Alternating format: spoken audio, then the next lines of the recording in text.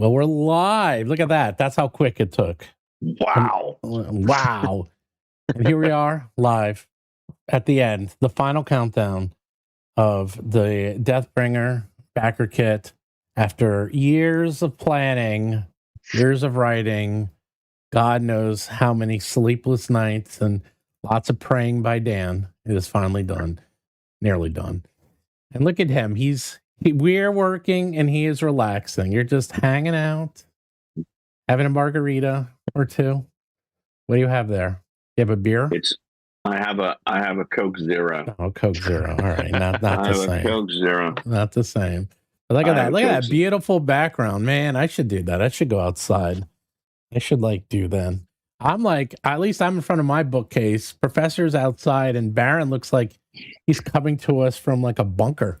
Yeah, well, there's yet another thunderstorm rolling through that has knocked out a crap ton of trees and caused flooding and sewer damage at my house. So that's been what I've been dealing with here. It's been fun. That is fun. That is fun. A blast. There you go. That is a blast.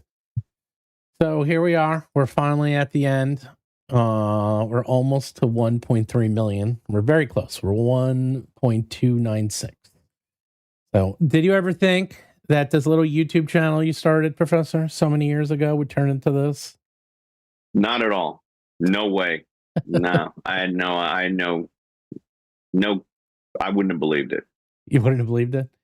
No. If you went back in time, if your future self came to you and said, okay, it's real important. You got to make this YouTube channel and you can talk about watches, but not too often. Just once in a while. But mostly you're going to talk about D&D and how to make terrain.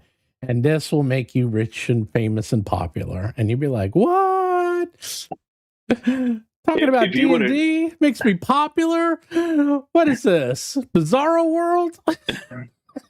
If I had gone to a fortune teller in 1986 and they said, look, I'm going to tell you the future, right? This is the future. In the year 2026,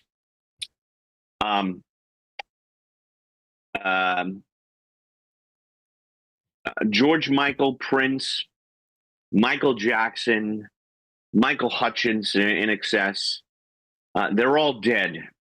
They're all dead, but Keith Richards will be putting out a #1 album with the Rolling Stones. He's going to be there. Mm-hmm. And Donald Trump is going to be president. And I'll be like, the real estate guy who wrote that Art of the Deal book, and they're like, yeah, he's going to be president, but then he's going to lose, and then he's going to win again, and you're going to be a world famous dungeon master, and you'll be playing games with Hollywood celebrities, and I'd just be like, I want my money back. You're lying. That is a ridiculous story. That's just a ridiculous story. And you're going to be doing, when this Kickstarter ends, you're going to be doing a stream from Bermuda. I wouldn't believe it. I would not believe it. It's ridiculous. Yeah. Stranger things have known to happen. By the way, everybody, my sister lives on Bermuda, and you see behind me, that is the sunset over Hamilton. I did not take your Deathbringer money and just shoot to Bermuda. He's out of here. He's like, it's like, thanks, fellas. See ya. My sister lives here, and I get points for my United miles, so it's a free vacation. Likely story.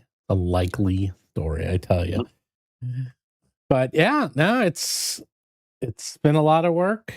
Labor of love. Hey man, right place, right time. It looks like, it's funny. There's a new category. I noticed they have the top YouTube. They have the top Kickstarters for D&D and TTRPGs.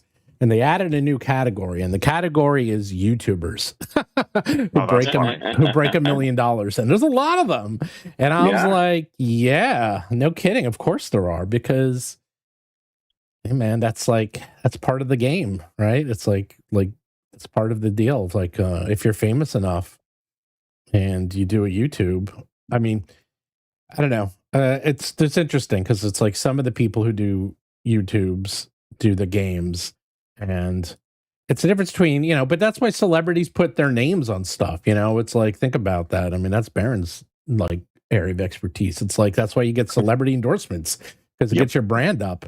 But what is it? Reese Witherspoon's entire book club was just for her to have a movie mill. She gets first rights on books to make into movies by having a book club, and she just puts her name on a book club that somebody else manages entirely. Yeah. But I'd like to thank Matt Colville for blazing the trail. It's true. And now I'm joining D&D Shorts and Dungeon Dudes and and Kelsey as the people on YouTube that broke 1 million. And I'm very pleased. I'm very grateful, everyone. Yes, no, it's good. But yeah, I mean, we're in the phase where, like, we have the quote famous people, the famous YouTubers, but they're making their own content. Wait until we get to the year when we have actual like people, like you get Vince Vaughn, like, coming out and talking about sponsoring a video or something like that. I mean, we had that back in, remember the early WoW days with the commercials? Remember like the Mr. T commercial? It had all those like celebrities endorsing World of Warcraft. I love those commercials. So maybe we can get Mr. T. He'd fit into the world, by the way.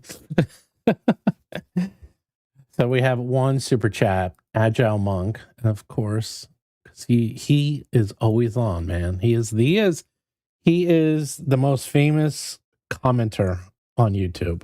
Dan, Agile Monk helped design the first edition character sheets. Did you know that? No, I did not. Yeah, I did not.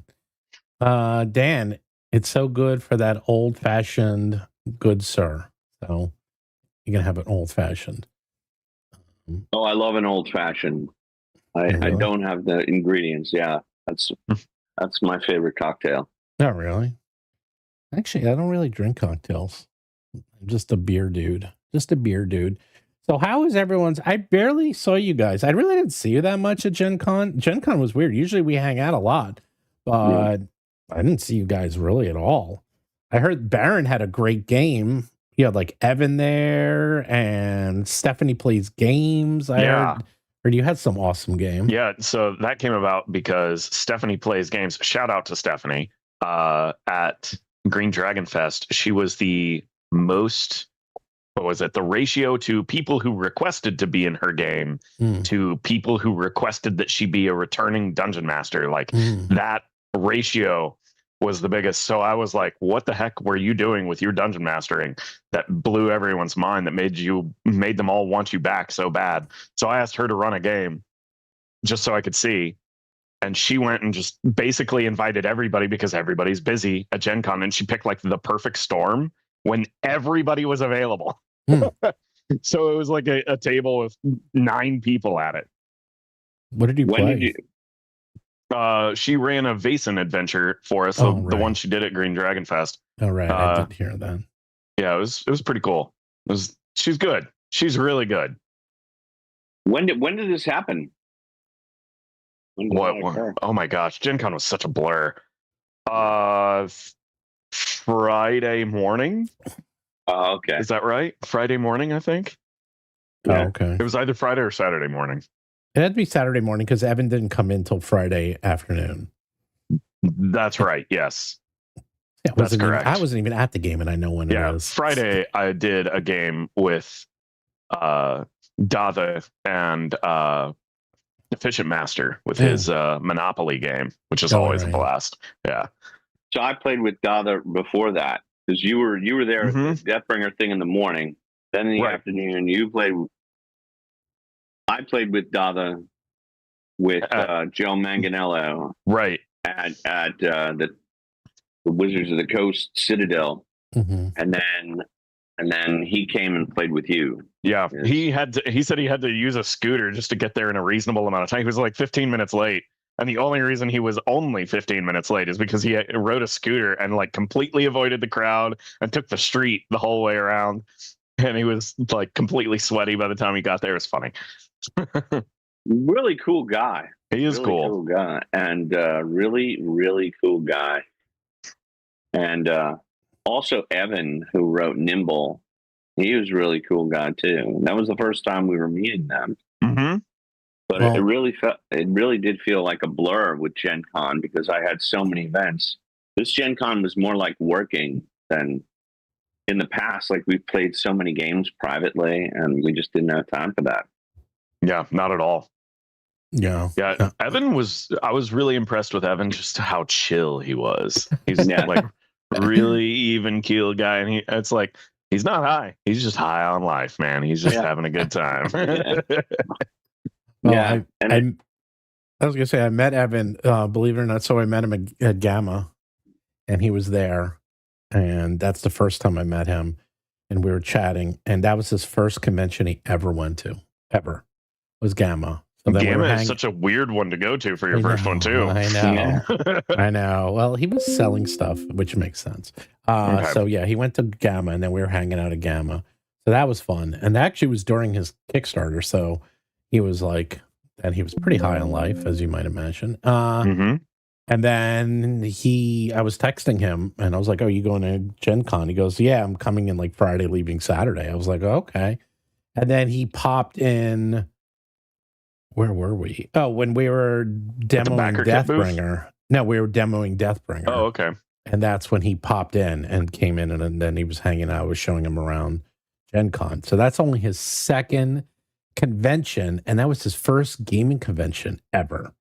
And I was like, oof, that's a rough one. But then Dottie, that was his first gaming convention like ever too. Yeah. I was so like, weird. wow, I know. I was like, it's like, I'm not bragging, but man, this might be like my 1000th, game convention. I mean, it's like, I used to go, like, as a kid, there was a monthly Comic-Con at like the Radisson or something, and that I would go to every month.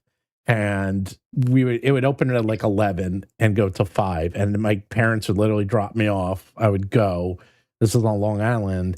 And I would and it was so small, like, it was very tiny. It was like a third the size of Page the first year, it's like a tiny vendor. Like 300 people. Yeah, it's not that big, but I would mostly just hang out and like absorb the fun. And there was no gaming at all, but there was, I watched, they would always have, that's where I learned about anime. So they had like Mobile Suit Gundam, and they had like Galaxy 99 Express, and they had Fist of the North Star. So I would just sit in a room and watch anime, like, and I loved it. I did that like every month for years. But like, yeah. And remember, Bob Worldbuilder was he only went to his first convention a couple years ago. So which one was that? Was that PAX Unplugged? PAX Unplugged? Yeah. Okay. Yeah. That's a good one to make your first. Yeah, that one's not too bad. It's a little crazy, but not too bad. It's bigger, but not overwhelmingly big. Yeah. I think it's bigger than Origins. I think PAX Unplugged is bigger. It is sort of. It's I think it is. Origins in a weird spot, because like we were talking about this, me and Derek, is that Origins is a gaming convention. Like, you go there and you game. Like, there's not a lot of buying, although it's supposedly picked up this year. And then Gen Con, what used to be a gaming convention, is now turned into a buying convention. Like, that is a buying convention. Oh, yeah. Period. That is just straight up commerce. Yeah, that is a people go to shop. That is a commerce convention. Unplugged is interesting because it's during Christmas. It's both. It's a very good commerce convention because it's right by Christmas, but it's also a very good gaming convention because they have so many tables dedicated to gaming for board games. So that's a good one. But that's the other thing. It's like, you go to these cons, you got to realize like what is the gist, or like what are you going to be doing there, because like, you might go to some cons thinking you could buy stuff, but then you go somewhere and there's like, oh, there's not that much here actually to buy, or, or you want to play board games, but there's not that many board games at a certain con, things like that. So like, if you go to PAX East, that's all video games. Like, if you're going there for board games, role-playing games, you're not going to get many. But if you want video games, PAX East and PAX West that's where you go. So Well, this might be a weird time to ask this, but Yeah. are we doing? You're going to have a booth at PAX Unplugged? Oh, baby. Do I have a booth? Let me tell you what we're doing. As we're almost, we're at 1.299. We're almost at 1.3. We're so close. We're almost there. And then we unlock the next new thing. What did I keep adding crap. People wonder like why we don't have, quote, cooler stretch goals, because I'll tell you why, because our stretch goals are real. They're real goals. They're not fake. Like, because everyone else has like, you unlock this, you unlock that. I'm like, none of that is real. They're all fake. They already planned it and then they make it a stretch goal.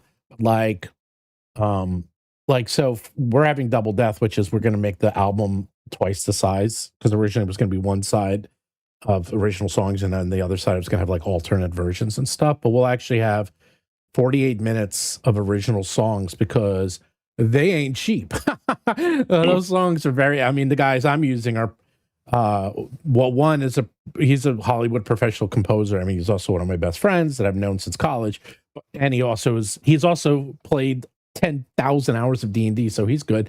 But then our engineer is a Grammy award-winning engineer as well. So, I mean, we have like real people. This is not like you do it on your computer. Like, we're actually going to get professional musicians, orchestra, the whole thing, the whole 9 yards. Like, it's actually going to be, it's going to be a real deal. It's going to sound fantastic. So, actually, and then we're going to meet him, Dan, in like 2 weeks. He's coming back to New York, and I'll set up a meeting with you, him, and Mike, because then you can meet Mike, and we'll and we can go through it, because I know you wanted to compose or add some music of your own to the album. So yeah, I got a little motif. Maybe he can wiggle it in there. Oh, he'll get it in there. He'll do whatever you want. So, wait, what was the question? There was a question in there. Well, right, PAX. Regarding PAX. Oh, so I got a 10 by 20. Thank God, because we needed it. Second, we're right in the front. I met with PAX on Wednesday. I met with our rep, and we're right in the front, and we're right next to Hit Point Press and Goodman Games in the front. Cool. So I was like, that's awesome. That is a good space. That's a really good space. I know. I was like, that is a really, really good space. So that was the first thing. And then I met with Lurking Fears yesterday, and they said, how many games do you want to run of Deathbringer or whatever? And I said, let's go through how many games you run for Kelsey. And they went through the list, and I said, that many. And they were like, what? And I'm like, that is how many we're running, the same as Kelsey. And they're like, okay. So I actually have the list here. So we're looking at the PAX Unplugged. They have 3 to 4 tables. That's approximately 50 games. So we're looking to do at least probably 50 games at PAX Unplugged of Deathbringer. We doing fungus-looking cannibal cults or what? Yeah, we'll do. Well, I got Bob's today. I got Bob's Adventure today, and using his as the template I sent out finally. And did you see it, Baron? Did you see how well it's organized and structured? Exceptionally well organized. I am very grateful. I've been looking forward to getting that details packet for 3 months. It feels like. Well, I wanted already to spec'd out everything. I know, but I wanted to make stubbed out. Yeah. I worked on that like when I got home immediately after you sent that to me. Okay, good. Yeah, because what ended up happening is like it's hard to do. Short adventures are actually hard to do. Like, people think they're very hard because you gotta really have a very organized structure for short adventures. And that's why I was so hesitant on giving it to you, because I was waiting till I got at least 1 or 2 in. And Bob's was perfect. Yep. That layout Bob did is great. Well, I did the layout. He gave me the text. You. I did everything. He just gave me the text. I did that. I got that this morning, and I'm like, aha, finally. And I threw it together. I made that. I wrote all those documents in like 4 hours. I put together the template, the documents, the outline. I gave you word counts to make sure everyone's fits. Yeah. And throw it out, and here you go. And now everyone's has to be around, because it's 1 page. It's really, I'm doing a sneaky thing. I'm actually doing it like this. This is from Evan. So what you do is you make a an accordion, so this way you actually get 6 pages. But it still works because this way you get more space. So you get a cover, which you always want. You get a back cover, which can give you information about it. We have an inside cover, which we have like, this is like where the miscellaneous stuff goes, and then you have the adventure in the middle. So I really like this format. So love it. Yeah. Love it. That's great. And that's how we laid out. I laid out Bob's real quick, and it almost fit perfectly. I barely had to edit it, and I was like, damn, that's it. And so I was like, that's it. That's the magic. I mean, I've been planning this for a month, but and now I gave it to everyone. So we're gonna have Bob's in there. We'll have the Licking Cannibal Cults. Grace will probably have her adventure done by the end of the month.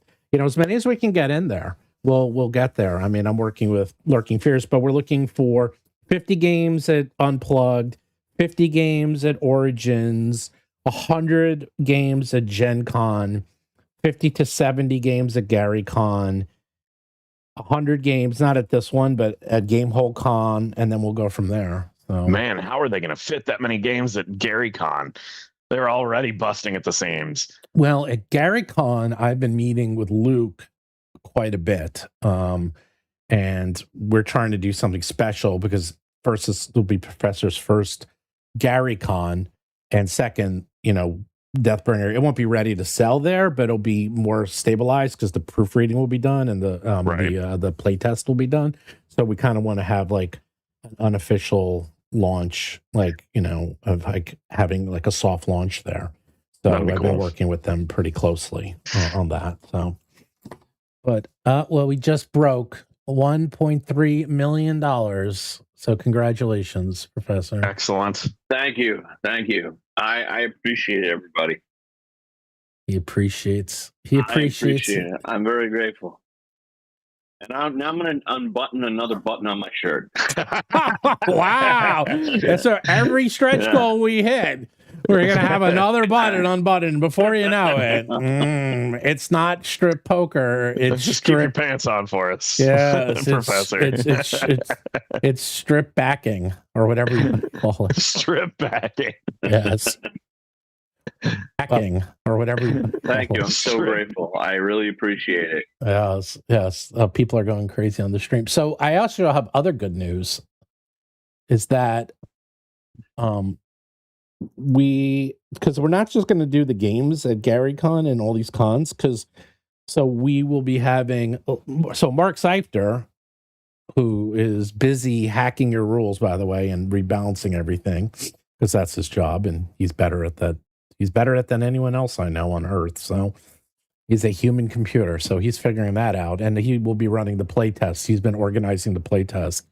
So that we'll start that. He's been doing that with all of his time to make sure that it's as organized as possible. Oh, and you see what I bought because of you, Baron? What was that? What did you buy because of me? Oh, this. Oh, look at that! That's a great book. Yeah, I didn't start it yet. I will. Like if anybody in the chat, if you want to know like a clear process for how to design an RPG from like a strategic level, not how to make rules work, but like how to plan, when to play test, who to get it in front of, how to get it to market. Well, not necessarily how to get it to market, but like what you need to do to ensure that you have a quality project before you get to market, and make sure that you create kind of like an agreement with yourself about what the scope of the thing is that you're designing and how to stick to it. That way you're not just packing your game full of stuff. That book will teach you how to do it. The Craft of Wargaming by Dr. Applegate. Interesting. Yeah. I mean, I have taken about 1 trillion classes on this, and then I did it so much in video game world. Like, I've already done it, so I'd be curious to see what they say about it. It's like, I've done so many play tests, and so has Mark. So, we've already kind of gone through it, but I'll be curious to see what things he has in there that I didn't know already. But so we have Mark Seifter, and his wife is Linda Zayas Palmer. And Linda Zayas Palmer just happened to have run this little thing called Starfinder and Pathfinder Society for Paizo for like 12 years. And so she knows more about society play than anyone on planet Earth. literally. I mean, if you remember, remember when the Paizo would have the Sagamore Ballroom and they would run 10 sessions. They would run 10 different time slots and run thousands of games, all organized in a society play. She was in charge of that every Wow. year. So she is going to be helping manage the Deathbringer live plays. So we're going to have her organize that. So as I said, I only hire the best, man. I only find the best people. I don't fool around, because if you want to do well, you got to get the very best. You can't find the second or third best. You find the best. So so she's going to help us organize all that. So if I have rules changes, some rules tweaks I want to make, what do I mail Mark directly or what? CC me and Mark. Okay. Yeah. All right. Do I put it in an email? Yeah, just email us. Okay. Just email us. All right. I mean, what we're going to do is he's going to go through and play test, and he's going to hit all the stress points. And we actually are going to use your adventure and some of the other adventures, because it's killing two birds with one stone. We get to both play test the adventures and see how they work, and then fine tune those, and play test the game itself. So that's why I said the sooner you get me the adventures, the more we can play test it. So it's better off. So there you go. Well, I will get you a fistful of clinkers in as little time as possible. There you go. Fistful of clinks. Fistful of clinks. Yeah, I have to say that the premise that you charged me with, which was take a fistful of dollars Clint Eastwood film and turn it into an OSR adventure, I have racked my brain for months, and I finally think I squared the peg. But wow, that's tough. That's originally Red Harvest by Dashiell Hammett. Wasn't it also a samurai movie or something? Yeah, Yojimbo. Yeah. And the Bruce Willis movie Last Man Standing. They're all Red Harvest by Dashiell Hammett. Actually, and yeah, it wasn't an easy one. I forgot who I was talking to. I was talking to. I won't say who, because I don't want to embarrass him. I was talking to a friend of mine who reviews films for a living, and he never heard of what's the Kurosawa one, the one with the multiple points of view. Now I can't remember the name of it. Not Hiroshima. All right, I'm losing my mind. All right, you guys keep talking while I look this up. Well, how is the beautiful weather in Bermuda? Tell us about that, Professor. For those of us joining late, I didn't take the Deathbringer money and go to Bermuda. My sister lives on Bermuda, and this is her backyard. Oh, Rashomon. I couldn't remember the Rashomon, yeah. Rashomon. And he never heard of it. And I was like, you never heard of Rashomon? Come on. Yeah. And he's like, no, what is it? I'm like, oh. I was like, I don't know, 10 trillion movies have been based off that one presence. It's like the original. That movie is great too. It's not just like a good presence. The movie itself is incredible. I haven't seen it in like 20 years, but it's really good. Have you guys seen Rashomon or? No, I'm looking it up right now. Yes. Oh, come on, Baron. Do you know what it is? I've not seen this. No, I've never heard of it before. Oh my God. How is it? 1950 Japanese. How do you pronounce this? Rashomon. Jedi psychological thriller. Screenplay written by Hashimoto. Follows various people describe how samurai was murdered in the forest. Okay, this sounds great. Shinto Psychic. Okay.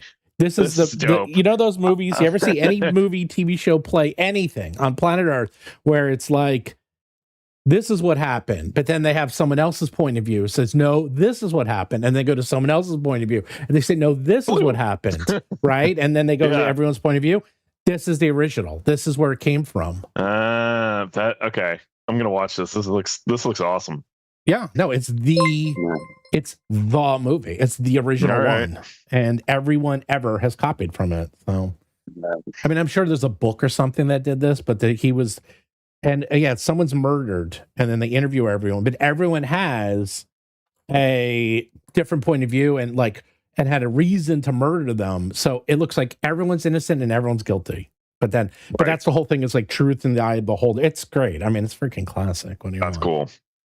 cool. Have Agile Monk send a super chat. Dan, congratulations. Good sir. Love and blessings to you and your lovely bride, your family, and your friends. You have a tier 1 team supporting you. There you go. Yeah, we do. It's a great team of people. And to get back to the weather, Baron, it is a balmy, windy, mosquito-free 83 degrees. Oh, there you go. Jealous. I got a sea breeze going behind me, so it's a very cool 83 degrees. I got a fan going next to me. And I don't know if you can hear the coqui frogs in the background, but no, they're singing. They're singing. It's fantastic here. But yeah, it's a fantastic team. And I've done so many interviews asking about to what do I attribute the success. And you can't do it alone unless, you're Kelsey. Yeah. She can do it alone. But I wasn't able to do it alone. I needed the help of Stephen and Mark and James Spahn and Hanker and Fernale there, Brandish Gillum, Linda. You need a whole bunch of people like Bob. By the way, we didn't say that's Bob Worldbuilder, everybody, that wrote the adventure we're talking about, not Bob Denver, in case you were wondering.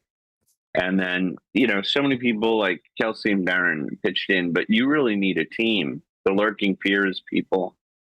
You need a team to launch a game. You don't do it by yourself. You don't do something this big by yourself. Mm-hmm. Baron too. He helped along. Yeah.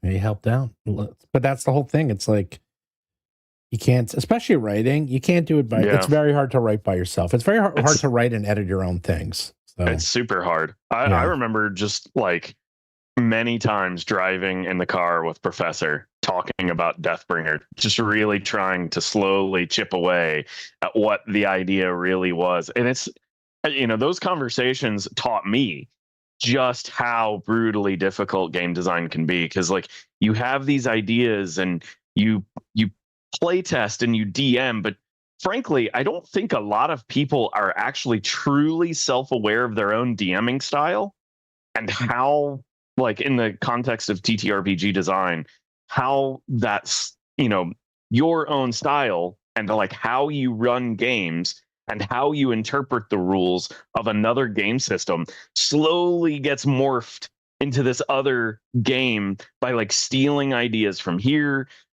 plucking, from your own imagination and rebuilding this new thing.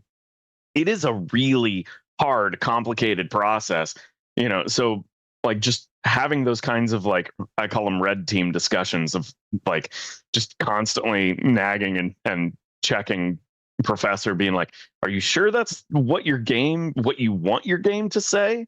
Because this is what you're saying, this is what you say you want, and this is what the rules that you've got say you want, and just kind of like dicing it up and rebuilding it over and over and over again until you finally arrive at the finished product that you're getting to right now. So I'm curious to see what Mark Seifter says about it after, because it's been 2 years that you've been working, more than that you've been working on this game. Yeah. So he liked the draft that Brandish did. Yeah. Yeah, he liked that draft, which is why I hired him. Yeah, because he's a good writer. Very good writer. No, it's good. It's good. I mean, Mark's going to just bang out the mechanics, because in the end of the day, you can have like a really good game, a really good world and a really good feel and a good vibe. But if the game, if the game falls apart, I mean, it's a little bit of everything. You kind of need, there's a lot to it. There's a lot to game design. We were talking about that yesterday on the channel, me, Mark, and Evan, and it's very complex, because it's like, it's like a trifecta. You need to have the layout and design is one thing, because then if the book is like, if the game is good but the book is bad and it's hard to get the information across, then you fail. Yeah. Then you have to have actually a good game that people enjoy and it's fun. And I've seen a lot of times that people have good games that they enjoy it as fun, but they just don't mesh with other reason. And then you have to have the art and the feel and the gist of the game. And it's like it's really tough if it's really hard. if you don't know what you're doing, it's really hard. Yeah. But and like the closer you get to what you feel is the end state, like you feel like, oh, I'm 80% done. No, you're only 20% done, because the more done it gets, the harder it becomes to tune each in. Like, you create this set of dominoes that you have to rearrange every time you want to change something so that it doesn't break other stuff. Oh yeah, I know. So wait, we got some super chats. I'll go back. Oh, yeah. So we have 24 minutes. So the way this works is that we're on BackerKit, which means there's overdrive. So as long as people keep backing for like every 10 minutes, the BackerKit will keep going. So right now it's called the Backer Train. We have 405 people on the Backer Train. So that means people have been backing nonstop for the last, for the last 6 hours and 59 minutes. People have been backing nonstop. So it can just keep on going. Let's see. We have Dungeon Daddy wrote, PDM, I just watched Swashbuckler with Robert Shaw and Peter Boyle, and I got to say, you got swashbuckling glow going on. Congrats on the game. Stoked. There you go. Thank you so much. And I've been spending a lot of time in the sun. You've been traveling. I mean, I've been traveling too, because I've been traveling with you. It's like we are like you're like a whirlwind tour here, Bun. It is. And if anyone is on Bermuda, I will run a game for you. Oh man. I posted on my Patreon. It's not a big island. I will find you. And we will play Deathbringer, but so far no one's contacted me. So, by the way, so also if anyone has any questions, feel free to ask us questions about Deathbringer. I can answer nearly all of them. We have Victor Altera says, "Congratulations, Professor. Your Deathbringer broke my vow not to back anything in 2026, but I had to show restraint. Will items like the physical UDT be available as retail items in the future? Couldn't get them all up front." Yes. Everything is going to be available in retail. I'm actually working with the printers right now with the UDTs. Actually, I was literally just talking to them about this, and we're testing out a couple of different prints in a couple of ways, because we're trying to figure out the best way to... They're actually a little tricky because they're big, because they're 18 inches. So we are trying out... There's two ways we can do it. You can either print it out kind of as a neoprene, double-sided. The advantage of that is that it rolls up and it's a little light. The disadvantage is that it's floppy, so you can't really put it, like if you put it on a Lazy Susan, it can like not lay flat completely. So that's why I'm testing it. And also it's a little hard to store because it's long. It's going to be like a long tube, so that's not so great. But the other thing we're testing is just a standard board, like a standard, not cardboard, but like a hard, very hard board like you'd get on a gaming table that you could just unfold, and it just like unfolds, and it would still be the same size, but it's hardboard, and it's dry and wet. It's still dry and wet erase, so you can still write on it. And that's cool. And because it's a square, not a square, it's a circle square. You'll be able to fit it into like a Ziploc and then just have them. It's much easier to store, and it's also hard. So if you put it in a Lazy Susan, it'll be flat, and it can take a lot of weight.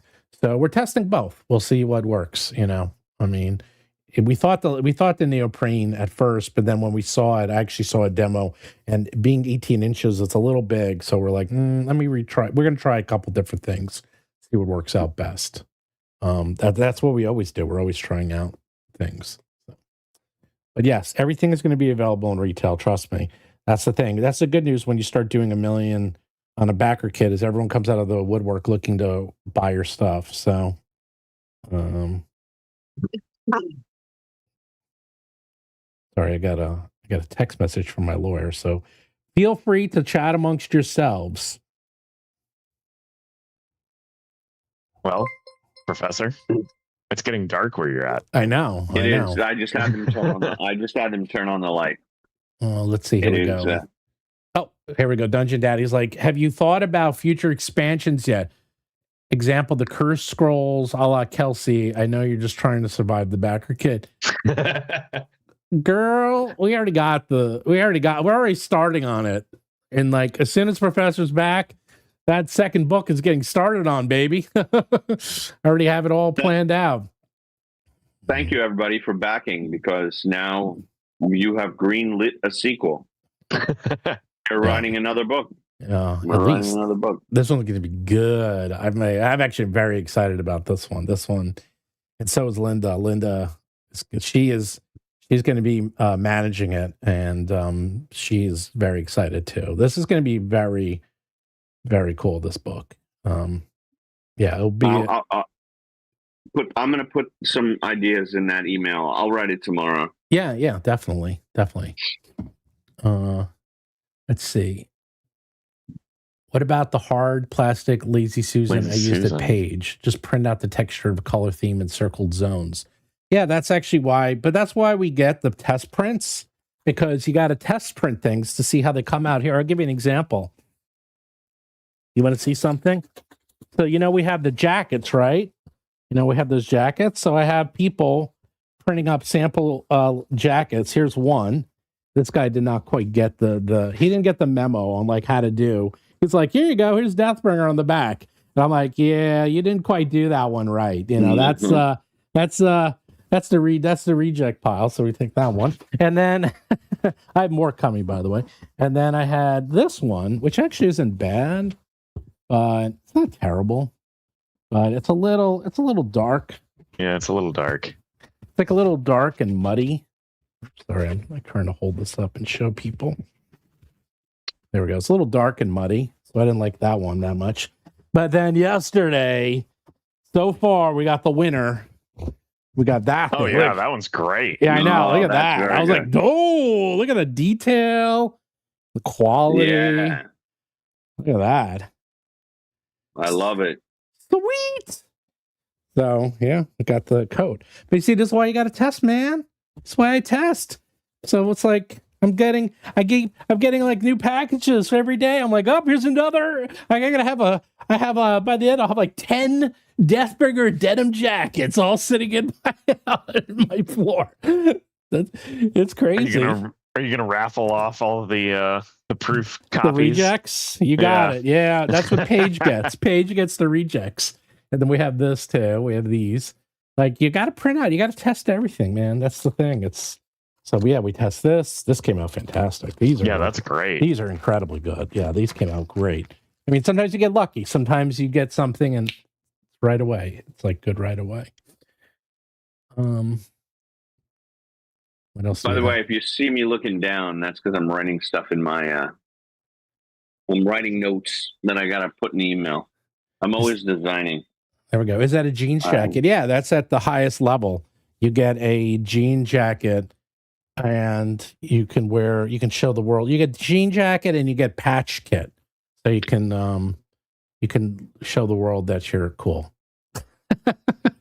It actually came from the 80s, because I remember as a kid growing up, everyone had like these jeans jackets with like their bands on it, and then they would have these on the back of these back patches for their favorite bands. It was always Metallica. Yeah. It was like always Metallica. And so I was like, oh, we got to do that because that's so 80s. And that's why we have the album. We have a whole bunch of things like that. So Deathbringer breakfast cereal when? Does it have marshmallow axes? I want a marshmallow axe cereal. That's just marshmallow axes. It's actually not that hard to do. The problem is you never want to do food. I'll tell you, there's a lot of reasons, but I won't get into it. You never want to do food. Food is a whole because that's like a whole level of complexity. You're gonna go with like USDA approvals and it's all really, kinds of regulations. It's real hard. There's a lot of regulations with food, so you don't want to touch food unless you really want to do it. Right. Well, we could have like one-offs. You could do like one-offs. So that's easy enough. I can like find like, you can get like Fruit Loops or something and then just print a different box. I mean, that's easy. So yeah, that's true. But yeah, we have jeans jackets.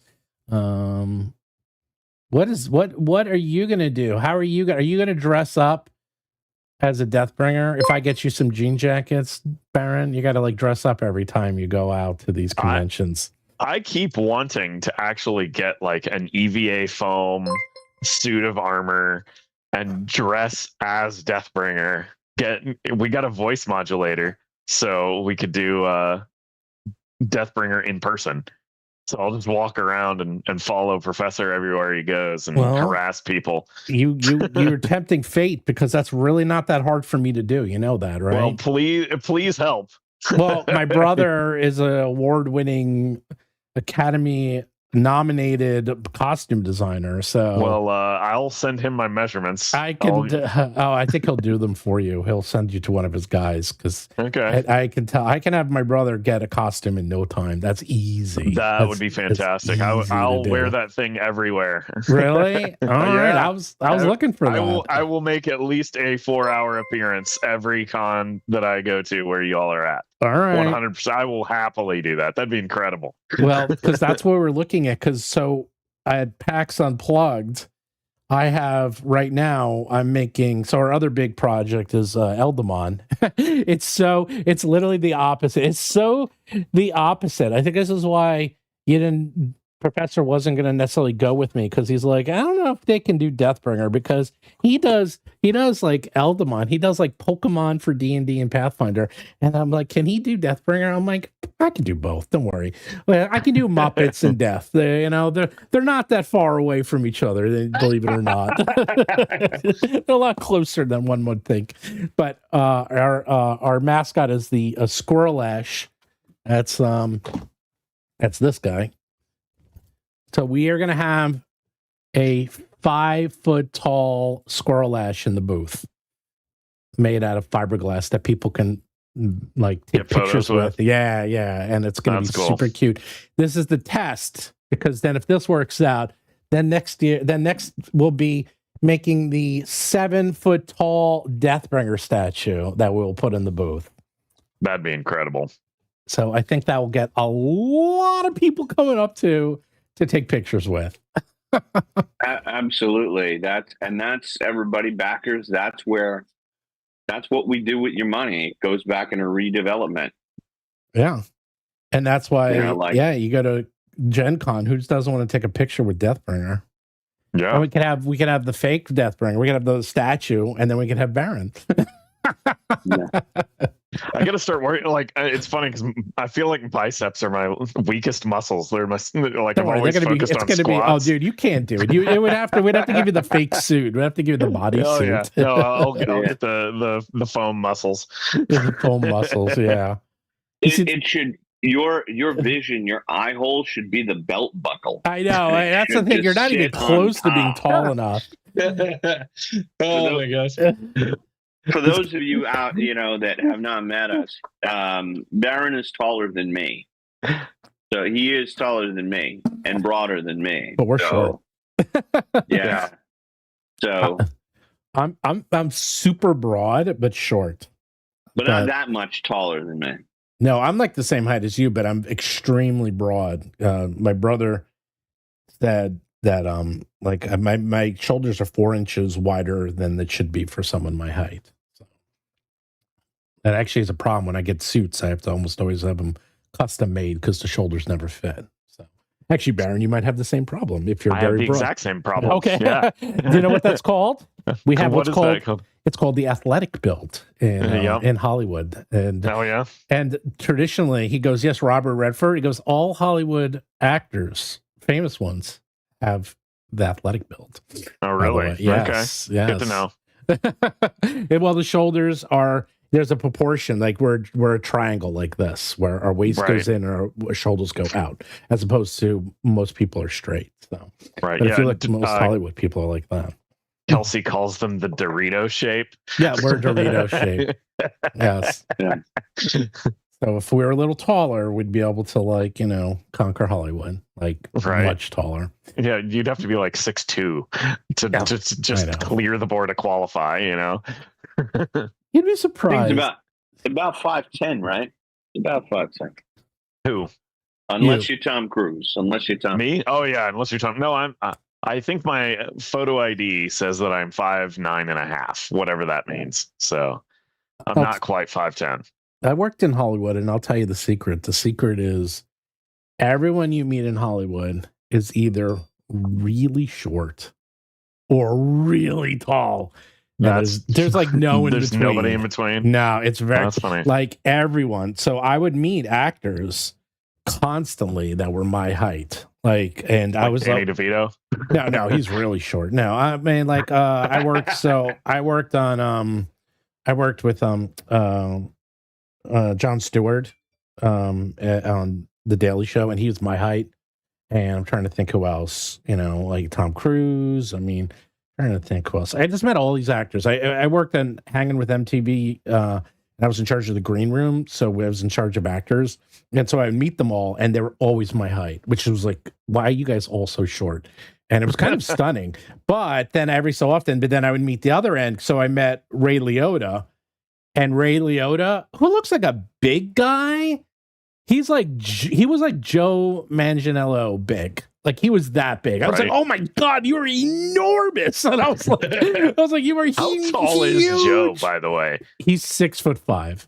Okay. That's up there for sure. Yeah, that's up there. No, but that was Ray Liotta. He was that big too. He was enormous. I was like, oh my God.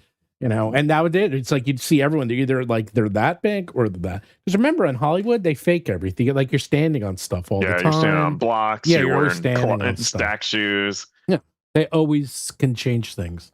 So everyone's always standing on things, by the way, or kneeling, believe it or not. We got some super chats. We have Jeff Vader. That's like Darth Vader's younger brother.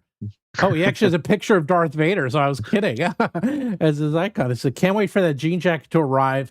My wife thinks I'm ridiculous, but she just doesn't get it. Haha. Nope, she doesn't. Will there be a Deathbringer RPG creator kit we can use when starting creating our own content? Yes. In fact, what I gave you, Baron, was basically the beginnings of what I'll use for the creator kit for others. Nice. So like the beginnings. So we are currently officially in overtime mode because there's only 10 minutes left. So as long as people keep backing, it will keep going. So send out some tweets, everybody. 9 minutes and 37 seconds remaining. Oh, really? I don't see that. Yeah. Let me refresh. Well, that's the train. When the train ends, that's when 37 seconds remaining. Oh, really? I don't see that. If somebody doesn't back in the next nine and a half minutes, then it's over. It's over. Yeah.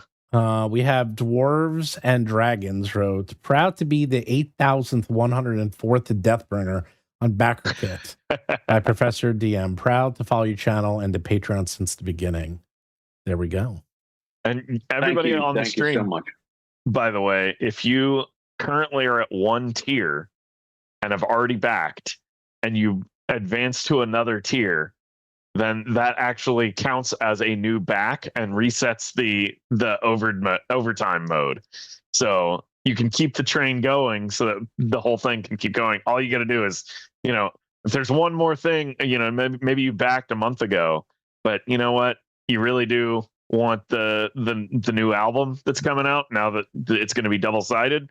Do it now, and you'll keep the backer train going here, so that other people have more opportunities to jump in to the Deathbringer action. Yeah. Oh, well, we got another person. There it is. Someone said, there's a dark gray jacket option too. Yeah.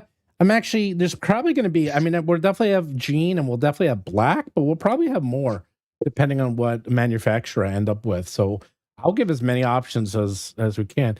So we have the +2 vest of protection. People are asking for that. That'll be the next campaign. We'll put a +2 vest of protection in there.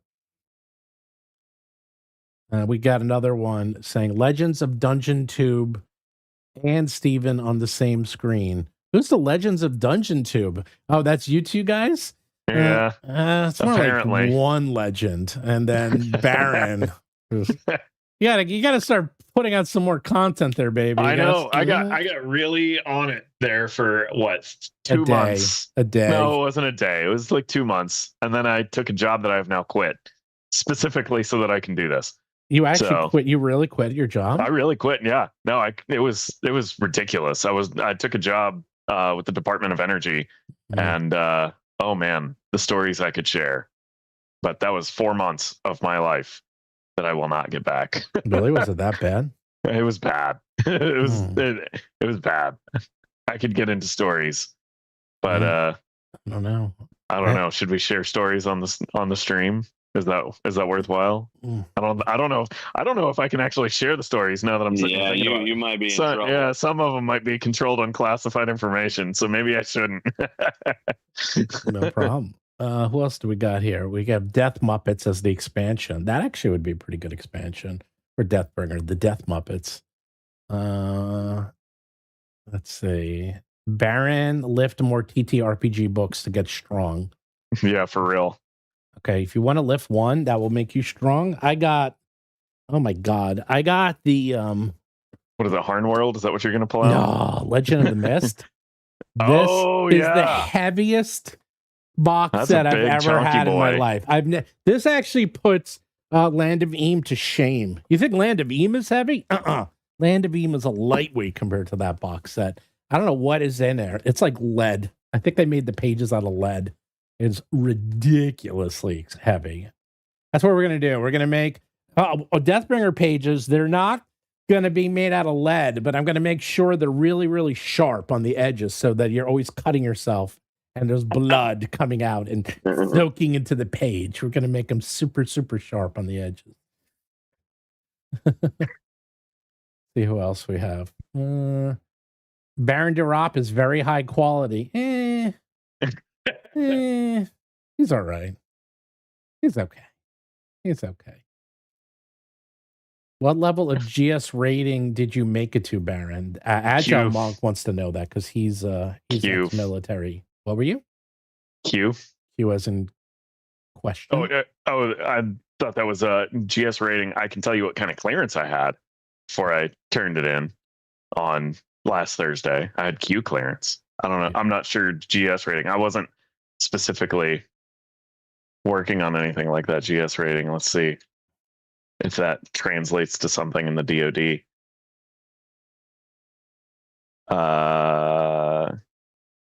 Technical administrative positions, general schedule. I have never. Oh no, I never heard of that. I guess it's a civilian version of military equivalency, like E5 through 06 or E1 through 06. But no, I never had that. Baron was Q. That's canon. So now James Bond. He's Q, Professor. Now you know. You can call him Q from now on. Yeah, I guess so. That's actually, I've done a lot of things in my life, but that's not one of them. I never got government security clearance. No, it's not. I've never done that. One of the myriad reasons that I was happy to get out of that was you have to give away your Fourth Amendment rights in order to get Q clearance. Holy because shit. you have to allow the DoD counterintelligence division basically to have carte blanche permission to spy on you however they want while you're working for them. Fascinating. Yeah, I did not know that. Yeah, it's really sad too, because when I read the job application, I was like, oh my gosh, this is like a bespoke position for me. Mm-hmm. Geopolitical analysis, software management, absolutely, I'll take this. It's both backgrounds just coalesce together. I'm so happy to not do that anymore. Yeah. Anyway, my nephew actually has top secret. I don't know. He's working with which government agent? He's actually an external contractor, but he has like high level clearance. He's in Peter Throop's, whatever his company is, and I forgot which one it is, but he has government clearance. And then of course none of us know what he does. It's like, what do you do? He's like, okay, one of those. I used to have friends. One of my best friends, his aunt worked for the NSA, and like we're talking like 80s NSA, like when it was no one even knew what it was. Like, well, you know what NSA, Soviets, what NSA stands for? No such agency. I was like, because it's like, I work for what? Like nobody even, like you couldn't even mention that. Like that, like even the name was top secret. And to this day, they're like, no idea what she did there. She worked there for like 35 years, and they're like, no idea. No one knows, and she will never say, but there you go. What about you, Dan? What's your top security clearance, Mr. James Bond? You'd probably like that. Get some top. I don't have one, but both my sister and my brother-in-law, my sister here, they work for the federal government. Oh, there you go. And I can't say what they do or what they did. Or what they did, or what they have done to people that may or may not exist. So wait, your sister ended up being working for the government. They get top secret security clearance. You're the huge James Bond fanatic, but you end up being a school teacher. Yeah. Or was I? Or was that just the cover? Now that would be funny. You were all fooled.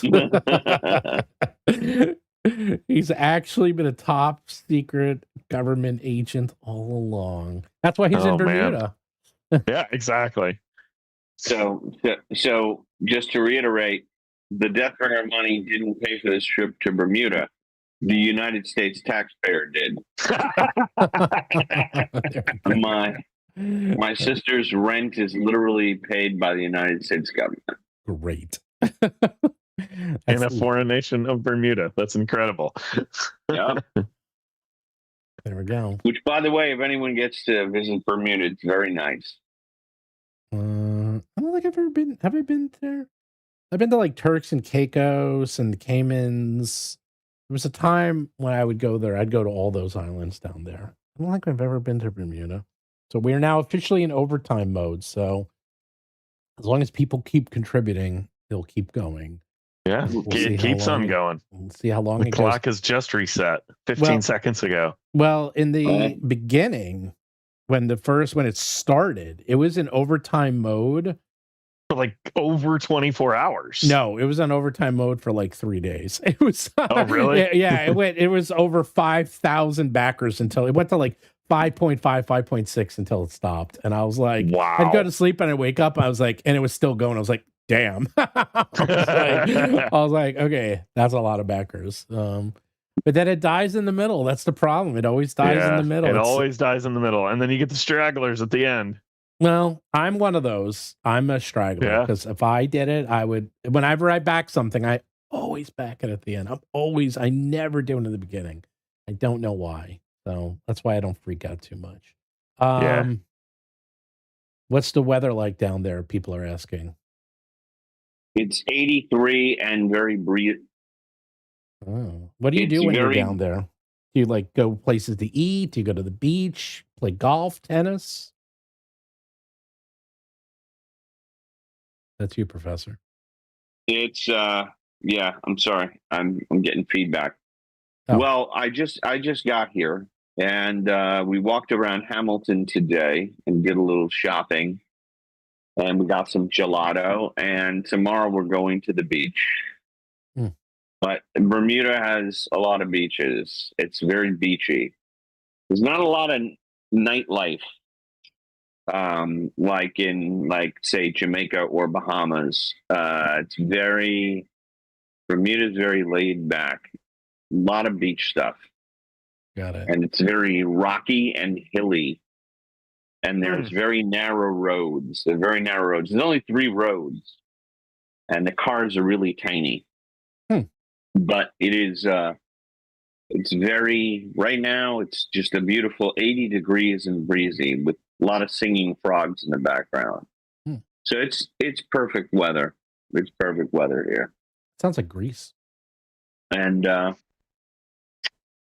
it's kind of got, Greece has got a lot of blue, and here there's a lot of houses that are like yellow and blue and salmon pink.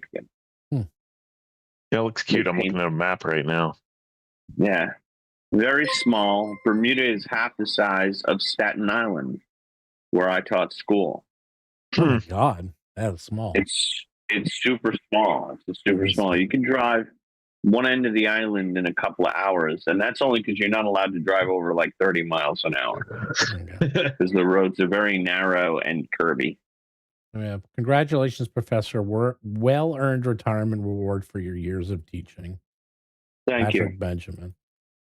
Thank you, Yeah. Patrick. I really appreciate it. Originally, we were going to start this before you retired, but then I'm like, no, let's move it. I had various reasons. I'm like, we're going to move it to after you retire. And that must have been nerve-wracking for you. You're like, okay, I'm retired. I'm giving it all up, and now I got to start this. Oh, boy. I hope this works. It wasn't worried. It was a lot of work. I put in a lot of work. Yeah, well, welcome to the club. I retired on a Friday. I was full-time working by Monday. Yeah,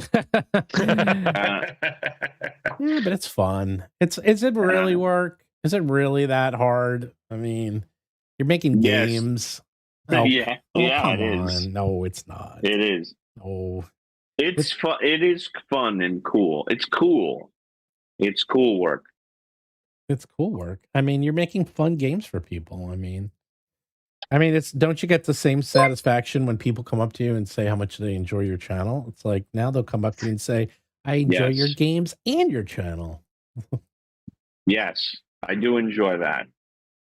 So if you see me at a convention, come up and say hello. By the way, we have Dan.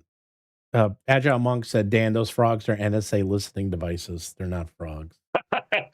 Well, what about the birds? Birds are fake. Birds are fake. There are a lot of wingspan birds here. Oh, that's right. Your favorite. That's cool. Yeah. The northern merganser. I took a picture today. Let's see, of the wingspan birds. Because there's a bird sanctuary just outside my sister's house. And I was like, the gray catbird. I saw the gray catbird that doubles any brown power. Starlings. And the hooded merganser.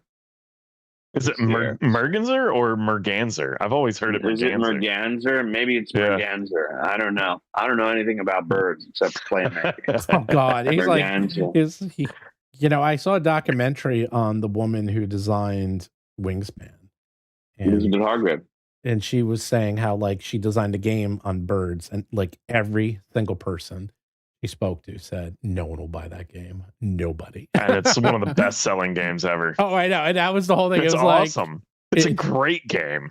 Well, it's so funny. I do have one complaint about the game. I have a lot of complaints about it. I like it, but I have a lot of complaints. What's your complaint?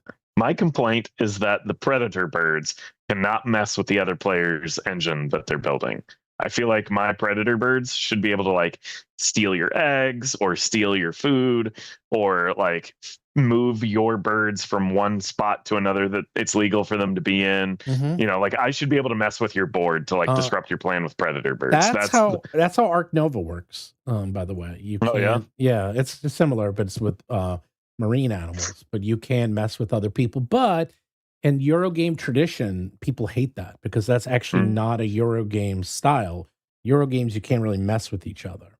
And when we play, I play with this guy, and he loves, that's all he plays is Eurogames, but he takes those all out because he goes, no, he hates that because you should be able to do your own thing. There should be minimal interaction. It's you interact through the mechanics of the game, not through messing with each other. And that's true Eurogame style, by the way. Interesting. So that's probably why it's not in there.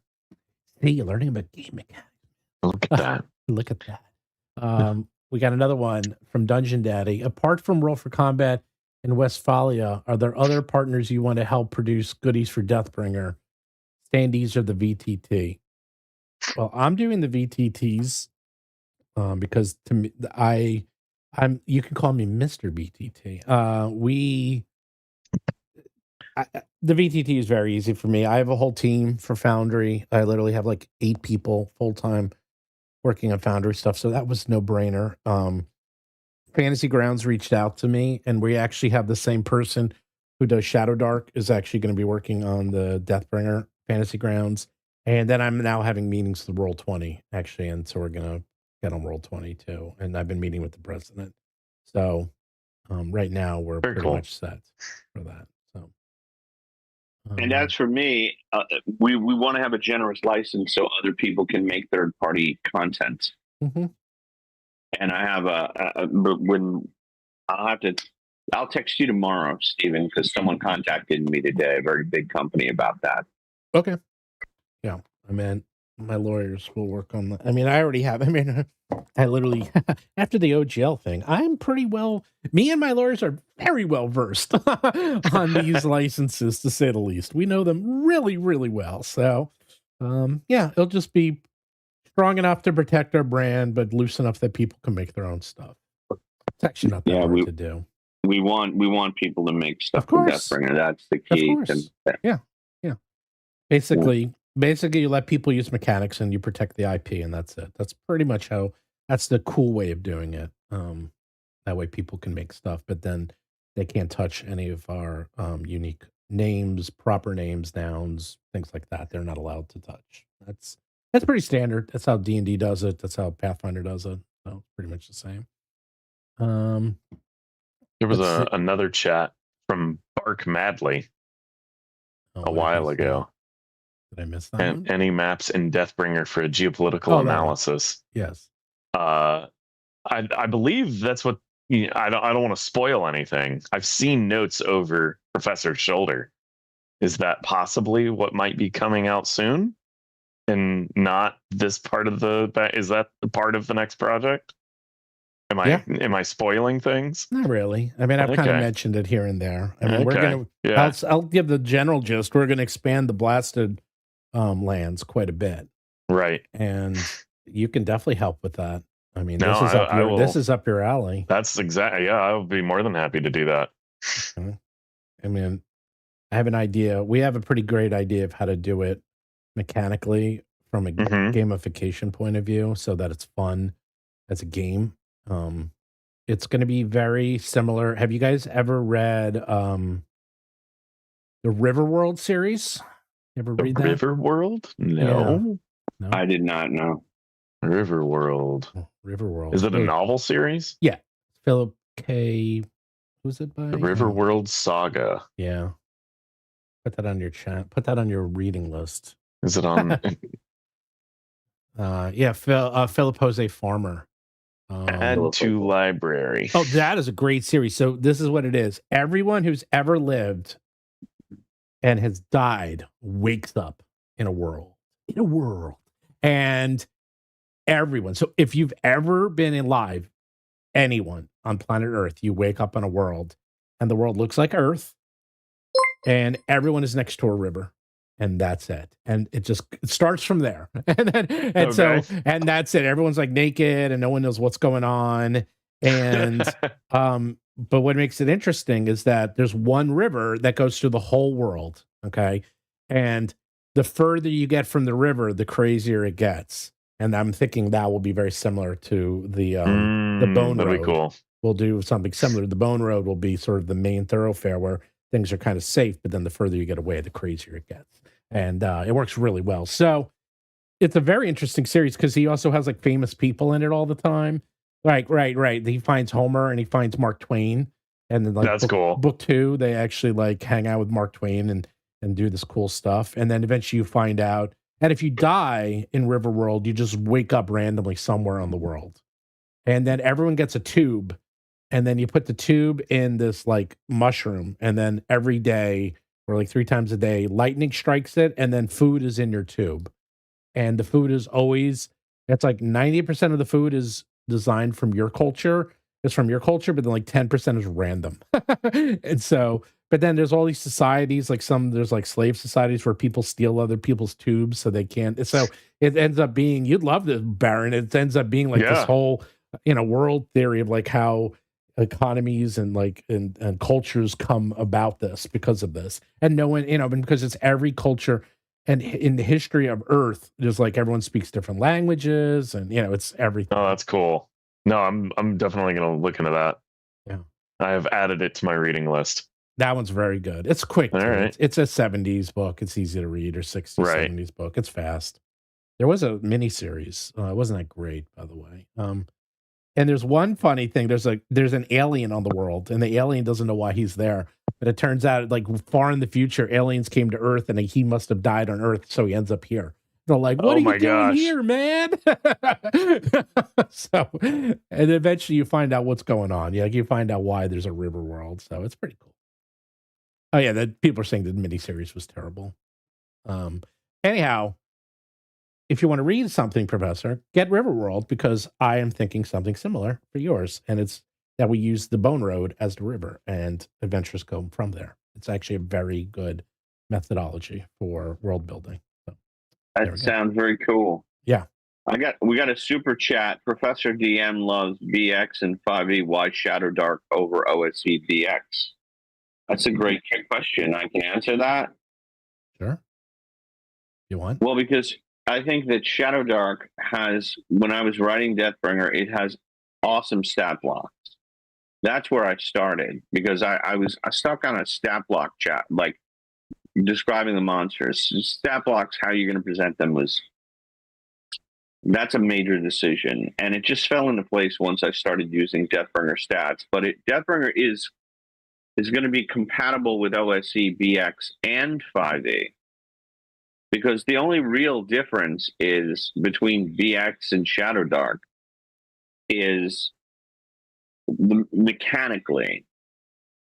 The biggest difference is the ability scores are calculated slightly differently. So in BX, a score of 12 on an ability score doesn't get you anything. Mm-hmm. But in Shadowdark, it's +1. You have to have a 16 to 17 to get a +2, whereas in Shadowdark, you get a +2 at 15. So you get more pluses in Shadowdark. It's just easier. I went with Shadowdark because it's popular, and it just made sense. It just made sense to expand everything. Really, my game ultimately, it really is. With the experience system, too, with Shadowdark, I think she did it really well. I love BX, but I think that Shadowdark does advancement even better with the talents, and you roll on the chart for the talents. It's just a little cooler. It's a little cooler, but Deathbringer is going to be compatible with both. You'll be able to run the Lost City or the Keep on the Borderlands. You'll be able to run it with Deathbringer. It'll work just fine. You don't need to convert it. That's a good question. I'll tell you the real reason. Not the real reason. A reason. I'll tell you another reason. Here's a secret reason. I'll tell the secret reason. Secret reason. There is a secret reason. So the secret reason is whenever people come out with books, and if you notice, this happened with Daggerheart. This happens with most new gaming systems. They always come out with the player's guide because everyone's so excited to do the player's guide. They usually will come out with the DM's guide, or they'll fold the DM's guide into a player's guide, but they don't do the monster manual. And the problem is people, by the time they finish, as a designer and as a creator, you're more excited about the mechanics and actually getting the game up and running and working. And that's where everyone spends their time. But if you don't have monsters, you actually don't have a world. And it is also, monsters are a lot of work. They're a ton of work. They're a lot of grunt work. It's a huge effort. It takes up a lot of space in books. You need a ton of art. Like, monsters are one of those, it's an thing. And if you notice, a lot of games, they never come out with monster books. And if they do, they come out with them really, really late, if at all. And that is a problem. And by the way, that's why a lot of those games fail, because, and I can get into this for hours. I won't get into it for hours, but you actually need monsters in your books, and you need a lot of them. And Kelsey, which is one of the other reasons why Kelsey's book is so good. I mean, we keep talking about how great her stuff is.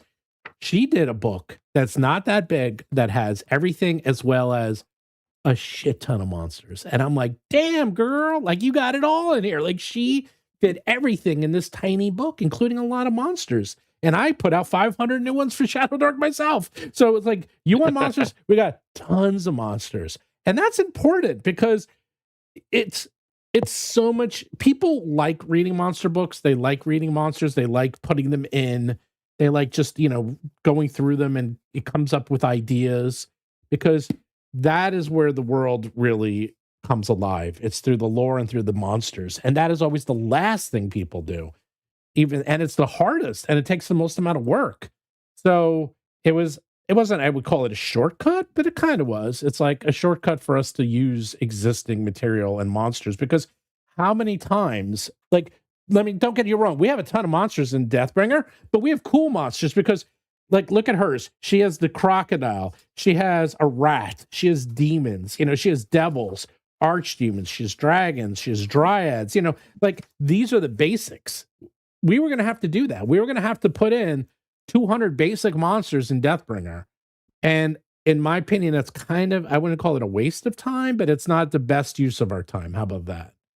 This way, we already have them. They already exist, whether they're in whether they're in Shadowdark or they're in BX, or if you're from D&D or Pathfinder, you can take, I don't need to write the rat stats, okay? You can take one of the 10,000 rats that are out there and put it into your game. We're into the cooler monsters and putting in really cool stuff. And that is actually one of the secrets why we're using Shadowdark, is because she has a ton of monsters. She has a ton of cool rules. She has a ton of mechanics. She has tons of loot. She has a lot already in there. And quite frankly, it's very popular, and we're friendly with her. I mean, that's not nothing, so. Anyhow, that's Troy asks, how much does Thundar the Barbarian influence Deathbringer? Thundar influences it in terms of, I just love post-apocalyptic things. As a child of the 70s and 80s, there was a lot of doom in our media.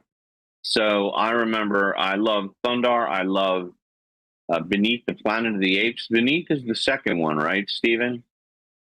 I think so. Yeah, Beneath the Planet of the Apes, which is the sequel.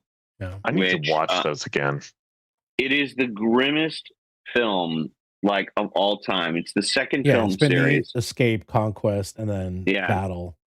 So Beneath, too, like, you see these old sets from Grand Central Station, and it's all destroyed, and I'm from New York. And I was always intrigued, like, how did that happen? Like, how did it all go to hell like that? And very grim film. The main character gets shot in the head. You follow him for the whole movie. He gets shot in the head, and it's rated G. It's rated. And don't forget, they worship an unexploded nuclear weapon. Yeah, nuclear bomb. A nuclear bomb. That's like the other thing. My gosh. And then, that is a crazy movie. And then, like, the guy you follow gets blown away, and then Charlton Heston shows up for 5 minutes, long enough to destroy the world. It's so bonkers, that movie. And that and Thundar, I just love always, like, post-apocalyptic worlds, that they're, what happened to this society? It raises so many interesting questions. So that's where that came from. Like, back in the 80s, like, there was this film called The Day After, which is about a nuclear war. And it was just so, remember that song, 99 Red Balloons? 99 Love Balloons. Everyone was, they were, yeah. Well, everyone was sure we were all going to die in a nuclear war. And, and the end was close. Professor and I are nearly identical in age. We're almost we're very close in age. And if you weren't alive in the 80s, like, it was a constant threat. It was just like in the air at all times that we can die at any time by nuclear war. Like, it was just there. Like, you just felt it. And it was constant. And it's hard to describe what that was like unless you lived through it. I needed therapy. I'll be honest with you. I needed therapy. I had, because, I followed adult news, and I was so sure it was going to happen, and my life was going to be, I really need therapy. That's why, like, when I'm in I need therapy. That's where Deathbringer came from. All those years of therapy. I'm finally getting it out. That's why, like, I'm an environmentalist. I love sea turtles and conserving sea turtles and stuff. But, like, I've never been, like, with the kids, like, oh, the earth is going to be destroyed. It's, our environment, it's going to all go to hell, because it gives kids anxiety. Like, you can't have kids thinking that the world is going to end all the time. It really messes with their head. So, save the environment and stuff. But anyway, because I have a messed up head, now I have Deathbringer. Yeah, no, the day Did you have after. go ahead. I was going to say the day after that aired, and everyone, I remember everyone watched that movie. Everyone's Now, watching, we yeah. had back then this thing called monoculture, which kind of died about 15 years ago. It doesn't really exist anymore, where Yeah. all culture was like just like everyone followed and read the same news and did the same things. Everyone. So it wasn't like today where there's 10 trillion channels. It was like, so when a show would come on the air, everyone watched it. Everyone. And that show, everybody watched. And I remember, I only watched it once, but that's how vivid it was. I still remember the show. I still remember at the end, they're executing people like in firing squads, they're just killing people. And I was like, what is going on? And it was so brutal that I remember the president literally, he watched it and then they started to literally disarm.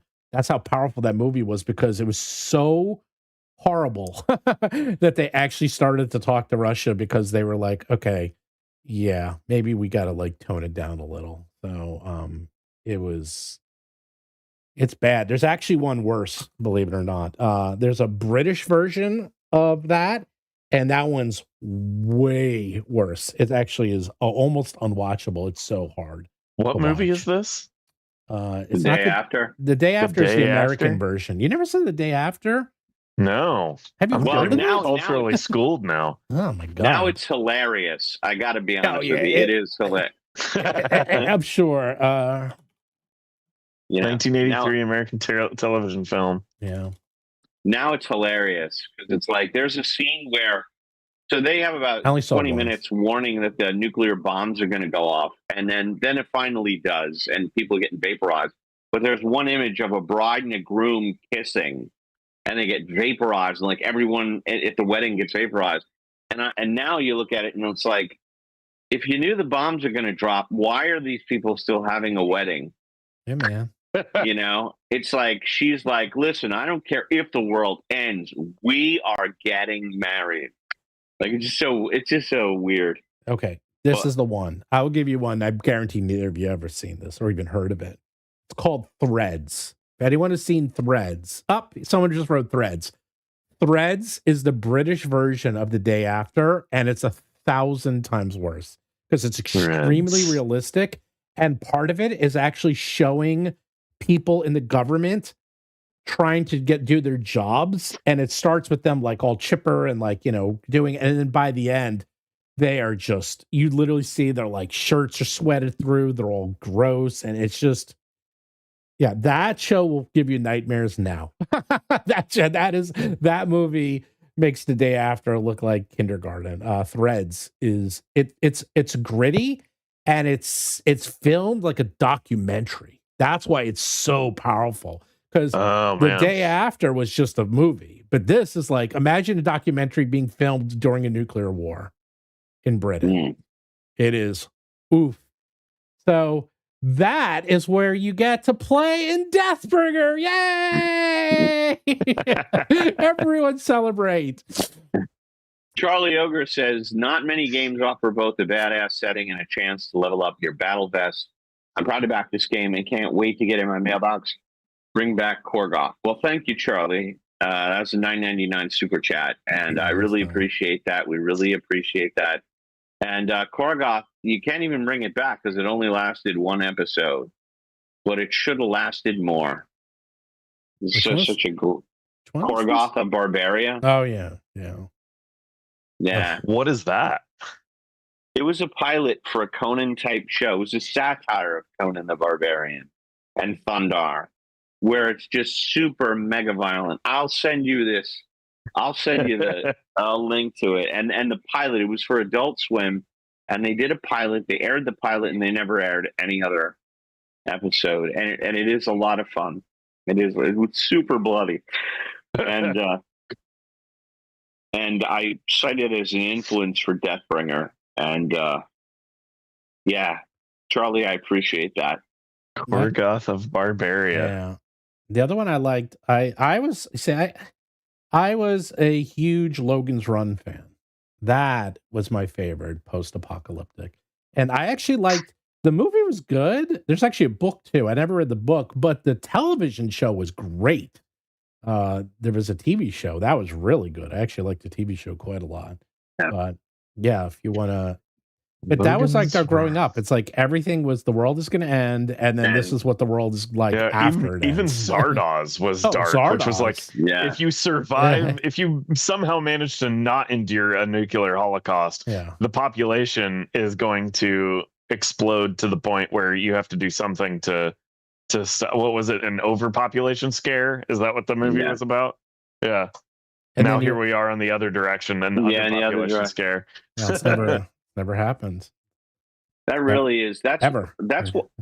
Remember how, Stephen, how you used to do current events, and you had to clip out things from the newspaper, and that got me reading the newspaper. Let me tell you something. As a teacher, it's like the worst thing you can do to a kid, because now you're reading all about killers and murders and just don't let kids read a newspaper. Don't worry. Now they know nothing. Now they know nothing. No, but all these kids have like such anxiety. Yeah. Like my students were always thinking, I don't want to have kids. The world's going to end. I'm like, it's not going to end. The environment, they'll figure ways to scrub the carbon. They already have that technology. It's prohibitively expensive. It's like the earth it's all that day after tomorrow. We're going to have climate change and we can't fix it. Remember, like 20 years ago, it was like, if we don't fix climate change now, Florida will be underwater by the year 2025. And it's like, no, it's not. And it's just, it's messed up. It's like, we got to save the environment and stuff like that, but don't make kids freak out. Give them nightmares. Yeah, I've saw a lot of talks on that of like how, there was always something, I won't get into it, but the best example that everyone could relate to is COVID, is that when the world gets motivated enough, things happen, and they happen damn fast too. When you have trillions and trillions of man hours going into a single problem per day, you'd be amazed how quickly things can get done. And COVID is a good example of that. It's like, look at how fast. I mean, it actually is a miracle how insanely fast they were able to get vaccines out. Like, it was ridiculous. Like any other time, that would have never happened in history. So, not that I'm not worried, but I'm also confident on the other end that humanity, when it needs to, can come together and do stuff when it has to very quickly. So, but it was definitely in the culture. It was so much in the culture that these are the last days that there was what was that Hal Lindsey and he wrote that book about the end of the world or whatever, the prophecies, the end days, and it was like the 90s at the end time. There's a lot of that.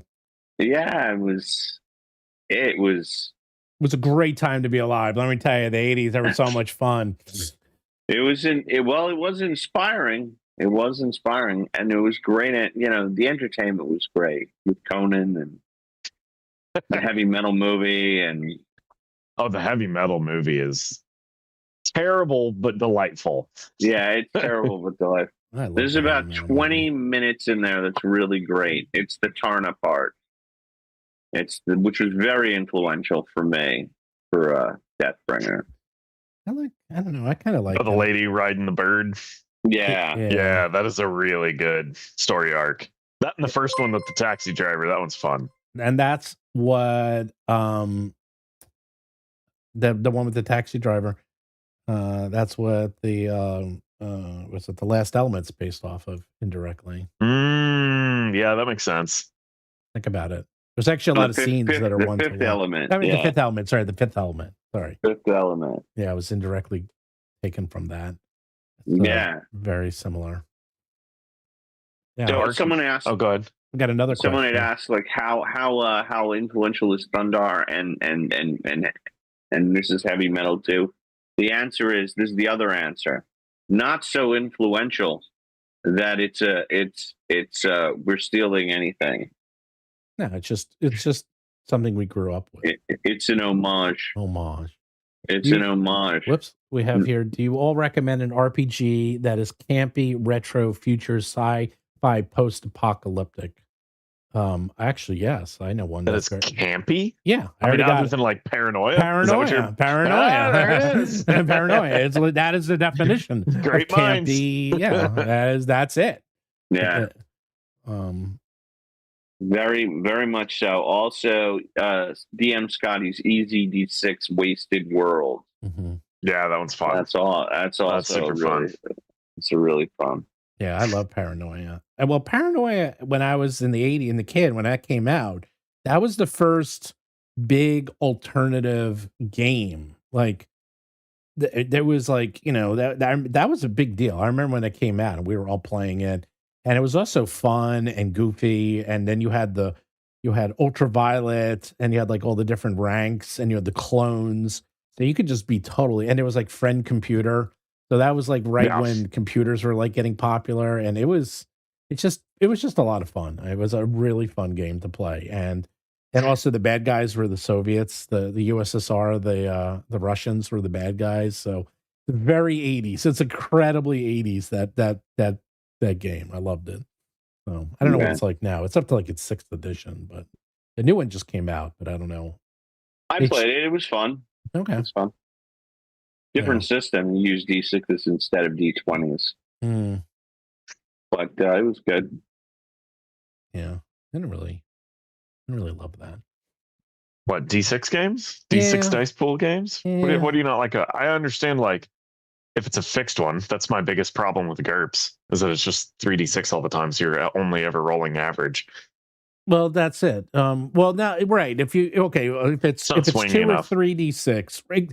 If you're doing 2 or 3D6, I just don't like the math curve. If you do a 2 or 3D6, it's you get the edges, cases are too hard. I just like the smoothness. I put it this way. I like the smoothness of the D20. Okay. I like 5%. Like, you could just there's a lot. You can do so much with the D20. Yeah. There's a reason why it persists. I'll leave it at that. It's like, you can do a lot with it, and there you go.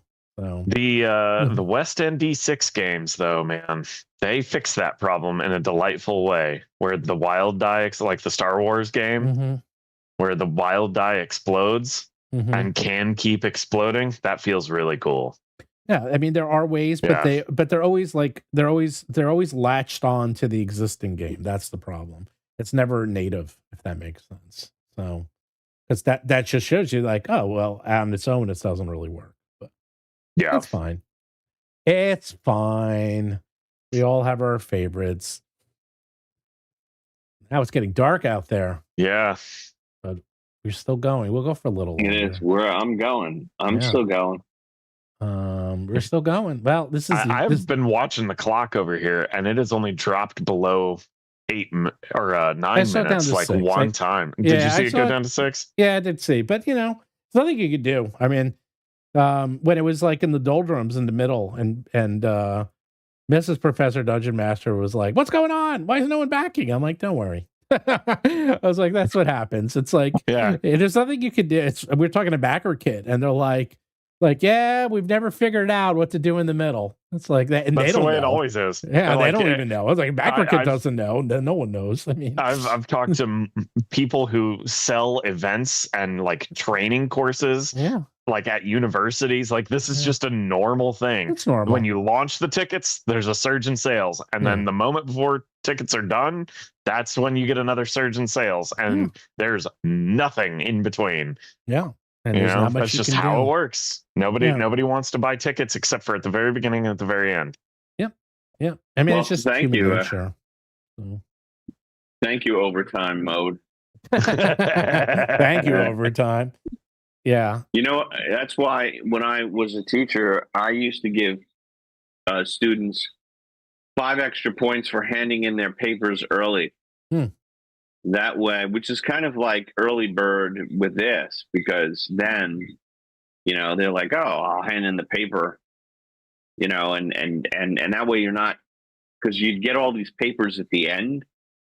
And especially if it was close to the end of the marking period and you have to figure out report cards, it'd be a nightmare. You just get this pile of papers. There you go.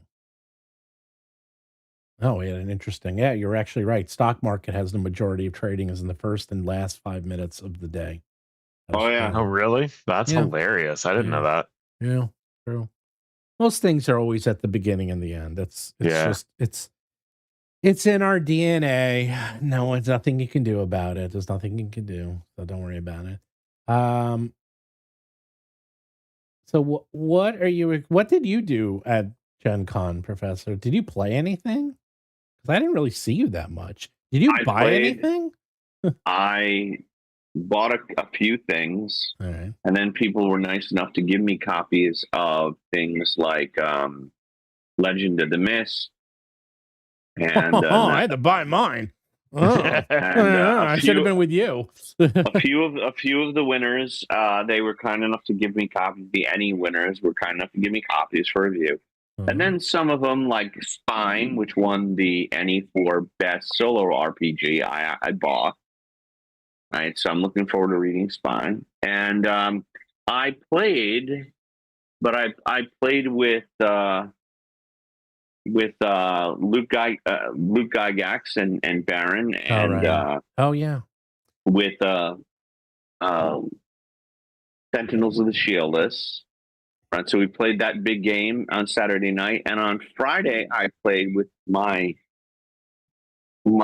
patrons and at the Deathbringer live play. Then I went to the game with Mike Merles, Death Saves, Mike Merles, Dottie, Limithron, Joe Manganello. So I was playing this year. My games were public on stages instead of private games, and that's because I did it with the case with Luke Gygax and Sentinels of the Shieldless was sponsored by Weather Dragon Gaming Tables, and they raised $40,000, more than $40,000 for the North Carolina Children's Advocacy Centers, which fights child abuse. Generally, I don't do live plays, but when I got asked, okay, do you want to help abuse children? I said yes. And that's how they get you. They're like, you don't do live plays. It's like, oh, well, it's for abused children and neglected puppies and kittens. Yeah, you sure you don't want to play? I'm like, okay, I'll play. And when you get invited to play by Mike Merles as the game master and Joe Manganello is one of the players, the answer is yes. Yeah, of course. So I didn't. Oh, I did play Warhammer with Ben Milton. I played Warhammer: The Old World. We did a demo. Me, Ben, and this is Professor Dungeon Master. We played it right on the floor. We had a nice demo of the game, and Ben this is Ben at Questing Beast. He just released a video on that. Oh, so you can go and see Ben's review on Questing Beast right now. He just released that video yesterday, so that's kind of cool. So I played 3 games, which that's not too bad for Gen Con, I guess. Well, no, 4, counting my own. So I was running things, but I didn't play any private games. I didn't have the time. Very busy. I know.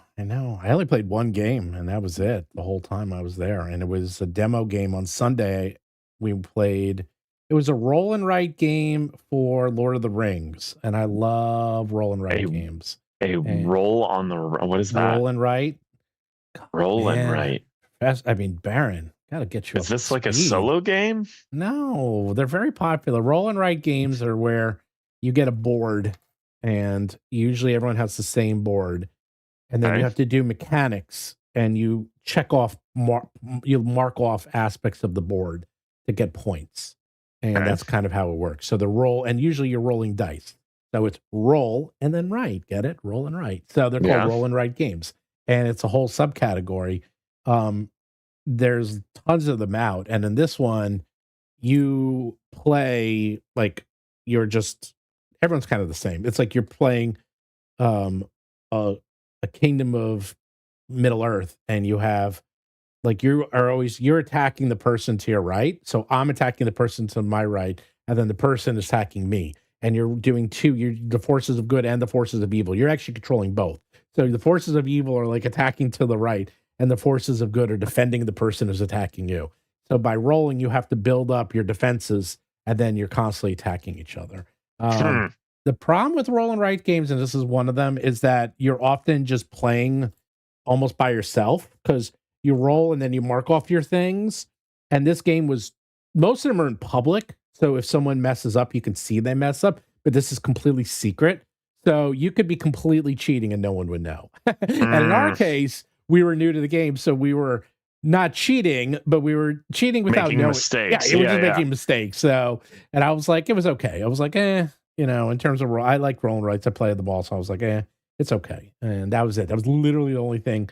Well, Derek is like the world's largest Lord of the Rings fan. Like he is the biggest. Like he knows he quotes everything. He can go off on Lord of the Rings like I can go off on 80s movies. Like he knows everything about Lord of the Rings. So when I saw that, I'm like, let's try it. And he's like, okay, we'll try it. And that was it. That was the only thing I got to play the whole time. Wow. And I missed your show because on Saturday I was so tired.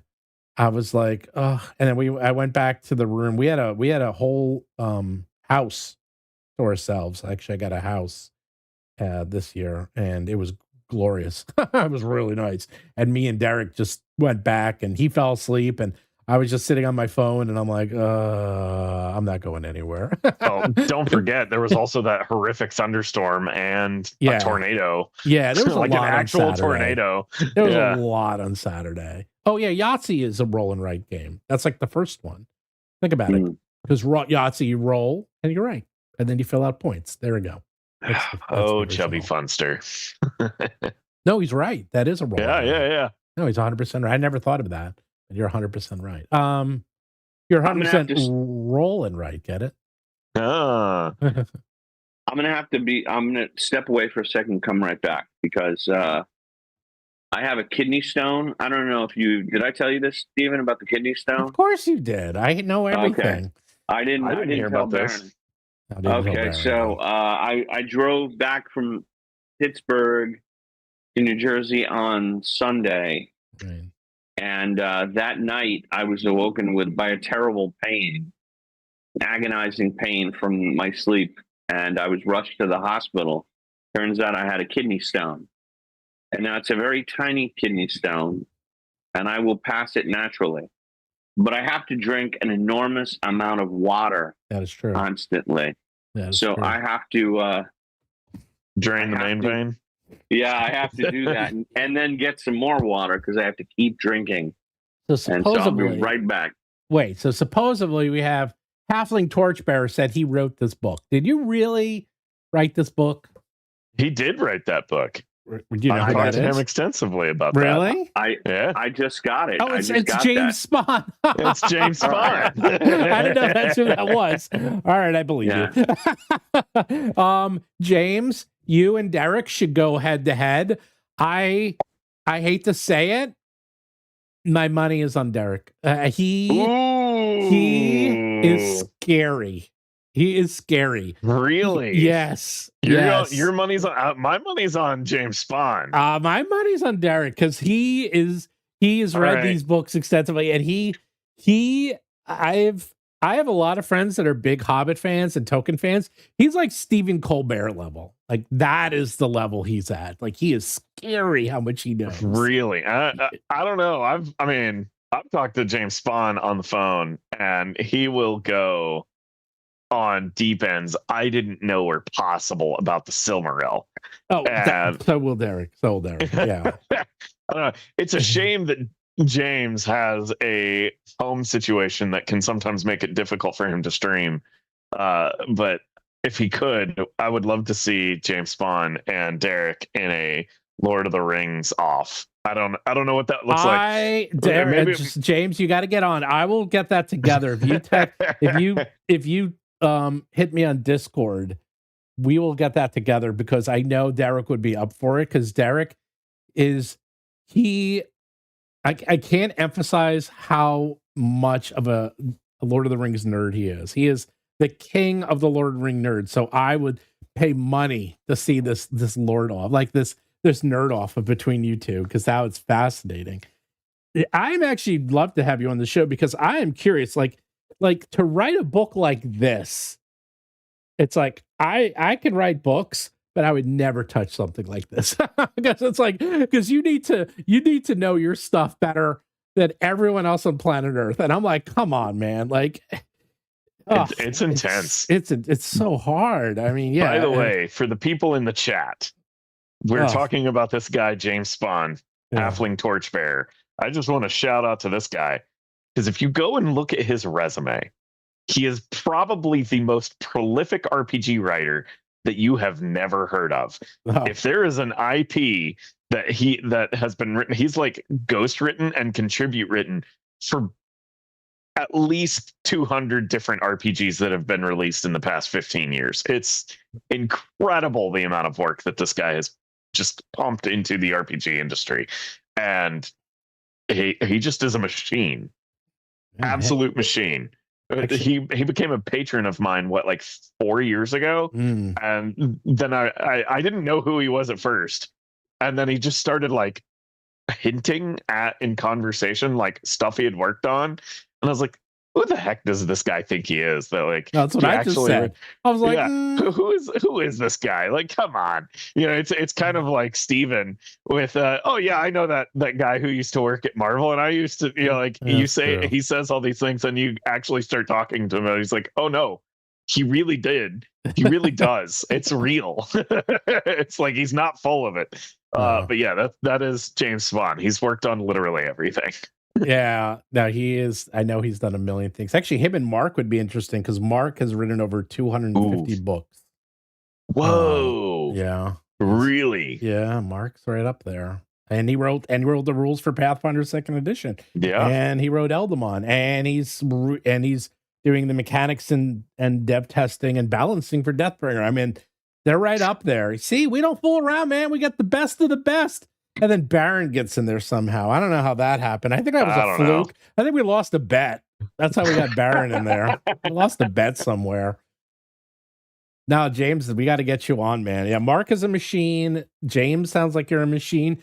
James, this book is fantastic. I love this book, by the way. So kudos, man. I think this is one of all the books. I mean, the Moria book, I like the Moria book, but I almost like this one more. This is a great book. So. You know why? Because it's cozy. It's cozy. The Moria book is a little stressful, in my opinion. Which other ones did you write? I have them all here. My office is a mess because I came back. I gave Derek had a car, so I bought so much at Gen Con this year because I never buy that much because I can't bring it home. But I'm like, oh wait, I got a car. I got Derek, and I'm like, Derek, ship it to me. He's like, okay. So he just like became my personal valet for Gen Con. And then I got a box like the size of me filled with everything I bought. So. What was that story at Gen Con? Was it at St. Elmo's? Derek was like, yeah, so Steven was in the car and he was driving. Were you driving his car? And was that the story? No, I wasn't driving his car. When was this? No, Derek was talking about how, like, you know, a guy put up his hand to wave at you and you just waved at him. I was driving the car. Yeah. Yeah. You just like, the guy was trying to stop you from going into an area and you were like, okay, East. That was I'm PAX driving. East. That was PAX East. No, so in PAX East, this is when Derek and I just met each other and this is the first time like hanging out long term. So he came to work the booth with me at PAX East and we're in the van. And the traffic in Boston is so bad. And then so there's this long line to get into the parking lot. Now, if I don't show up, there's no one at the booth, right? Like it's like me and Derek. It was like we're literally the booth. So, and the call was opening in like 10 minutes. And we left like hours before and we still didn't make it. And there's this long line to get into the parking lot. And I'm like, screw this. So, because then there's like, you know, there's the entrance and the exit.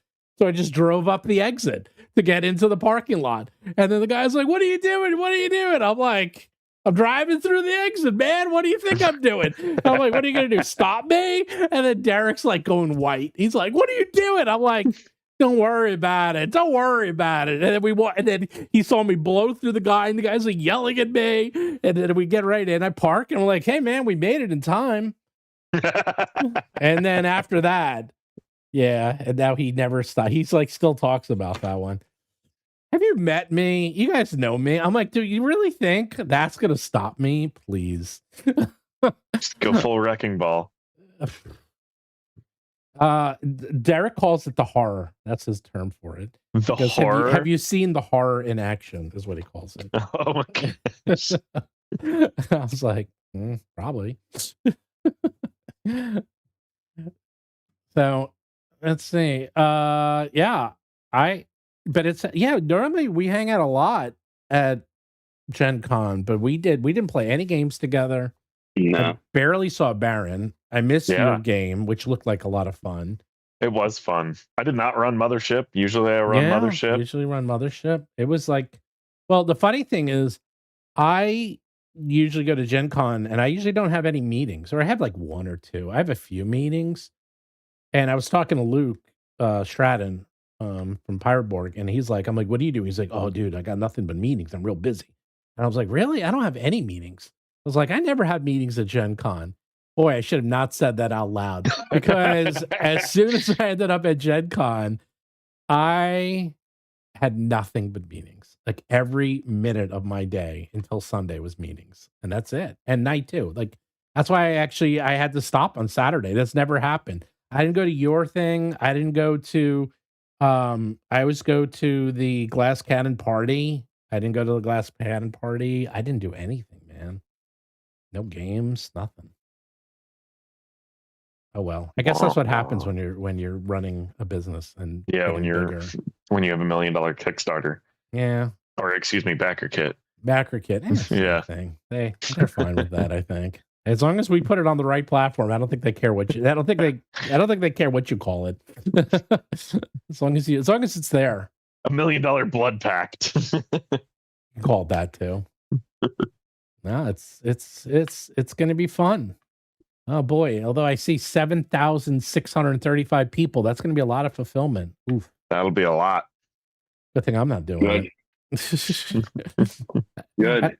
That's what I'm thinking about. I'm always talking to people like JB Cooper. You know, my gosh, he did his. I'm like, how'd you do your fulfillment? He goes, garage. In my garage. I'm like, dude, are you insane?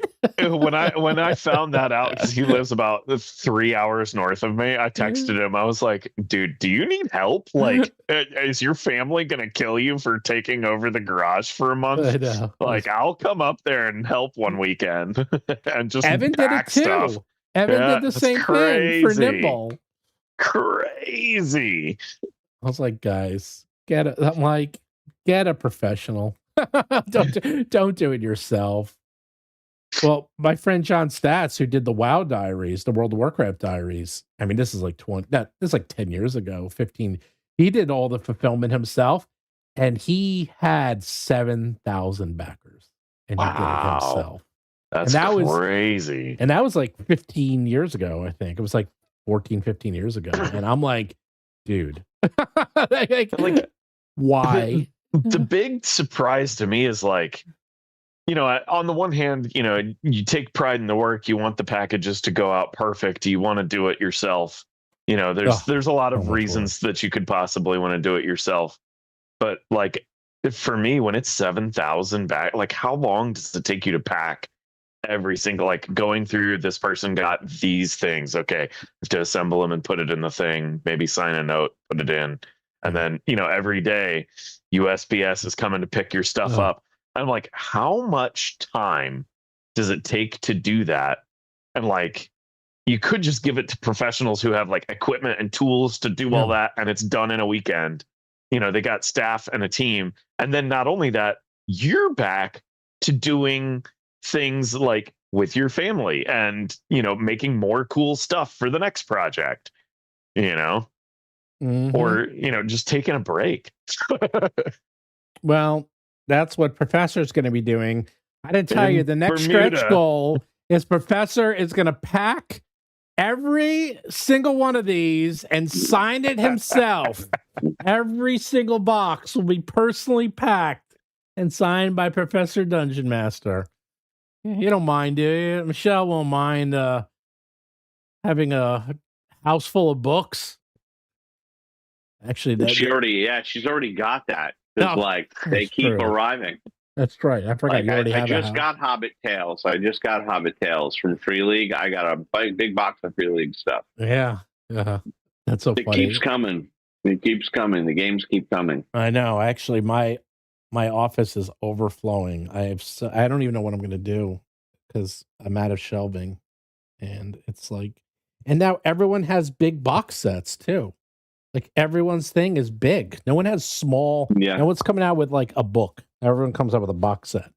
So, Yeah, Because box sets are awesome. Mothership and Dolmenwood and Eam and each one. Like last year at the end, it's between this year and last year, Dolmenwood, Eam, Legend of the Mist, Gloomhaven, like all the Gooey Cube stuff, these things all weigh in at 15 pounds or more. yeah, I know. You know, and it's great for consumers, but it does get crowded. I was going to say, by the way, we were talking about JP Kuvert's Dragon Town, and I know I'm supposed to be on a chat with my own game, but JP Kuvert's Dragon Town, right, and the Darkness Below. It's Dragon Town and the Darkness Below. I think that is a wonderful book, and it didn't win an Emmy. Oh no, it did. JP, It did. Oh, yeah, he it won. did. He It was won a an blur. Emmy. Yeah. it did. Yeah, it did. It did win an Emmy, and I'm glad he won it. That was now I'm remembering because it won for like best children's book, and then in his thank you speech he used a profanity. I think he dropped an F-bomb. But that is Dragon Town is a great book. I love that book. It really is fantastic. I know. This book is so beautiful. Makes me angry. It really is. I mean, it really is. You know, utilitarian. Yeah. Like you just open it up, and it's just so inspiring. And I hope that's what we do with Deathbringer too. Well, ours will be a little different than Dragon Town. It'll be inspiring in a different way. Right. It's gonna be it'll be a different type of inspiring. Someone asked how many UDTs are we gonna be making? That's a good question. A lot. Actually, I have the numbers already. I can look it up. It's actually gonna be the official term will be a shit ton. You're gonna be seeing them everywhere. We have well, the Dungeon and Grass one, we have 4,284 that have been ordered. Cool. The Wood and Dirt is 2,000. Jungle and Forest 2,000. Castle and Stone 2,000. Any lava ones? How many lava ones? We have lava. Lava, not as much. 772. Lava and ice. Lava and ice. Sky and space, swamp and sewer. Sewer's actually going to be pretty handy, but I mean, that's what happens. I mean, people will buy, I tried to do the most common ones like grass, like grass and dungeon. That's Grass like, and dungeon. You got to have those. Yeah, it's like the standard. Yeah. And I personally like lava and ice. Actually, I think it's probably one of the prettiest ones we made. Actually, the castle. Oh, castle came out awesome. Castle and stone is really nice. 2,000 of those. But, sky and space, I get it. That's pretty rare. That's not one you're going to be using that often. Yeah. Swamp and sewer, though, you're going to use swamp and sewer a lot. So I was kind of surprised only 700. And that's why you can buy them in the stores. So what's that? That's like 15,000 plus UDTs, plus we'll buy more. So, 25,000 UDTs, something like that. So a lot of UDTs. You know what would be cool with because I texted you about the road. People wanted a road. Yeah. And I was like, oh, that's a pretty good idea. And it should be the bone road. It should be like little skulls and stuff. We can do we have to do two. Well, now it's too late, but eventually, either the next one. I was going to do the road. I actually tested it. The problem with the road is because the way it works, because you have far, near, close, it's hard to do like a road because it's like, okay, well, is it a crossroad? Like, and that's why I was like, you know what? Before we do specialized terrain, let's just do the basics. Because in theory, the road is a good idea, but actually, in principle, when we started to make the design, I didn't like it. And that's why I'm like, forget it. Let's just do dirt, stone, grass. Like I did all the basics because those can be a road. Like you're on stone, that's a road. That's like we literally have stone, which is different than dungeon. Actually, stone is literally like a stone, like a path.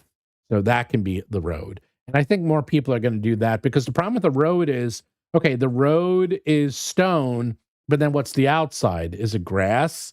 Is it mud? Is it forest? Like, what is it? And that's a problem, because, if it's better, because UDT is so, it's like one terrain, I'd almost have them their own terrain. So if we did the bone road, I would literally just have the whole thing as the bone road. So the UDT is the bone road. There's no dirt around it or grass or anything else, if that makes sense. So, well, we'll see. Maybe that's a new episode of Dungeon Craft, because I was going to remake the bone road anyway. I was going to, for a long time, and that's an early episode. I've been putting off remaking it, and I would probably do it differently. And I'll let you know how it turns out. That'll be an episode. And then we need the other side too. That's the other thing. We need one side of the bone road, and then I got to figure out what's on the other side. So it'll be a crafting episode that nobody will watch and will die on the vine. And that's what happens. And And so somebody asked me, like, why did I use somebody, more than one person asked me in my video that I put out the other day. I quit my job, to design my own TTRPG. I got so many questions like, well, you did it for 30 years. You kind of retired. You're exaggerating. You didn't really quit. And it's like, well, I typed a resignation letter, but more to the point, if I just put, I retired after 30 years to design D&D, no one would have clicked on that mother effer. No one would have clicked on it. Do people not understand how it works? Like, you got to make something the things that people are going to click on. So yeah, I quit my job for D&D is a much more compelling title. So the Bone Road, you're going to have to watch out. It's going to be called, like, is D&D over? And the road. It's D&D over? It's like, is AKA over? The Bone Road tutorial. Yeah. I mean, that's the kind of goofy stuff. I don't want to do it, man. It's the people that watch YouTube. I know. They don't watch it. If it doesn't set your hair on fire, they don't watch it. So that's it. And then talking to me and Baron, we know better than anyone. Yeah. Like, dude, it's like what people say is not what people do. No. One thing that I think blows people's minds. Everybody in chat, I want group participation in this right now. Everybody in chat, get your hands on your keyboards, pull up your little typing tray on your phone. I want everybody right now to tell me what they think is the #1 selling magazine in the United States, and it is by a very wide margin. Everybody tell me what they think that is. Well, I know what right it now used in the to chat. be. I know what it was. I'm waiting for the chat to come in. I'm not gonna. Well, let me go first, and then we'll talk, because Okay. I actually do know what it was. Okay. And I don't know what it is now, but People, Cosmo, English Home, nobody's guessing it. Everybody. I know Teen what it Vogue, was. no. I know what it was. It's not Teen Vogue. No, it's not Vogue. It's not Teen It's Vogue. definitely not National Vogue. Enquirer. No, it's not other. No. Halfling No. Torchbearer just No. got it. He got it. Oh, National Enquirer? National Enquirer. Well, it used to be first. It was not Time. You know what it was? What's TV that? Guide. TV Guide. I can see that. By Yeah. a mile. By a It wasn't mile. even- Yeah. It wasn't even close. Yeah. That In makes the sense. 80s, 90s, 2000s. I actually worked with Time Warner, Time Life when they were still Time. Then Reader's Digest, and then everything else. But TV Guide was like 80, 90 million. Because think about it, like, everyone got TV Guide. Yeah, everybody had to have a TV Guide if you you watched had cable. to have it. It wasn't even a thing. And it was also, it was like practically free. I remember it was like 89 cents, 79 cents. And if you got a subscription, it was like $20.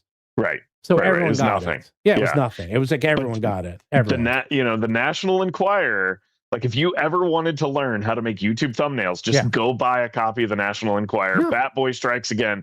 You put something like every single one of those headlines, and then go just scroll YouTube for any viral video, and it's the same. Yeah. It's the same. Like, those people know what they're doing, and they've refined it over the past, 70 years. How long has Bat Boy been striking again? We need to Bat put Boy Bat was Weekly World News. Yeah, that was Weekly World News. We need to put Bat I'll be right Boy back. and Deathbringer for allowed. I have to see if that's copyrighted or not. Surely he's close. How long has Bat Boy been a thing? I'm looking it up right now.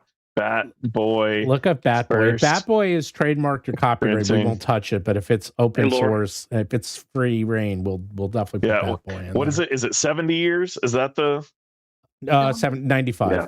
95 years. Okay. 95 years. Oh, yeah, it was the Weekly World News. He's right. It is 1992. So we've got quite a while. Well, no, just because they say it doesn't mean they own it, but they probably do. I wouldn't touch it. Probably. It's too close. Weekly World News also sues people a lot. Give me some water. So I wouldn't touch it. I wouldn't touch it. But yeah, no, that's the thing. Weekly World News, all those things, like all those sensationalist and silly magazines, they sell like crazy. Well, they sell like crazy. Yeah, I mean, I did tons of years of marketing, like so much marketing and advertising. It's like people say one thing and then do the other. Yeah, and they'll tell you, "Oh no, I would never buy that trash," but everybody buys it. People are always like, "No, it's raining out here." Hold on. Oh no! Wow, so much for sitting outside. I'm gonna look it up. Trademark search TM search USPTO. Let's see if Bat Boy. Here we go. Bat Boy. Bat Boy is registered for bandanas. Yeah, no one admits they like hot dogs. I love hot dogs. I want the live hot ones. Dogs. You kidding? Bandanas, perfume. That's it. No, he's you turning can it make around. toys with it. You can make toys and games. No, wait, Steven. what is it? What's the question? What's happening? Is Bat Boy trademarked? No. And Bat Boy is not even trademarked by Weekly World News. It's a perfume and fragrance company and a bandanas, hats, shirts, sweatshirts, and face masks company. Oh, interesting. Bat Boy LLC and Bat Boy by J, a private limited company in Pakistan. All right. I guess I don't have to worry about that. Well, if we put Bat Boy in there, it's actually the word Bat Boy isn't the problem. It's the image. You can't make it look like kids. Okay. That will get you in trouble. You got to be very careful about that. But oh no, there is Bat Boy without a space. Is Bat Boy Productions? Oh my God! In sci-fi. James Spahn said he will write a Bat Boy adventure for Deathbringer. There we go. We're holding you to it. We're holding it. Yep. Wow. So now I might have to change my bet, because first I was saying I was going to put it on Derek, but now it's like after I found out that James named his son Sam after Samwise, I'm like, ooh, that's a little bit more hardcore than I expected. So the man smokes church warden pipes. Okay, I've never met him. I don't know. I don't know. I mean, man, that's intense. I mean, I'm a big Met fan, but I wasn't naming my kid Shay. So that's next level. Oof. Damn. James has written, he wrote the One Ring starter set and a bunch of stuff for the One Ring and the 5e conversion. You know, James, as well man, as why aren't you White Box. working for me? I can give you stuff. I'm like, coming to me. I got tons of books. He did. He wrote a draft of Deathbringer. Well, you know what I meant. My other stuff. I got other books, man. I got other products and projects. You'd love Mark. You and Mark would probably get along fantastically.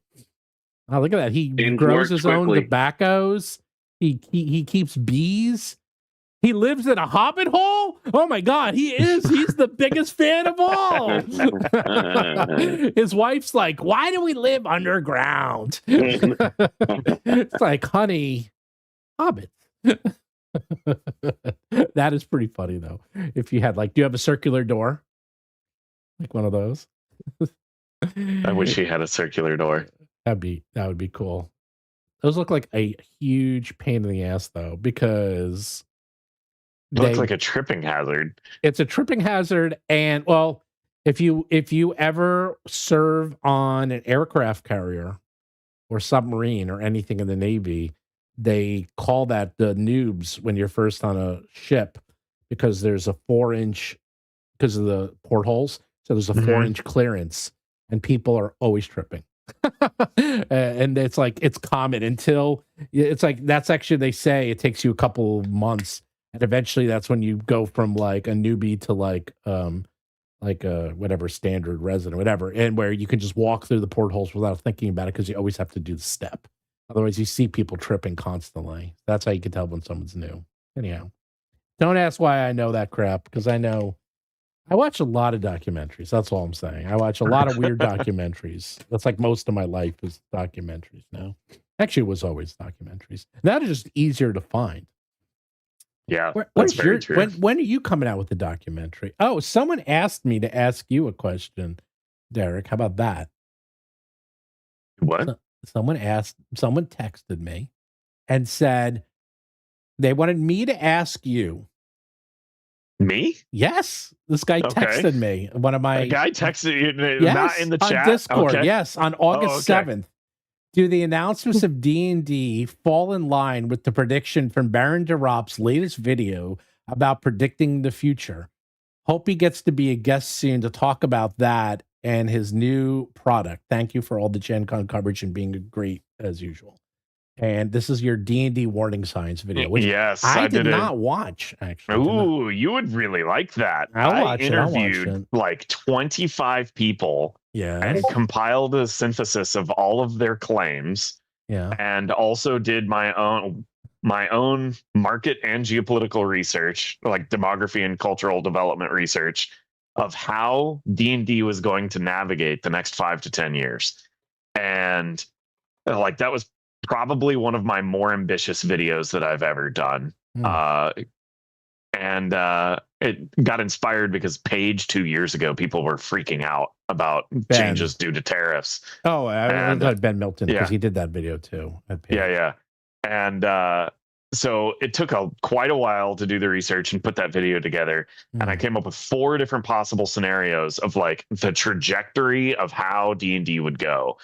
And the most common one, or the second most likely, because I also put like a percentage chance of likelihood, the second most likely one that I said, that I think I pegged at like 35% likely out of the whole pie, was that D&D would get new leadership, that they would be willing to piss people off on the internet, that they would totally change the brand, that they would really shake things up in culture, and that they would figure out a way to bring the edge back to D&D and not go so far as to piss off like the family. Like they would figure out a way to thread the needle between the family vibe and the hardcore fans that want real grit back in the game.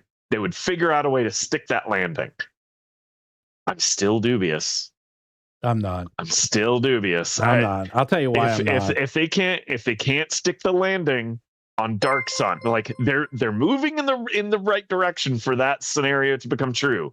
But if there's if they don't full on go, like, yes, I know they're saying, our lawyer said we have to wrap it in an 18+ cellophane.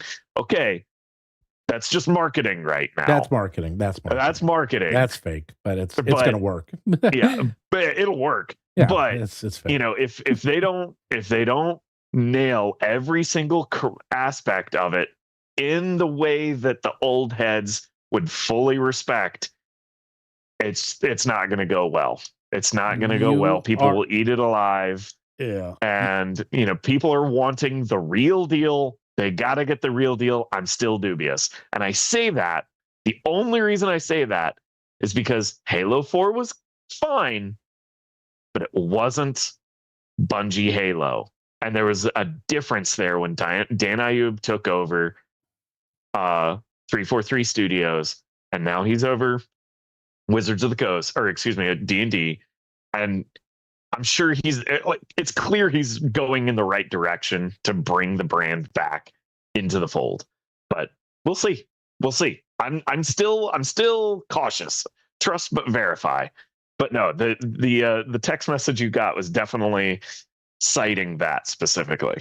Okay, I gotta watch that. I mean, I don't know. I'm not too worried about Dark Suns, only because after Dark Suns was announced, half of my freelancers were like, "Oh yeah, I worked on it." And I was like, "What?" And I'm like, they didn't tell me. I was like, "Yeah, we couldn't tell you, but now I can." I was like, "Really?" So I know people who worked on it, so I know a bit about it, and I saw some stuff.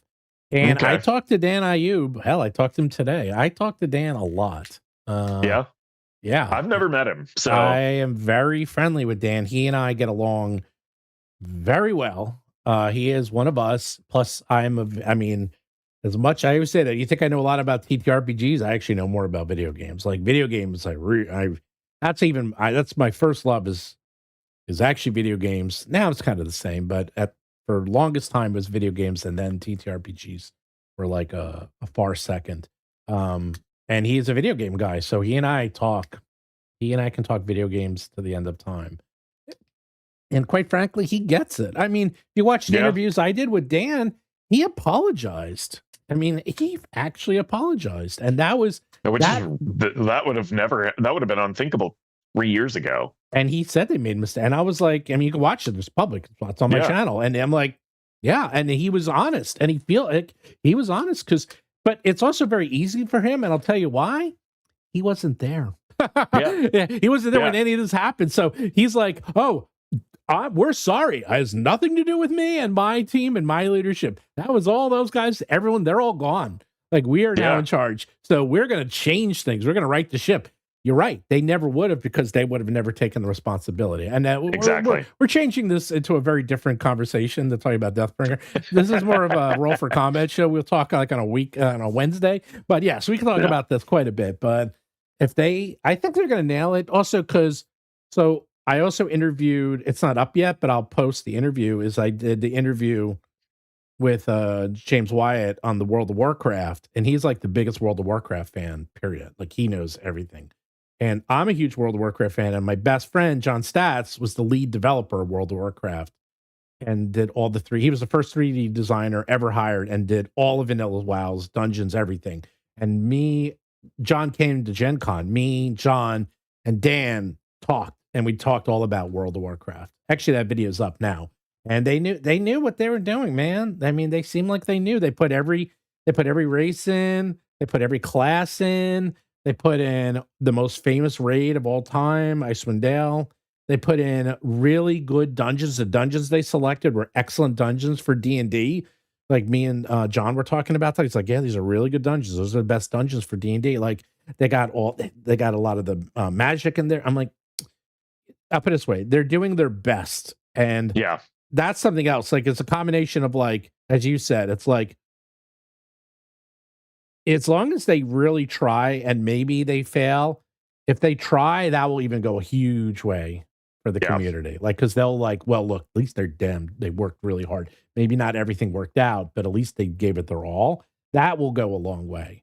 And if they do it and they succeed, oh, forget it. Like, then it's all, then it's just to the moon. Yeah, then they're like, no, they're everything they're doing. I was stunned. And also, I don't know if you went to the tower. I was in the tower. No, I did not. Oh, it was incredible. I mean, it was I can't even tell you. I mean, they spent millions, not a million, millions on that thing. Because they had on the 6th floor, they had a fair.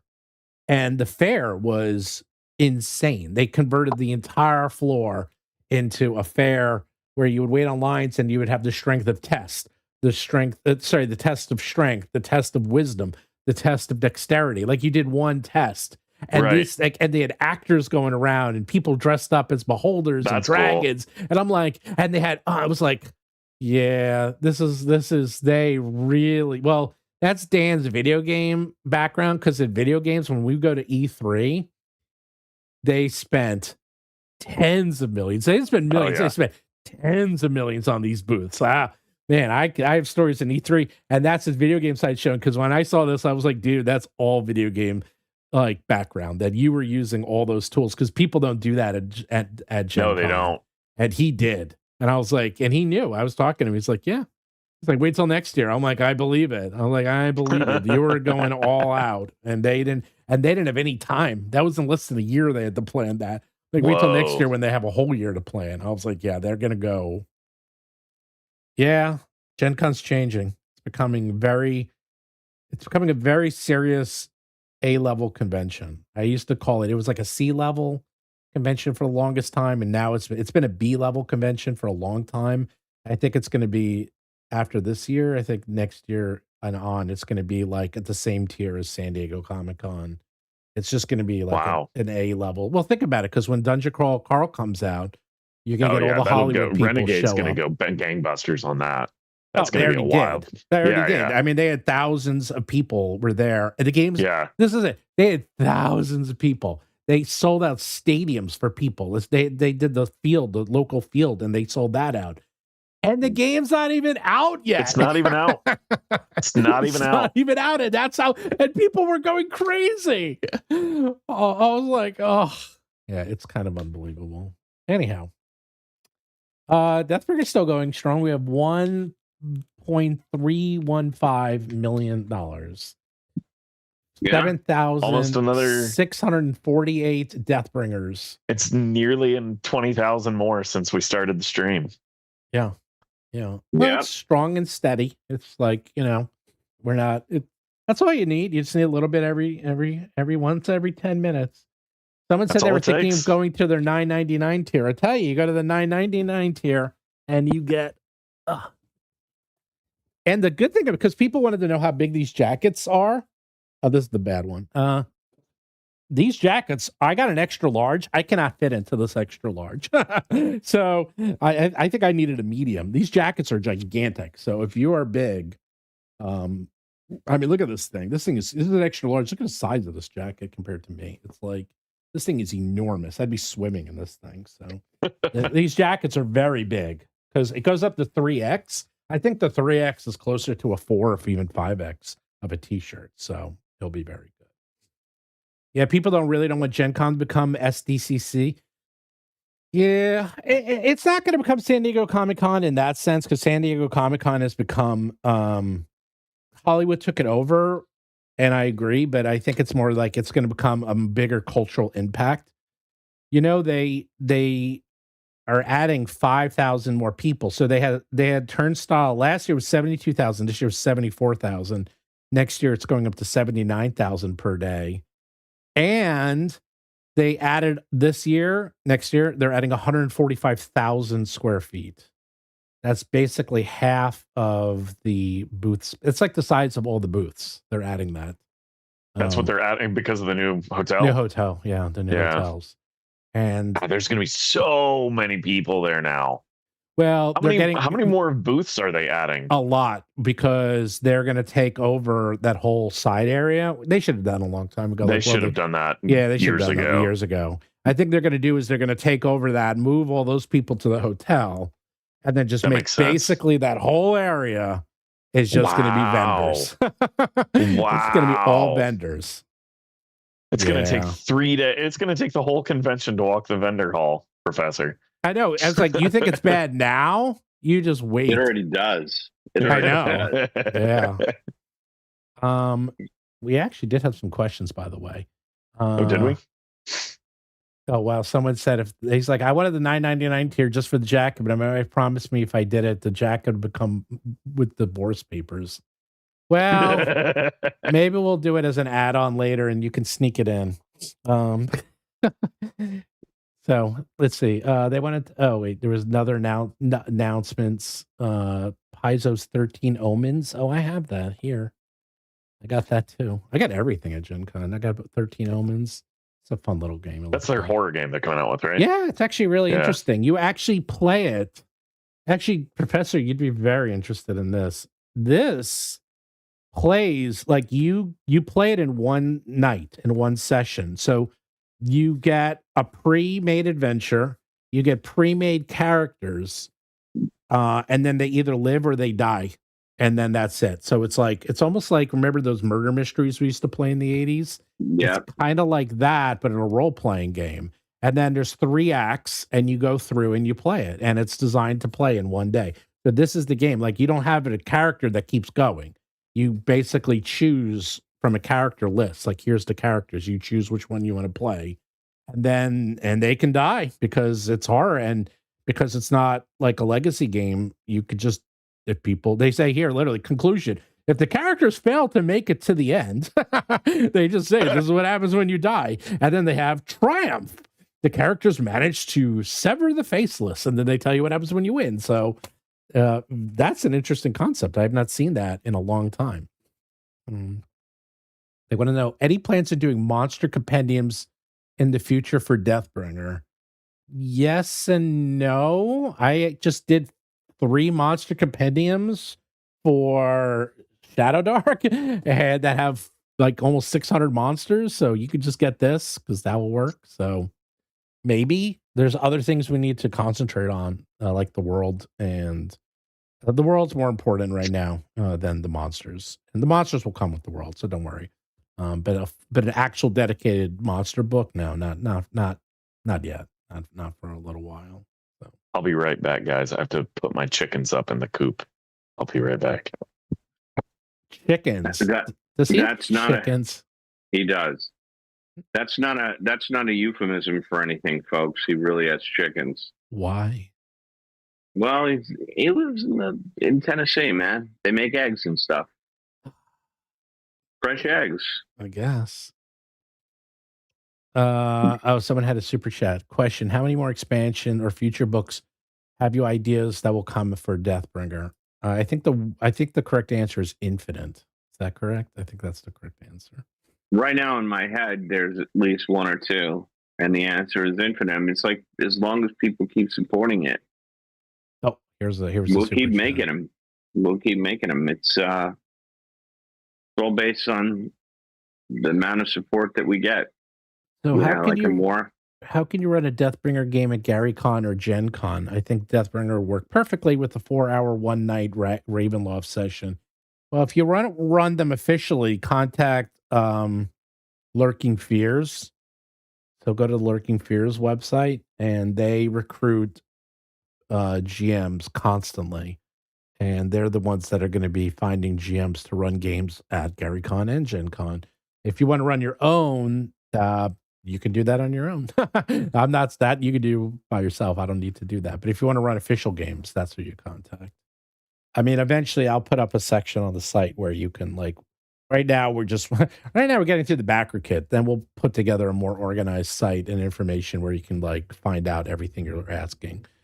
We'll have one site for everything where you can get the books, and my entire house is shaking because the helicopter is going over it so low that my house was shaking. That will have where you can GM, where conventions will be at. I don't know if you saw, we're going to make a tool where you can build characters online for Deathbringer. Because it's actually pretty easy for me to do. So I figured it's a very useful tool. A lot of people like that for Deathbringer, for Shadowdark. So I figured we'll do the same thing for Deathbringer. So you can just make characters.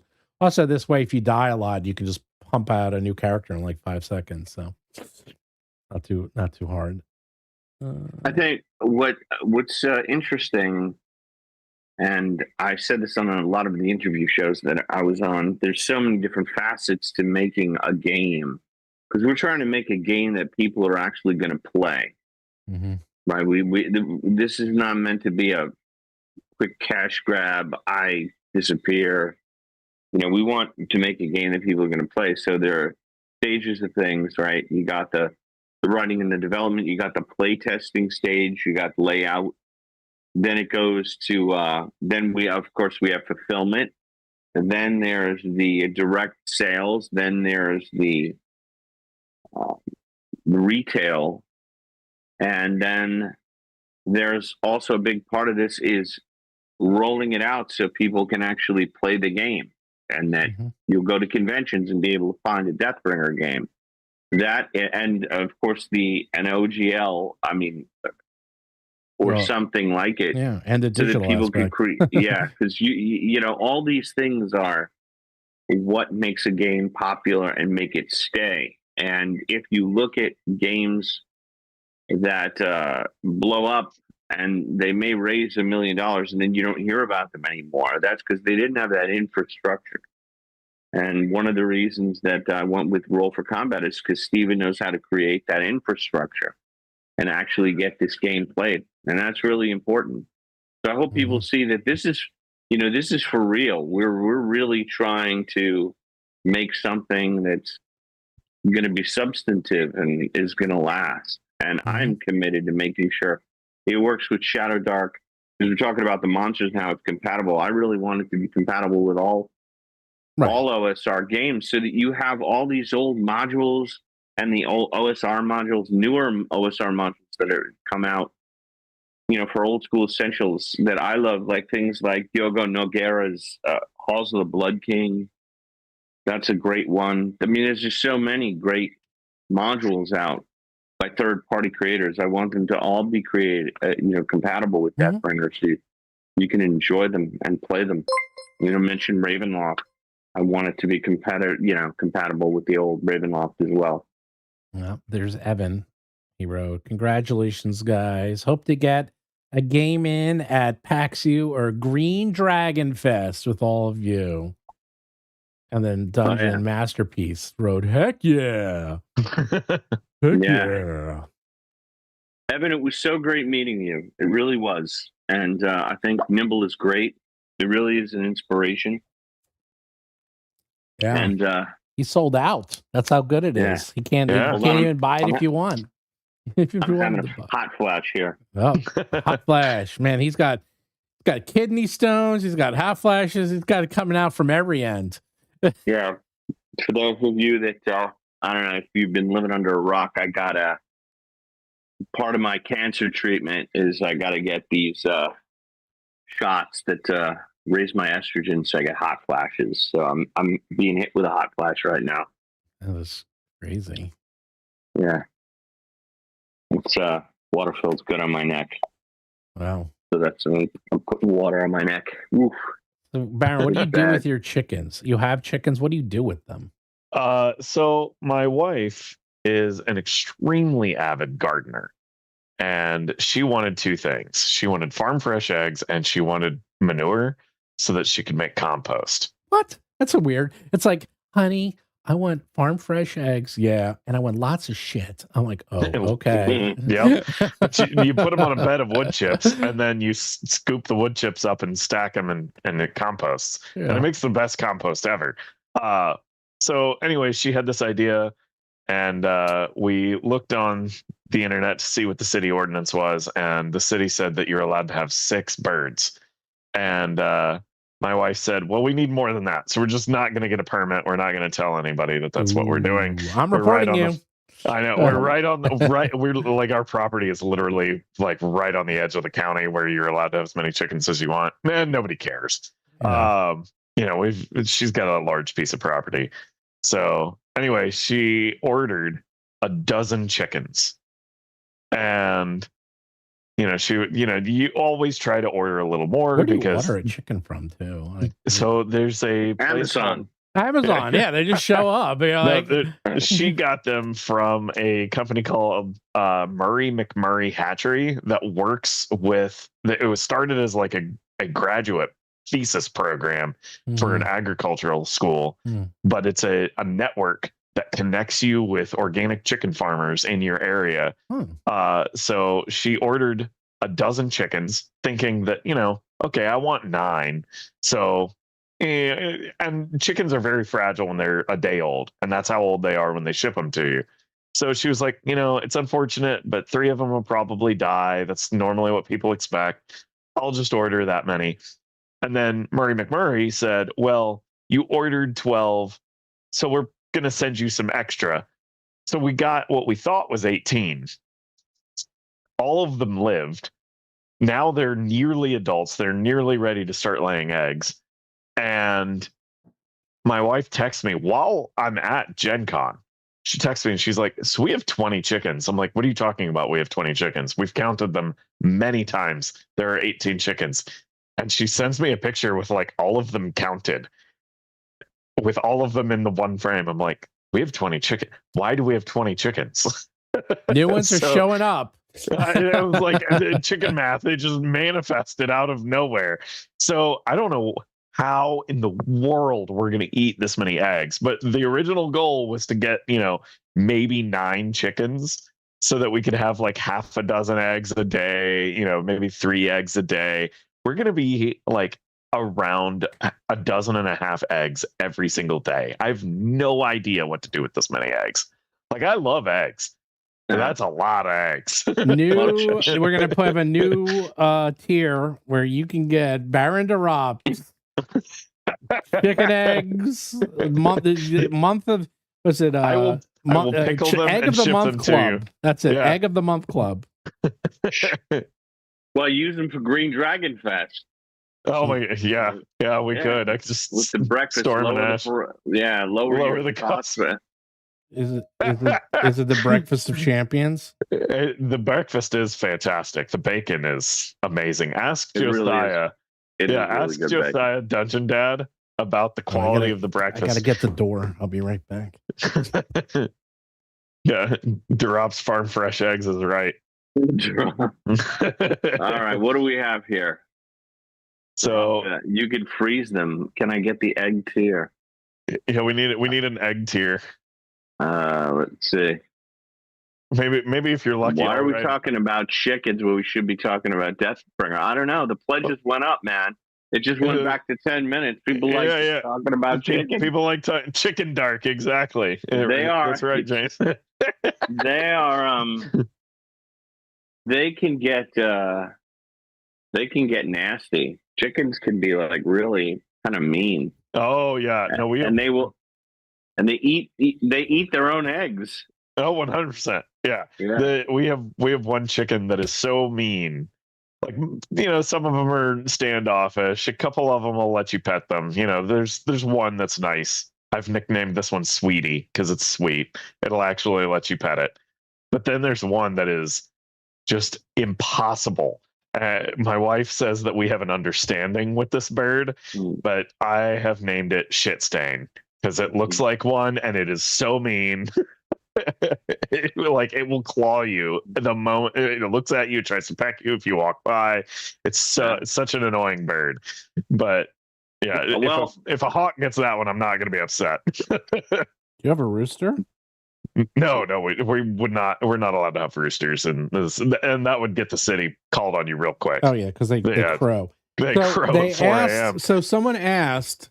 All right, here's the funny part, because believe it or not, I have an answer to this. They said, why are we talking about real life chickens when we should be talking about Deathbringer? Does Deathbringer have rules for chickens? Are chickens in the world of Deathbringer, are there death chickens?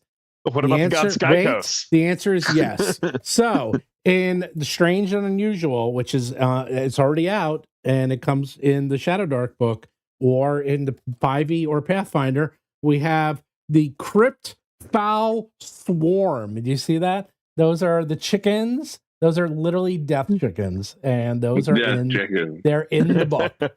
And they I actually wrote the sidebar where it says, tastes like chicken. The truly daring or the foolhardy or both go out of the way to find crypt fowl, as it's said, because of their unusual diet. Their meat is truly a unique taste and texture. However, if not properly prepared, there have been reports of strange and unusual side effects after consuming their meat. Some side effects are mild, such as temporary blindness or loss of smell. But some unlucky diners have become horribly diseased or even perished.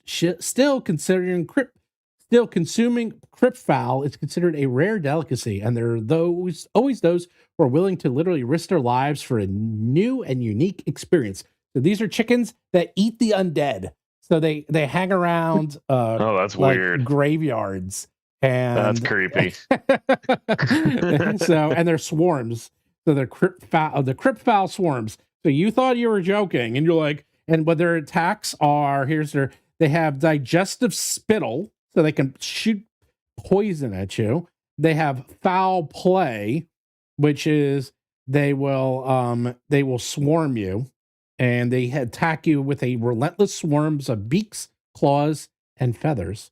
And then the swarming pecks, which is that they actually will attack you like crazy with their pecks, and then spit digestive acid on you as well. So he's got him. You got him. You're like, oh, ha ha ha! I was gonna make a joke. I'm like, dude, we have it. We already got you covered. The problem of chickens is also like a religious ideological thing, if I remember correctly, in the Deathbringer universe. What? Isn't there a god that is a sky god, and therefore eating any bird is a sin? Am I remembering this correctly? So there's a schism because are you allowed to eat chickens? There's a thing. They're birds, but they don't fly. Yeah, I don't know if that's going to make it into the final product, but that is one of my campaigns. Yeah, we actually don't have lore like gods in the game. Yeah, so in my campaign, Stephen, one of the kids was playing a cleric. This is from my youth group. Mm-hmm. And I said, okay, well, we're going to make a religion. There's always, one, the god was Sky Coast. We'll have to check to see if that's trademarked or whatever. I'll look right now. Yeah. But so I said, okay, you're a cleric of Sky Coast. There's always one type of animal that a religion is not able to eat. It's forbidden. What is it? I said, if you're going to be a cleric, there's got to be one day of the week that you can't do anything except worship and pray. And you got to identify one food that you cannot eat. And he said, it's chicken. And I said, well, why? And he said, well, because Sky Coast, he lives in the sky, right? And he's got a commandment. You can't hurt anything with feathers. So you're not allowed to eat chicken. And then there was a schism. There was another part of this reformer movement that believed Sky Coast gave us the chickens that we could eat. And there's a religious war happening between the two factions. And that's the only difference. One will eat chickens and one will not. And that is the reason for all their conflict. And they've got like paladins and knights with chicken helmets. And that's great. And that was actually a thing. And one of their villains was a monk that was like, no, we can eat chickens. And they did battle with him. And he was like, no, Sky Coast gave us the chickens. And and we're going to use the eggs and the chickens to help feed the poor, and everyone can eat. And one of the dads that was helping me said he sounds like a combination between Bernie Sanders and Colonel Sanders. That's incredible. James Bond said he wrote for Shadowdark. He wrote Chicken Dark, a peckish supplement for Shadowdark. Yes. He said he wrote it. You play as a chicken. It's got chicken spells, chicken monsters, and chicken magic. No way. You gotta send me that. I gotta see that. That is great. I want to see that. I gotta see that. Chicken Dark. Also, Sky Coast is only trademarked for dance apparel. So you can use it. Okay. Victor does say everything tastes we got to change. I was going to say everything tastes like chicken, so you'll never know if you ate it by accident. So. Yeah. We got to change the subject because now the timer has dropped to six minutes. So we have to change the subject to something else besides chicken. He sent me Chicken Dark. I just got Chicken Dark. Chicken Dark. Yeah, all I was doing was feeding or closing up my chicken coop. That's it. I came back and it was still going on. Well, oh my God. He wrote this like years ago. This is from 3 years ago. No, it was 2025. What is Chicken Dark? Chicken Knights, Chicken Talents, Chicken type. He's got magic, the cock-a-doodle-doo, down on the farm, bird brain, hunt and peck. Nobody here but us chicken, scramble eggs, summon price chicken. Dude, man, this is like next level. All right, it's a lot. You got my attention. This is right up this is the crap I do, man. Got chicken monsters. He's got pictures for everything. The most ridiculous thing I've heard you do was the April Fools where you get to play the dungeon. Like dungeon is a character race class. That's what started everything. Yeah. That's what started the whole, that pretty much made Roll for Combat. That was like one of our biggest things. Oh, really? I didn't realize that was the start of it. That's one of the starts. Well, you don't know that story? The story is, it was, so Ginny D did an advertisement for me for my dragon book.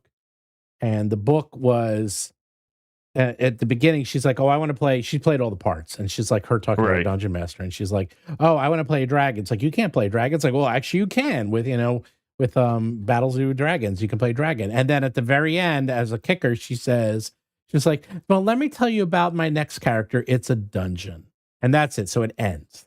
And I was watching that, and I was thinking, this was like 4 years ago, and it is the day before April Fool's Day. It is literally March 31st. It's like night. Okay, it's like the afternoon or night. Like, you have an hour and a half. I was thinking, I was like, I bet we could do that. I was like, I bet we could do that. And I say, Mark, how quickly can you write an ancestry that you can play a dungeon?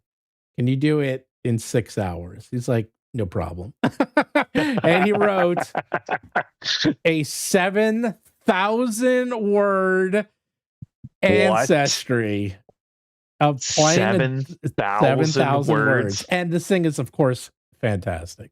And he wrote it. He gave it to me. At that point, it's like 11 o'clock at night.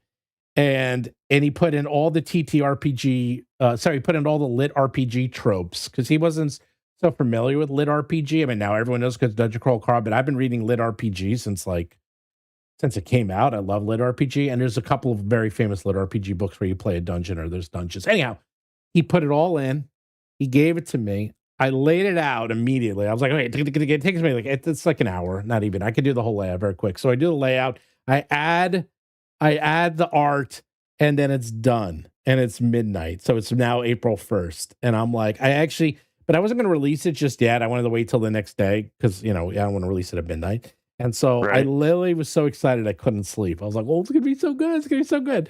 And then I couldn't even sleep. I wake up and I didn't know when to do it. So I'm like, screw 9 a.m. Good enough. And then I launched it. And then I put it on all the internet saying like, oh yeah, you can play a dungeon. April Fools, you can actually play a living dungeon. And people were like, ha ha ha. And this is literally, and then it went on Reddit and it blew up Reddit. Like Reddit was like, "Whoa, my God, this is real. This is real." Because this is how everyone did it. Because there was a lot of art. They'd be like, "Oh, this is so funny. You can play a dungeon. That's funny." You click on it. It goes, "Oh, there's a link. Ha ha ha." You click on it. There's a PDF. You're like, "Oh, okay. It's a PDF." You download it. You're like, "Oh, it's a real PDF." You open it up and you're like, "Oh my God, this is like, it's like a 10-page, 15-page. It's like a real page PDF. This is like, oh," and then you flip through. You go, wait a second. This is real. And then people read it. They're like, "Oh my God, this is real and it's fantastic and it works. It's so good." It is the most in my current campaign, someone is playing a dungeon and he loves it. He loves playing a dungeon. It is the most popular ancestry by far that we've ever released. And it broke my website was blowing up. Everyone was losing their minds. And then I said, that's hilarious. Yeah, and that was it. And then that made such a big impact that's where we did classic creatures. And there's a mimic you can play. But if you look on the back, you can play a dungeon. So then I made a whole book. So I was like, you know what? Let's do a whole book. Like we have mimics. You can play intelligent weapon. Like that's you. You see the weapon? That's your character's the weapon, not the girl holding it. That's your character. So yeah, we got lots of crazy stuff. And that's how we always do crazy things, man. So that's the beginning. And then every April Fools, you can play something different. So every year we release a new crazy thing for April Fools.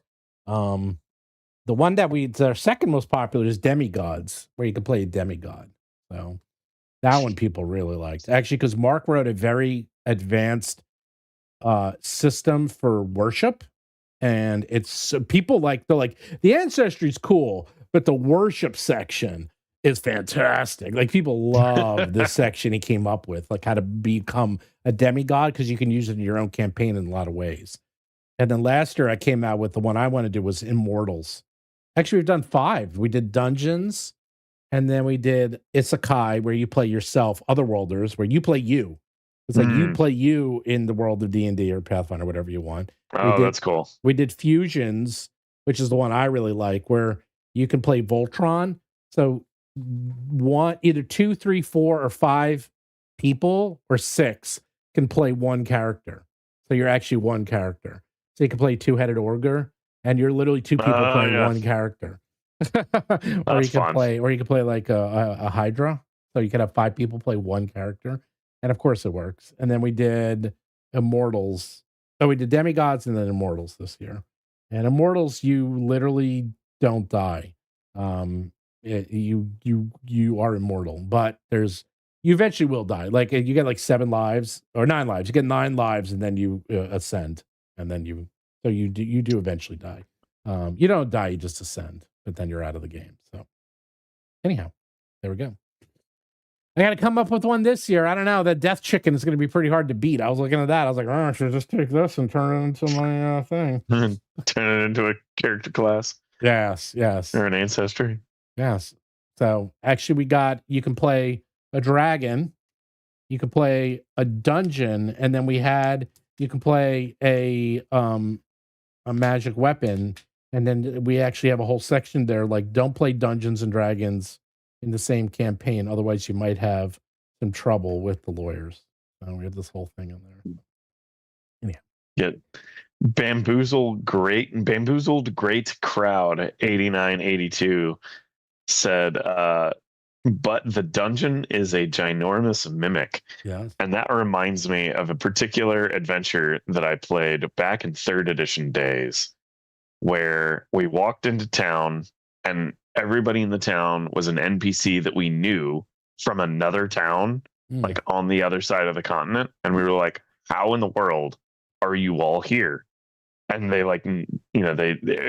we just got the feeling that everything was really uncanny. And they kept trying to get us to go to the inn as quickly as possible.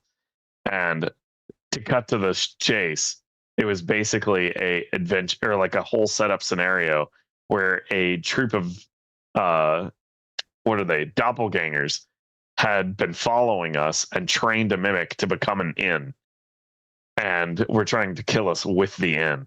It's ridiculous. Yeah, there you go. There's a new race, a tavern. A tavern. Try to think of a backpack. The adventurer's backpack. I already have it. So butcher booth, look at that. My gosh. You name it, I already have it. That's the butcher booth. That is a mimic that disguises itself as a store. And then people go in, you can see like its tongue. You see that? Well, you see there, that's its tongue. And then so you walk in, you're like, oh, what's the store here? Ah! It's like the Roach Motel. Remember those, Dan? Roach Motel. Roaches check in, but they don't check out. But they don't check out. Right. This is the same thing, but for adventurers. So it's literally a butcher booth. So come on, keep throwing them. We got it. I already got them. That's why. See, this is why you say, why did we make Deathbringer work with other games? This is why. Because why do you need to reinvent the wheel? We have every type of monster you can imagine. Yeah. I already got all the weird monsters. You can just use ours and throw them right in. Like, imagine having to rewrite all those. Yikes. That would suck. So what do you do with your chickens? Do you literally just use them for eggs? Just eggs. And we put them on a bed of wood chips, and then we move their coop because the coop is on like a rolling system. So wait a second. You get 20 eggs a day?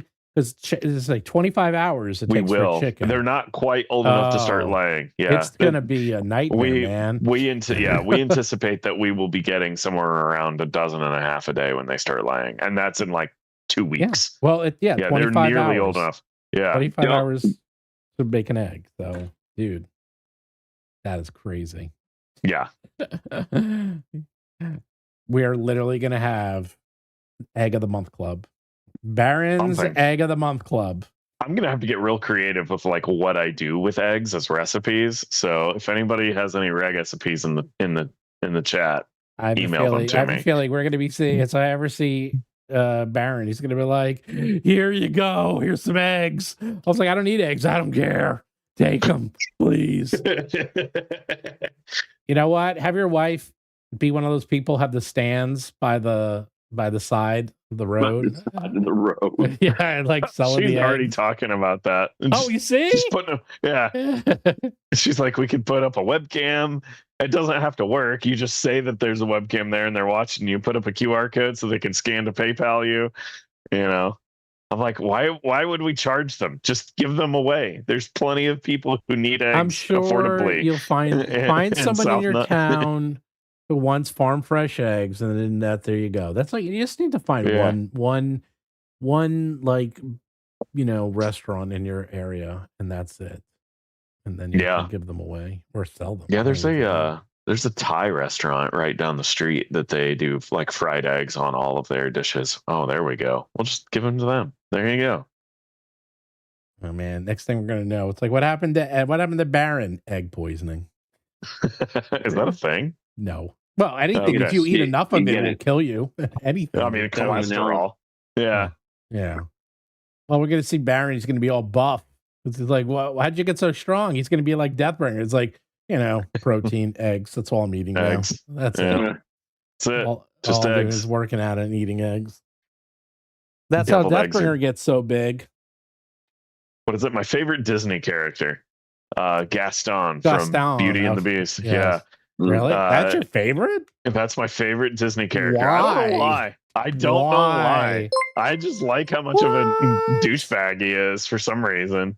Because he's like this complicated, sensitive man who tries to be all, like the one thing he can have everything he wants, but the one thing he wants is the weird intelligent girl that he doesn't understand, and he just can't figure it out. I don't know, for some reason that I think it's funny. But yeah, when I was a boy, I ate 4 dozen eggs, something like, I can't remember the song, but every day just to help me get large. But now that I'm gone, I eat 5 dozen eggs, and it keeps me the size of a barge. You guys are weird. Yeah. You play D&D. Hey man. Back when I was a kid, I had to walk barefoot in the snow uphill both ways just to get my swirlies so that I could play D&D. Now all these kids are just doing it on the internet. I was lucky because in New York it was a pretty common thing. I was actually in junior high. I was in the Dragons and Dungeons Club. It was not the Dungeons and Dragons Club. It says in the yearbook the Dragons and the Dragons and Dungeons Club. And I was I was so excited when I remember we had our D&D club, and I was so excited to see it. I couldn't wait, and I opened up the book, and I'm like, you idiots, you totally got it wrong. And I was like, they had one job. Yeah, one job, and you totally messed it up. I got to find that yearbook because it's like that's one of my really old ones. And yeah, we had a D&D club back when I was like in 6th grade. Yeah, I was lucky. Where I lived, geek culture was huge, and everyone played D&D, and like it was just everyone had Ataris, everyone had video games. I mean, I got a computer. We all had like Apple II Pluses and Trash 80s, and yeah, I mean that's a big part of it. It's like if you grow up with it as a kid, it was easy to get into it. We did have a super chat. Whoops. We have PDM huge going FT full time. Advice for DMs since 78 to try. Not exactly sure what he's asking. Is that a question? I don't know. I don't know if it's a question. A question, Brad? DM huge going full time. Advice for DMs since 78 to try. You try going full time? Maybe that's what he meant. I don't know. Are you in the chat still, Brad? Clarify. Yeah, clarify, Brad. He only had 50 characters. My advice for going full time as a dungeon master is start a YouTube channel. I can only, I mean, that's the only thing that I can. Everyone's path is going to be different. Like, no one can do what I did exactly the same way because it's a different time. Yeah. But I think the clear path is you start a YouTube channel and then you release a product.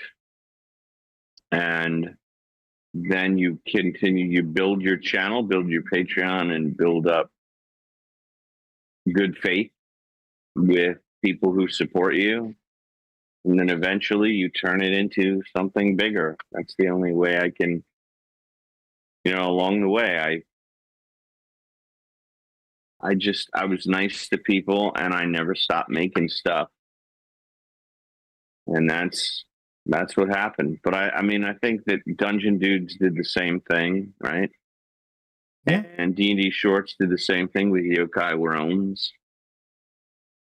You you learn how to leverage the things you've already done into the next thing. That's how that goes. By the way, it was one step at a time. I didn't plan out the whole thing. Like, I didn't think I'd be here. It just worked out that way. Where did you think you were going to be, actually? Yeah. Like 5 years ago, before YouTube really thought, what do you think you were going to be doing? My first, if you would have said like 10 years ago, it was just like, I would have still been teaching, or I would have gotten another teaching job, because you could retire from New York City and then you can get a job in, say, New Jersey or in a private school. And then you can make 2 salaries, because you're making a pension in one and you get a salary, which would be higher in another state. I never imagined that I would end teaching. But then in the last few years, I started thinking about, well, it was really, it was because the Deathbringer thing was getting so good. I don't know what would have happened. Like, my body is starting to break down. I don't know how long I could be a teacher forever. Like, I got to go to the bathroom too often and stuff. Like, I have a arthritic knee, so it's getting harder to get upstairs. So I don't know how long I could have done that job, but I couldn't have imagined this. Thank you, fans and patrons. It's really like 1.3 is just, it's an incredible number. I never planned out this far in advance, really. I'm trying to quit my Discord. It's beeping like crazy. Someone's like sending me like a million. Oh, shut up. Hey, we did have something else. Oh, we have someone grew up playing. If I did not know a word, my dad would point it out in the dictionary. So this is why D&D was so good for me. My dad, I had an Apple II Plus back when I was 12, and one of the things on the Apple II Plus was like a dictionary thesaurus game where you could, it was like a language lesson game. And my dad's like, one night he goes, okay, this is what we're going to do, Steve. And every night we're going to have a contest. It's like, we're going to play it, and they're going to show you 5 words. And if you win, it's like, I'll do it and you'll do it. And if you beat me, I'll give you $5. This is like in 1983 or something. That's like $20, right? Yeah, that's a lot of money. Yeah, it's a lot of money. And I was like, okay. And then we did it, and I beat him the first night. And then we did it again, and I beat him again. And I remember he was like, what is going on? What is this? How do you know these words? And I was like, and then we did it again, and I beat him. And then he stopped. He never did it again. So it was like he went 3 nights, and then he said, okay, I don't think I have to worry about him. And he's like, how do you know all these words? I'm like, D&D, man. I'm like, it's like, how do you think? I'm like, I don't know. One of the words I remember was cur. And I was like, and I was like, oh yeah, cur. Was a female dog or a dog?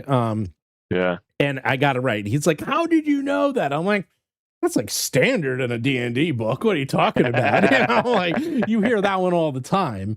Or the other one was like a bas relief, bas, and bass relief. And he's like, how did you know that? I'm like, D&D, man. That was always there. Those dungeons are covered with those reliefs. I was like, seriously, that's what made you like get a huge vocabulary, is reading all those D&D books.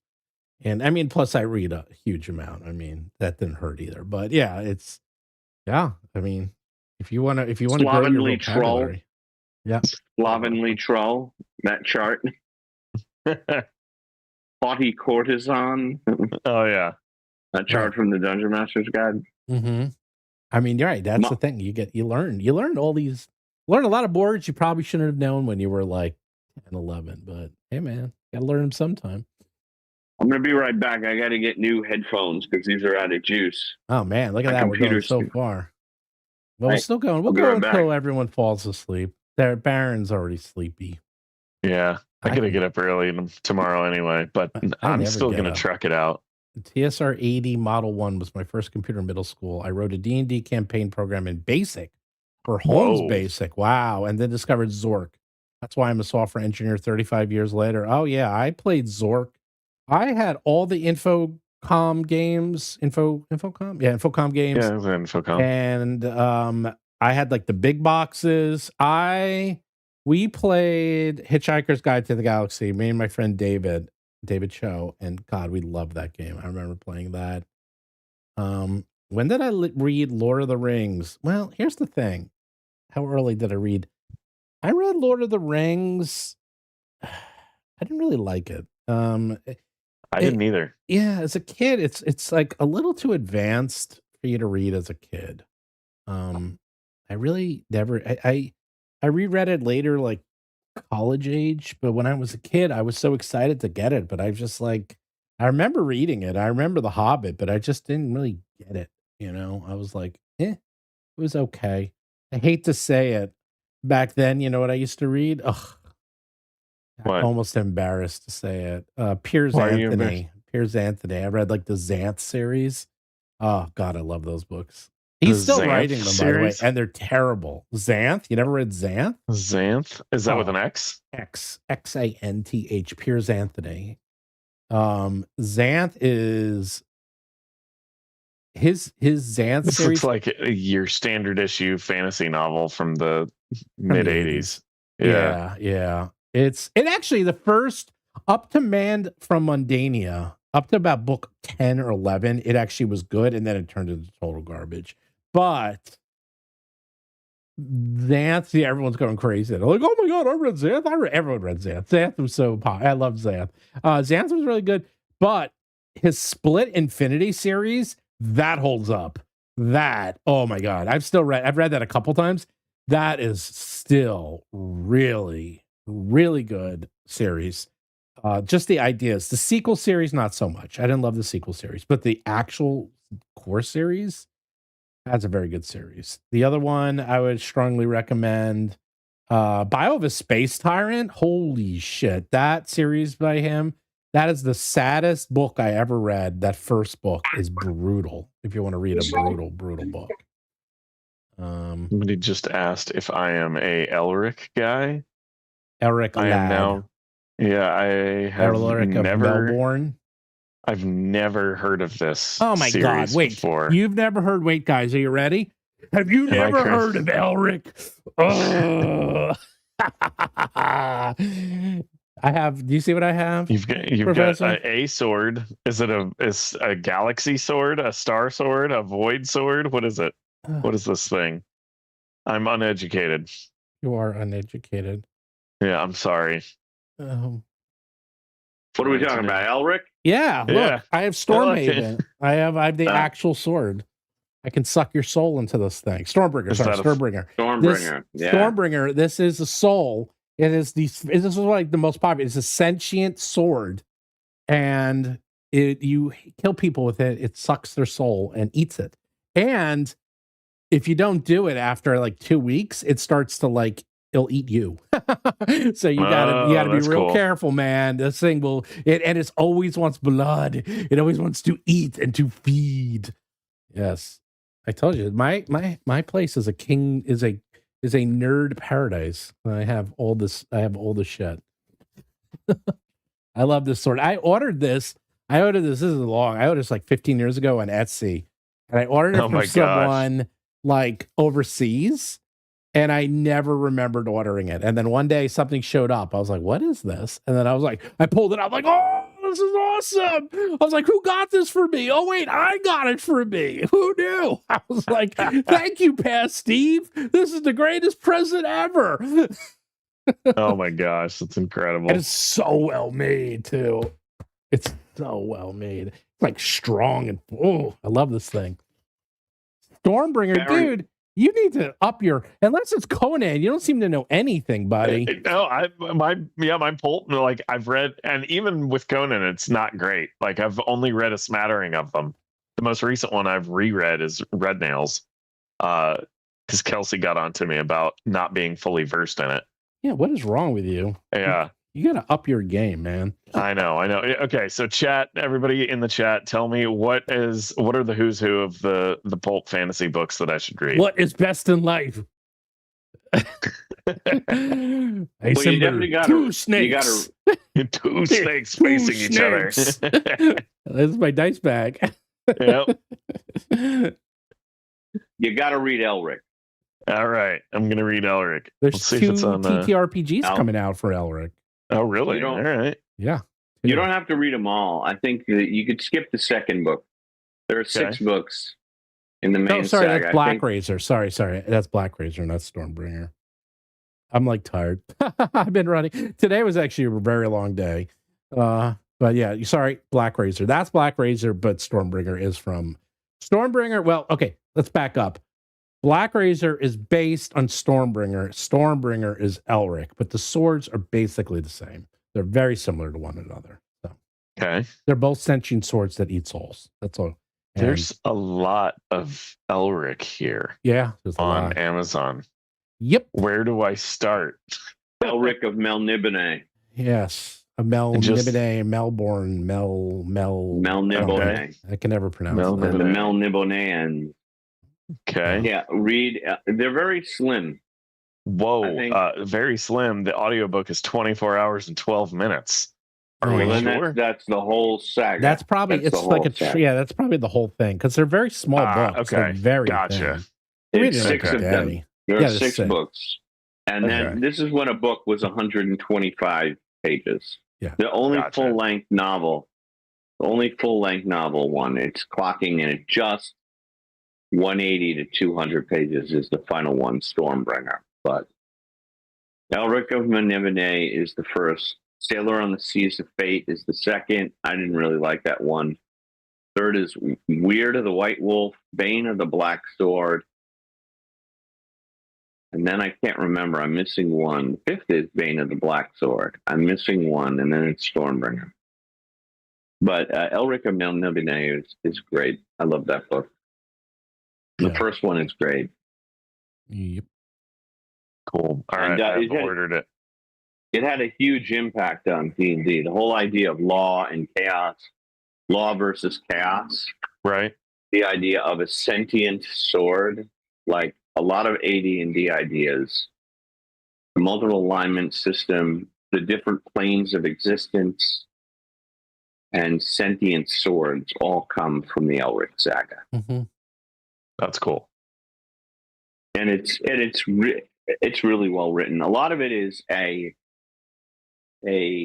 deconstructionist version of Conan, because that was the next generation. Moorcock wrote those in the 60s after reading, Lord of the Rings and Conan, and it's a deconstructed version. So in this case, the hero doesn't ascend to a throne, he begins on a throne. And he doesn't so much save the world and save the princesses, destroy them. It's like all the tropes are inverted. And Interesting. the Melniboneans are kind of like elves, and they use humans as slaves. It's really amazing. Like, I guess Stormbringer and the Elric game, which are both the same, they're both the Chaos Games, they're both the RuneQuest systems. I guess they've been out of print for a while, and I guess that those books, because they don't have movies, it's never attracted the same sort of criticism. But Well, they're pretty brutal, right? They this use humans as cattle, basically. Well, you're going to see a lot. So it's like I heard Moorcock basically. He never sold rights, or never did. He was very protective of it, but I guess he's given up, or he's like at the end, and he's like, screw it. Because now everything's coming out. Because so Goodman Games is coming out with an Elric book. Someone else is coming out with. There's 2 TTRPGs. I don't know how that happened, but he sold 2 versions of Elric, and you're gonna see. I'm sure there's like movies and TVs, and it's all coming. Like he decided to finally give up and just give it out, and now was the time. Interesting. So, yeah. Huh. Okay. There were 2 Chaosium games. There was Stormbringer, Yeah. and then there was Elric, which is a shortened version of Stormbringer. It's basic Stormbringer. But it's amazing how popular those books were in terms of and how RPG cultures changed, because it was like everybody who played RPGs read Elric. It was standard reading. We all did. Like you read because you didn't have the movies, right? You had to read Lord of the Rings. You had to read Conan, Farford and the Grey Mouser, and Elric.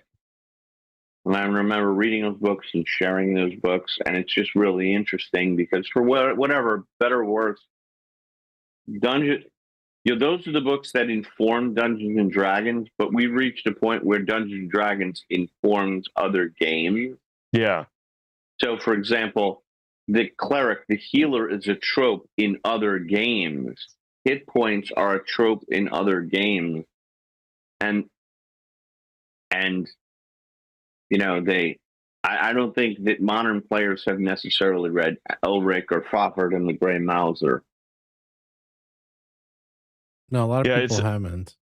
It's interesting because when I was growing up, like, you know, I was on the tail end of 2nd edition, right at the start of 3rd edition, when I was really starting to intellectually engage with D&D as a older teenager. And, you know, everybody could not shut up about Drizzt or Dan. Like that was, so it was like the pulp, like for some reason I didn't get exposed to all of that. I instead got exposed to, like, you know, the middle class nerd culture that was being generated by D&D. Yeah, Drizzt is definitely influenced by Elric. Right? Okay. Because he's of an ancestry which is more or less evil. And the Melnibonéans, they would be what we considered evil. They look at humans as just like, what? they are. It's like they're almost pets. And that they believe that they're this really evolved species. And that humans just like fleas or something.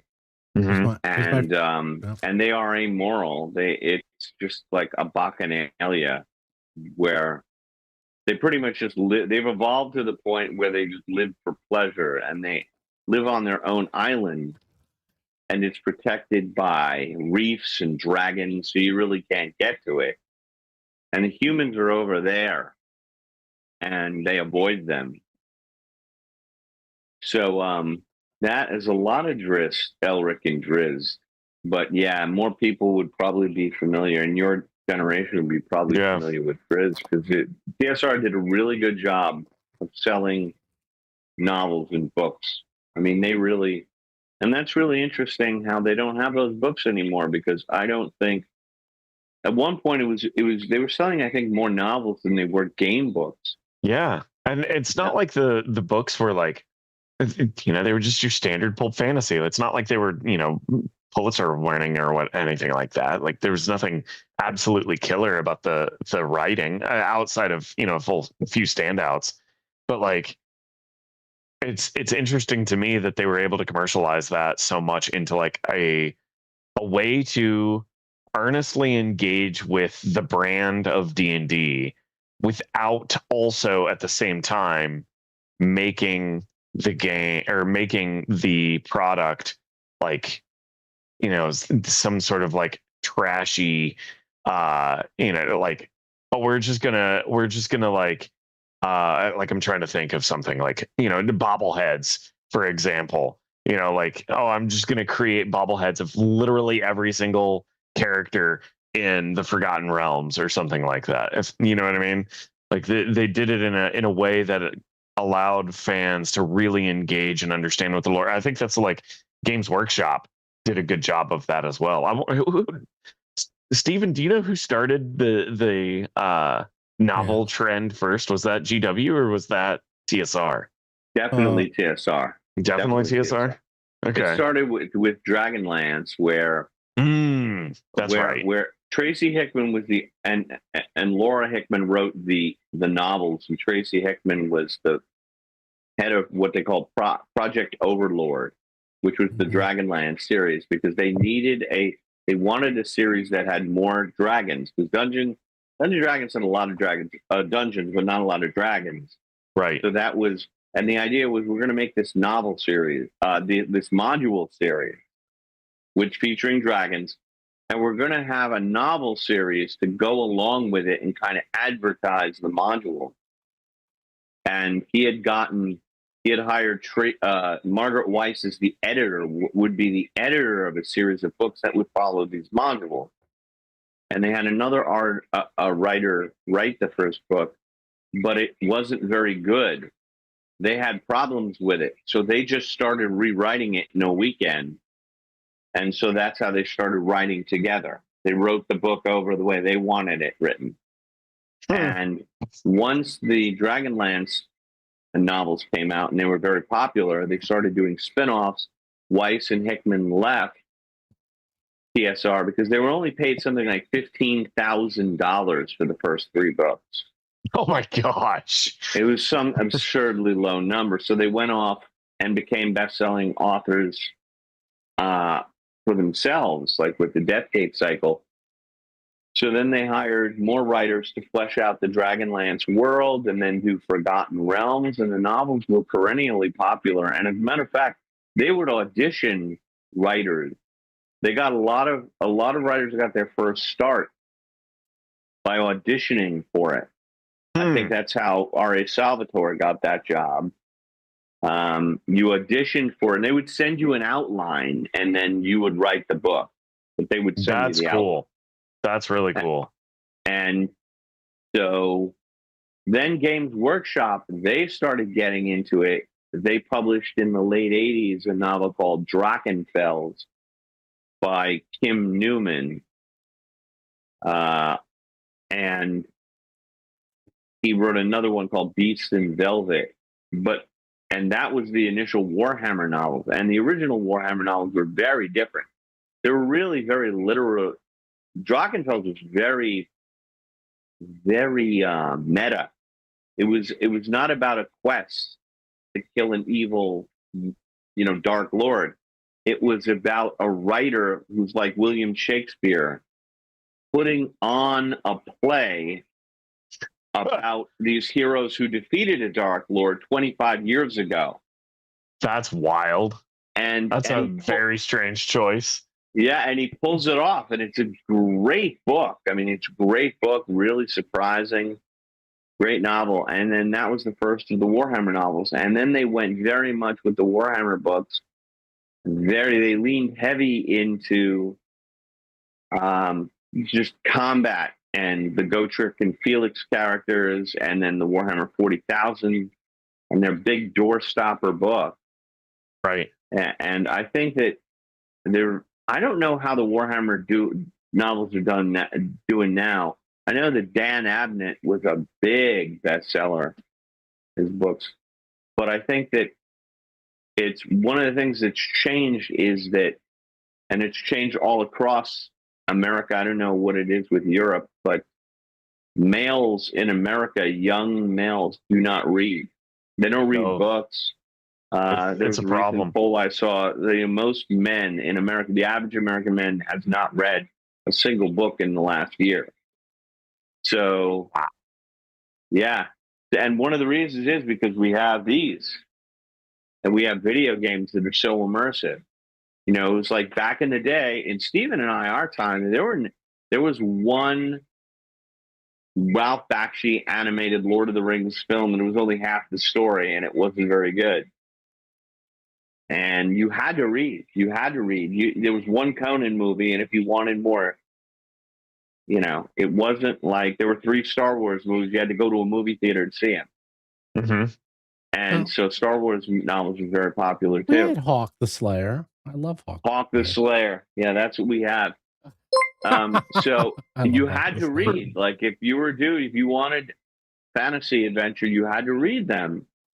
And so many authors got so popular, Stephen Donaldson and David Eddings and with the Belgariad and stuff like that in the 80s and the 90s. And it really brought a lot of people into the hobby, really brought a lot of women into the hobby. Many of my players are women, and they got in by reading Weiss and Hickman or David Eddings. That's cool. And it was, that was part of, everyone was a reader back then, but now I'm not sure that is the case anymore. And which is maybe why Dungeons & Dragons, to me, it seems to be a mishmash of so many different things. There's a literary critic who posted a video essay I can't find the video, but go watch anything that she's posted on the second story. Extremely refreshing takes about like meta literary culture, and also just good advice on how to actually write. What is it? The second story at Hillary Lane on YouTube, Layne, Hillary Lane. It might be Women's Literature Does Not Exist. It might be that one, where she talks about that. But there's another one that she wrote that talks about the like how various phases of pulp fantasy are reactionary to prior phases, and how just fantasy culture in general changes over roughly every decade. And her argumentation with pulp fantasy and like how it changes as a reaction almost overlays exactly with the timetable of like the reactions of second to third to fourth edition D&D. It's pretty uncanny. Those are good videos. Go check out her channel. Yeah, you got to text that to me. Yeah, I'll definitely send that to you. The big trend in fantasy literature now is sort of this erotic monster fantasy. Yeah. How do you know that? How do you know that? What are you reading? What is on your read list? Trends. Uh-huh. It's like I follow trends. I need to research and read all about them. So I'm always on. Oh, have you seen the latest? Sure. What is it? There's a Characters Welcome has it's like a sketch comedy YouTube channel. It's a theater that they post their bits. There's a one that's like every women's romantic fantasy intro or something like that. It's hilarious. So you just type in Characters Welcome women's romantic fantasy, and it's making fun of that trope to a T. You guys seem to know a lot about this for some reason. I've seen people like complaining on X, like, where did all these novels go? And it's like, well, dudes don't read them. So, yeah, I mean, like, that's. Well, they just don't read them anymore. The same people read. Like I read a book a week. I'm like, I never stopped. I love reading, So as do I, but it is, we're our age. But I did it when I was a kid. I always read. Because there was nothing else to do. Yeah. No, I had Atari 2600. I learned how to code when I was 10 years old. I was coding, man. There was stuff to do. I went to video arcades. I had cable. I had a VHS. There was stuff. I just still love. I agree. I'm kind of making fun of you, but like, if you like to read, you like to read, I think it's just like, look, now there's just so much. And I find that I like reading, but I only like reading. Here's the thing. I only like reading in very specific places. Like I only like reading like on an airplane or when I'm bored or when I go to sleep. I always read before I go to bed. But like during the day, like I can't read a book. I can read. I read a lot, but I don't read a book. I can't sit down and just read a book, Like, so I think that's the thing. But back then, yeah, you're right. Also, what I used to do, Dan, it's like Professor, I would like I'd be on the subway when I was in Manhattan, and then I would just read. I'd read all the time, and that was before you really had a phone, But yeah. And I had a book with me constantly. And actually, people used to make fun of me because in Manhattan, you're always like walking and moving around. There's a lot of downtime. So when you live in Manhattan, so I literally take out my book out of my pocket. I'd read like a page or 2 pages. And then they were like, oh, okay. And I put it down. And they're like, it's like, what did you do? I'm like, I read a page. They're like, you read 1 page? Why'd you read 1 page? I'm like, I don't know. It adds up, man. It's just like I was always going somewhere and doing something and you didn't have a phone. So that's what I kept doing. Anyhow. Yeah. Now people scroll on a phone. Well, they're reading. They're just reading TikTok crap. They are reading. They're different things. Doom scroll. They just doom scroll. Doom scrolling is.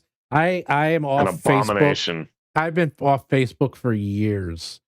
Facebook, man, they really got you because if I'm on Facebook, I can't stop. Like I'm just like, oh my god. I'd be like, I don't know what is it that crack that's in Facebook. Yeah, they're just good at being addictive. It's they're the best because I can't stop. So, but now I'm on Instagram. I can stop Instagram. And actually, Instagram, I'm like, it has things I'm interested in. So I was like, oh, it's not all negative. And if I say, don't show this to me, it actually listens. And I'm like, okay, it won't. And it won't show me. And it's literally only showing me the things I want to see as opposed to the things I don't want to see, which makes me doom scroll, by the way.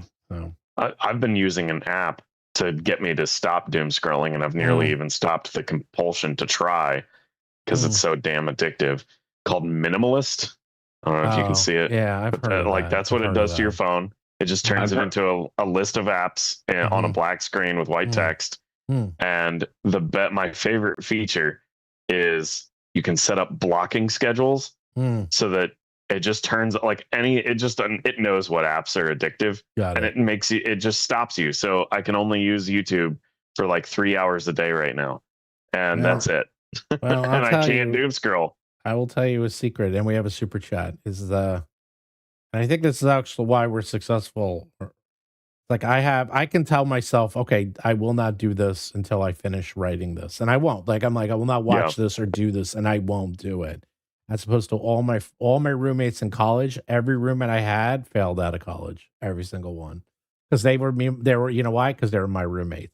And they'd be like, oh my God, you have so many distractions. You got video games and computers and D&D and books and movies and records. Oh my God. And they literally failed out. And I was like, sorry. And then as a junior, I moved in to a single, and they're like, oh, now you're going to fail out, Steve. But I didn't. Super chat, a big one. To Professor, did you make your own chairs, tables, furniture, doors, etc. for your UDTs? Do you have any suggestions on where one can get some of that stuff? Looking forward to my Deathbringer killing goodies.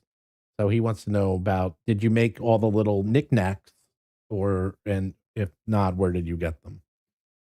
Some of the old ones, some of the tables and stuff I made. A lot of them you can get them on Etsy. Mantic is a great company. I didn't see them at Gen Con this year, but Mantic Miniatures, they make sets of furniture, and it's made out of this great rubber material that takes paint really well, and it's injection molded kind of rubbery plastic, so it's not going to break. And I really recommend their stuff. You get just libraries, tavern sets. I'm probably going to order more, and you just paint them up, and then you have a tavern set, and you just throw it in a bag, and it won't chip. And you could use craft paints on them. But I got them from everywhere. Some of them are WizKids, some of them are Etsy, some of them are Dwarven Forge. I've just collected them. Some of them I just got at Gen Con, like their booths sell little, here are some pits of bubbling liquid. I'm like, okay, grab them. And I collected them slowly over time. I know people used to get like doll sets that were very popular. Yeah, they're not quite the same scale. Yeah, they're like 132 scale or something. Yeah. Do we have a second super chat? I'll look up, see if Mantic is still around. No, we don't. But someone asked if you can pay for other payments on the bundles. Can you do a payment plan on BackerKit? And the answer is yes. I think if it's over it's either 125 or 150, you can do it in 4 payments. So if you want to do a higher one, and there's no interest on it, so you can break it up into smaller payments over 4 months. So. And also, if you want, if you even back the like a low tier and decide later that you want something, I make it extremely easy and give you tons of options on the survey. So in about a month, the survey will go out, and then you can just select whatever you want, and you can just basically almost build your own tier. So if you can't decide and you just want to do something, you could also change your tier too. So if like you back a low tier and then want to change to a high, you can. So, but if you change your tier to a higher tier right now, you keep the backer train going. Yes. Well, if you do anything, you get the whole thing. So there we go. Lego scale, they call it. That's funny. Yeah. So I looked it up. Mantic is, they're still in business. I don't know if they were at Gen Con this year, but you can go to Mantic. and you can click on what kind of terrain you want, like dungeon terrain, and they got like dungeon essentials, where they got doors and trap doors and spiky pits and that kind of stuff. And I highly recommend their stuff because, like I said, they got, it's not just plastic. It's not hard plastic. It's kind of a rubbery plastic, and you can use craft paint on it so that you don't have to use expensive paint. Takes the paint really well, and you can drop it. It's not going to chip. Great product. So that's what I would do. And I'm sure there's got to be trillions of people who do this on Etsy that just do, like STL file printing or whatever you need. Oh yeah. Yeah. The problem with the STLs is they're always going to be more brittle. So like I like to take my terrain and just like shove it into a bag. I don't have to sort through it. Yeah, there are certain kinds of plastic that people can print with. Like PETG is better at being more flexible and durable, and as long as it's like extrusion 3D printed, like FDM printing instead of SLA printing, those are better. But then also, generally speaking, the quality of the print job isn't as good. So it's like very strictly a prop because you can see the layer lines. It doesn't look as nice. So it depends on what your goal is. The other thing you can do, because I was looking at this, because I was doing so I don't have an STL printer. I refuse. I kind of want one, but I also know that's they're a mess, man. That's they're the problem. So messy. That's the problem. They're really messy. They smell. Like I have nowhere to put it, and it's like it's one of those. It's just a hobby I don't have time for, and I don't want it. Yeah. But I was looking up because I needed to do some quick prototyping. And I looked up like places to do STL printing. And in New York, there's actually quite a few in New York City. There's a lot. Oh, that's cool. And it's cheap. It's so like I put in like to do these like files, like, like small terrain stuff. And it was coming out of a price of like 5 cents. And I was like, what? I thought it was a mistake. And I was like, and they're like, yeah. I was like, so if I want like 20 of these little things, it was like $3. And I was like, okay. Well, okay. I was like, okay. And, and then you can go pick it up and they can, it's like, wow. Cause it's just they based it on how much filament you use. And these are small things I'm printing, so they don't seem to care. So I was like, this is great. So yeah, there's a lot near me. So if you're interested in actually just downloading STLs, and if you have an area, you could get them shipped to you too. There's That's a cool. lot of places out there that will do this for you.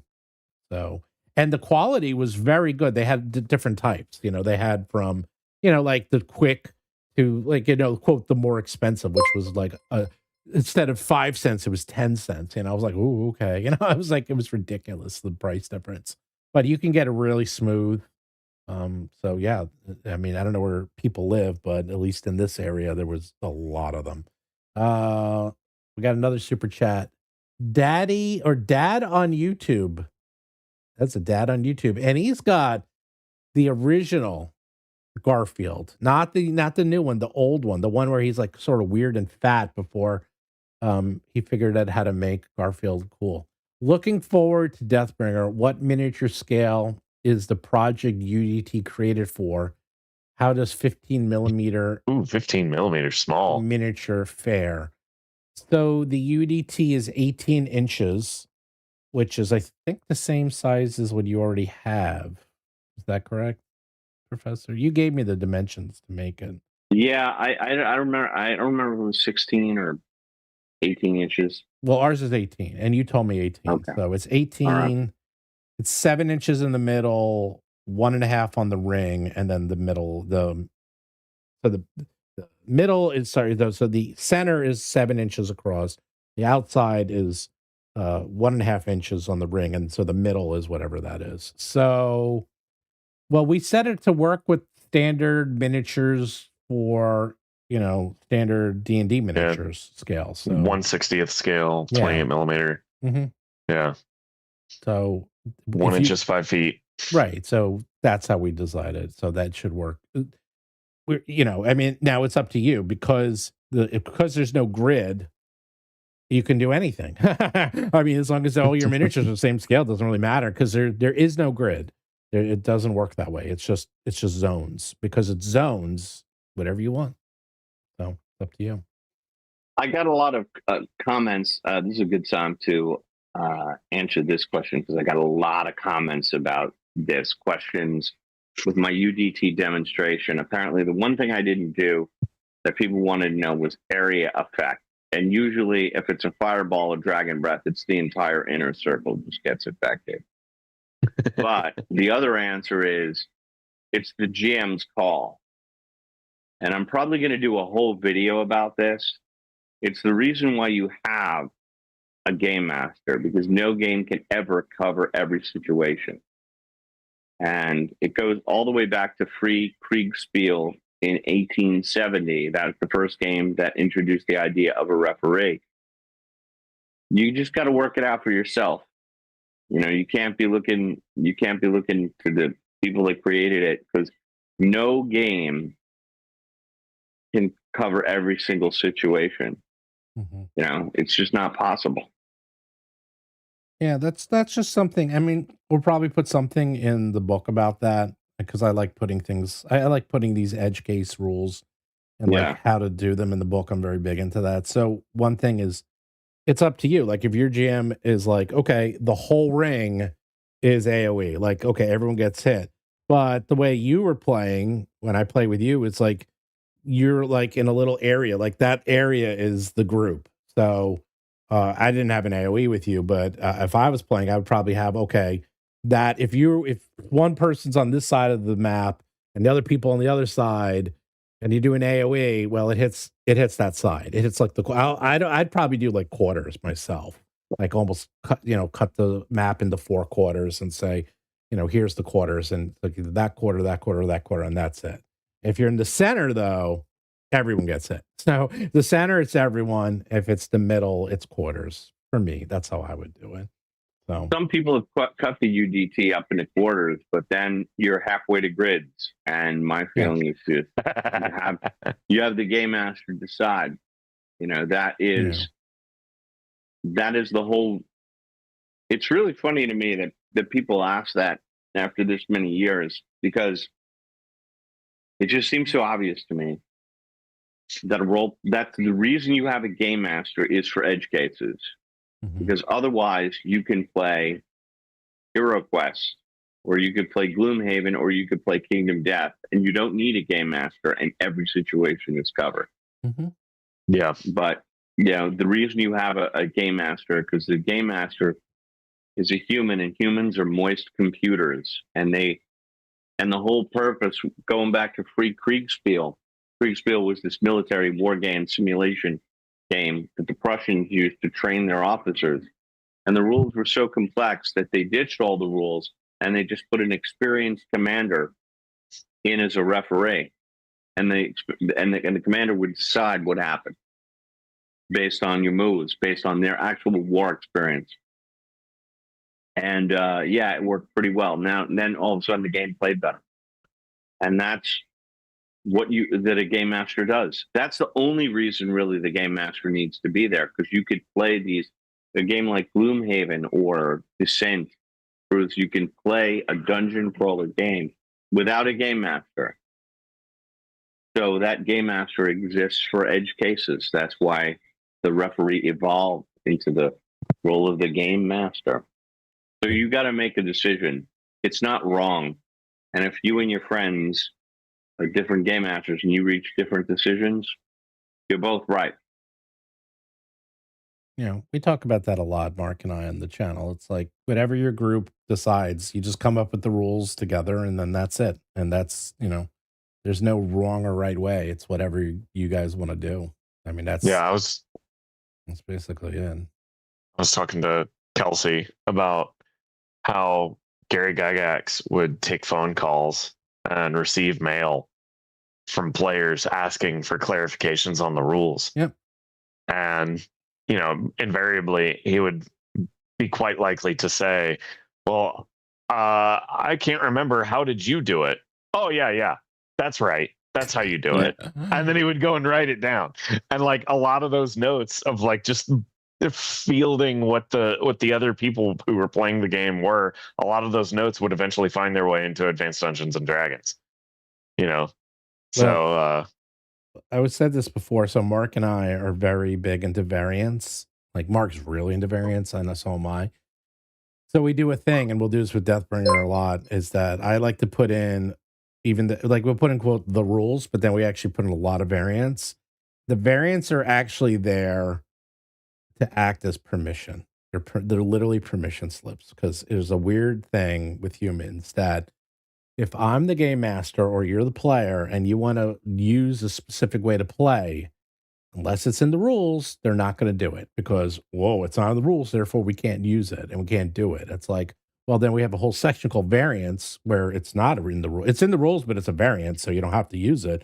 But as long as it's in there and they're like, look, it's in there, like, okay. And then they're very comfortable doing it. And it's so silly from I'm like, look, it's your game. You can do whatever you want. We could write that in there 100 times, but they don't care. They want to hear from Lord on high that it's okay for me to play this way. So you put it in, and then it makes people very comfortable.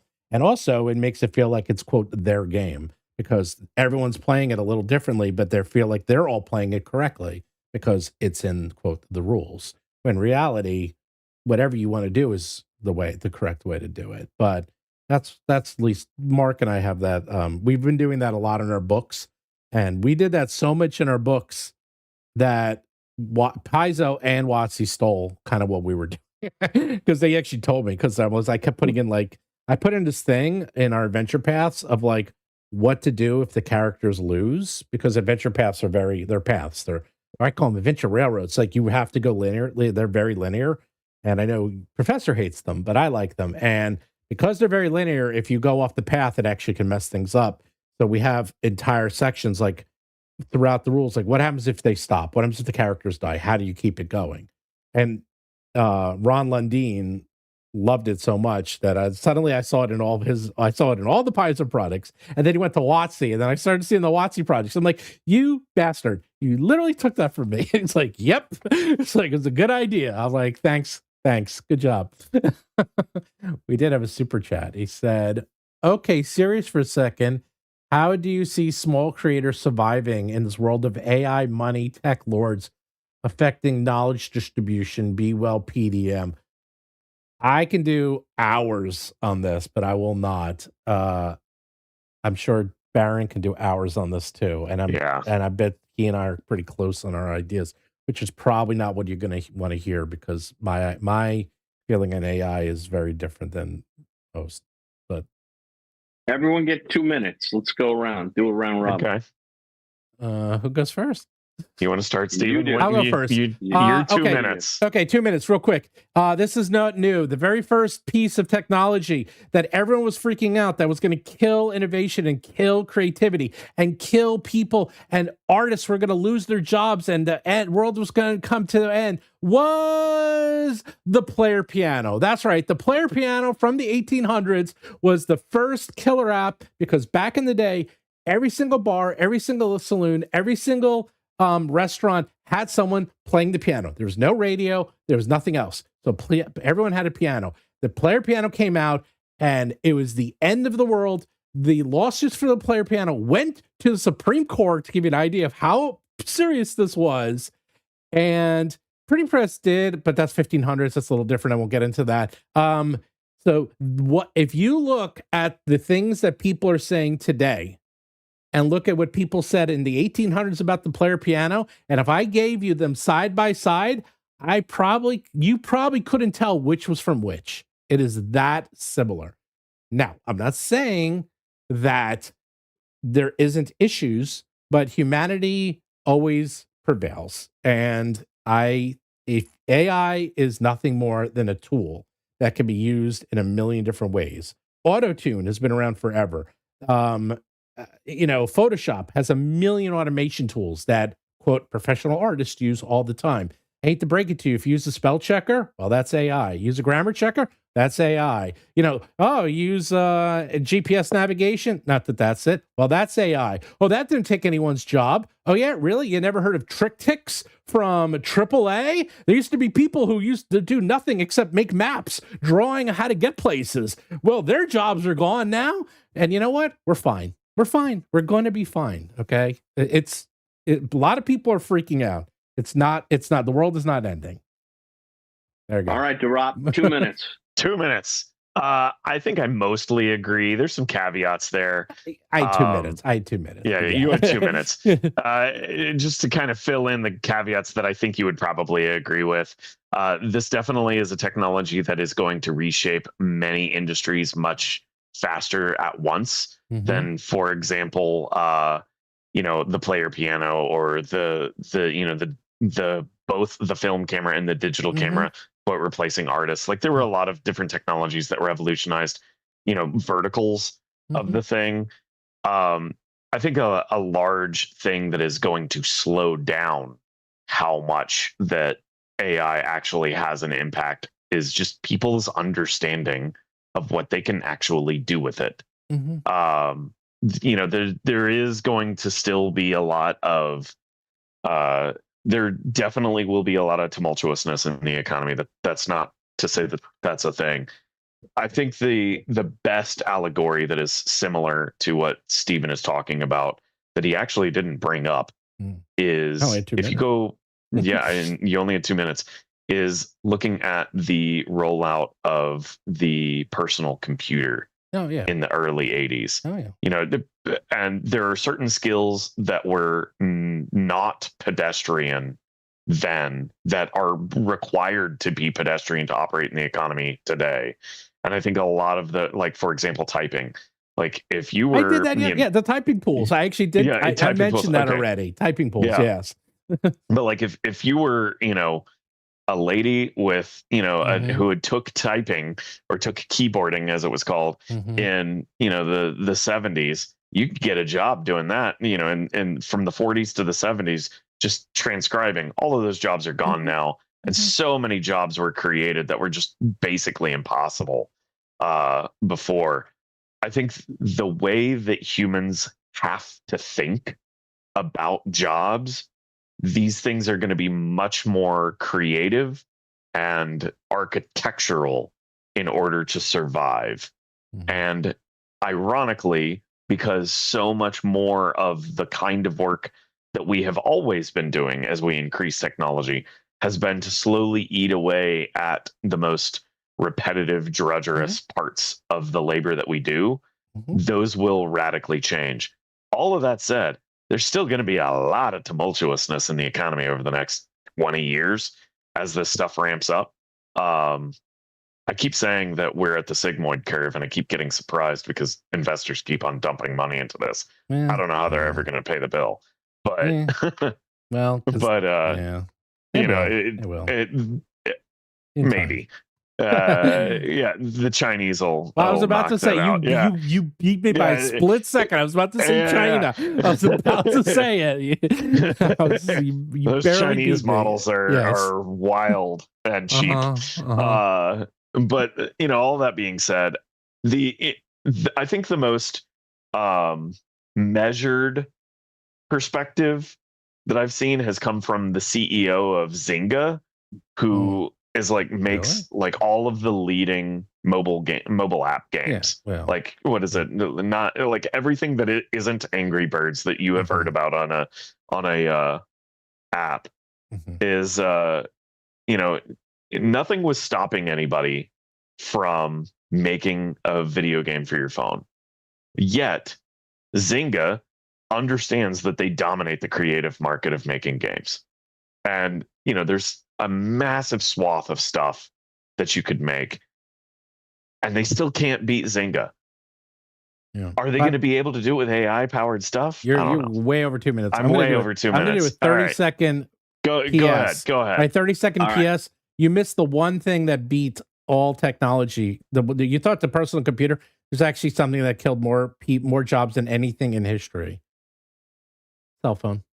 Cell phone is responsible for more deaths of industries than anything in history by far. But I was going to. We're fine. We're fine. So along those lines, stuff that I've lived through, synthesizers. If you read reviews of records in the 80s, so many rock critics hated any band that used the synthesizer because it's taking the place of other musicians that played violins and cellos. You've seen on Broadway, it used to be a 40-piece band, then it's a 25-piece band. Now it could be a 5-piece band. With automation, people thought in the late 80s that automation was going to take everyone's job, that we weren't going to have car companies anymore. And AI, I remember CGI, computer-generated effects. What happened to Ray Harryhausen posing those little models, like one frame at a time?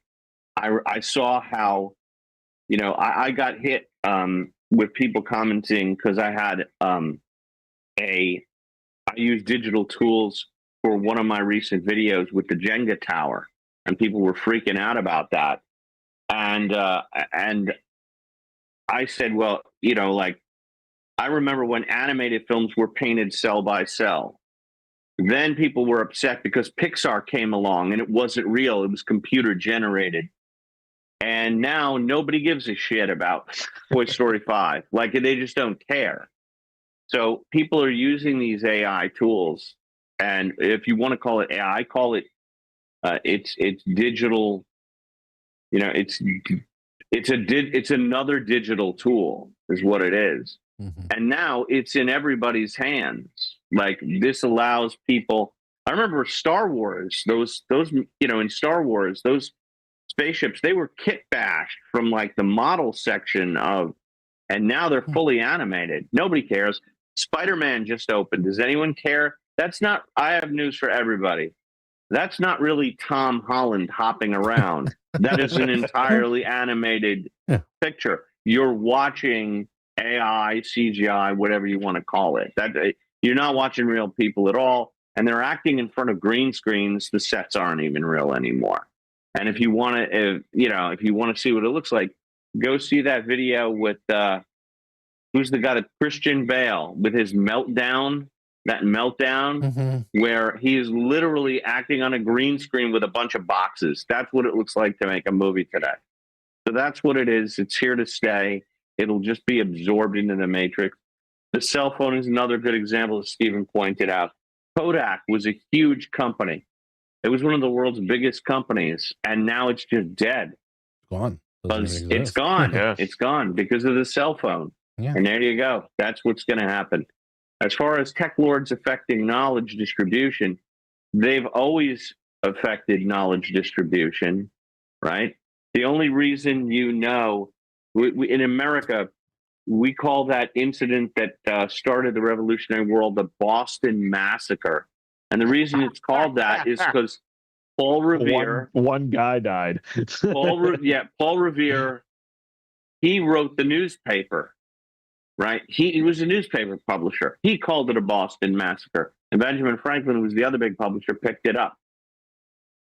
A very select people have always controlled the distribution of knowledge. But now it's just more apparent. And now actually we have all the knowledge, but you have to determine what is real and what is fake. It's a fascinating question.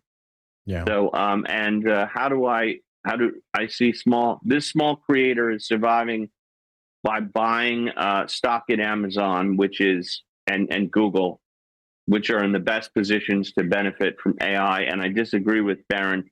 I don't think that AI spending is overdone. I agree with Mark Cuban. It's gonna boggle your mind to see what's gonna happen. Yeah, and it's how actually much more efficient companies we're going to become. It's not overspent. I mean, I get I don't know if you get those, Barron. I get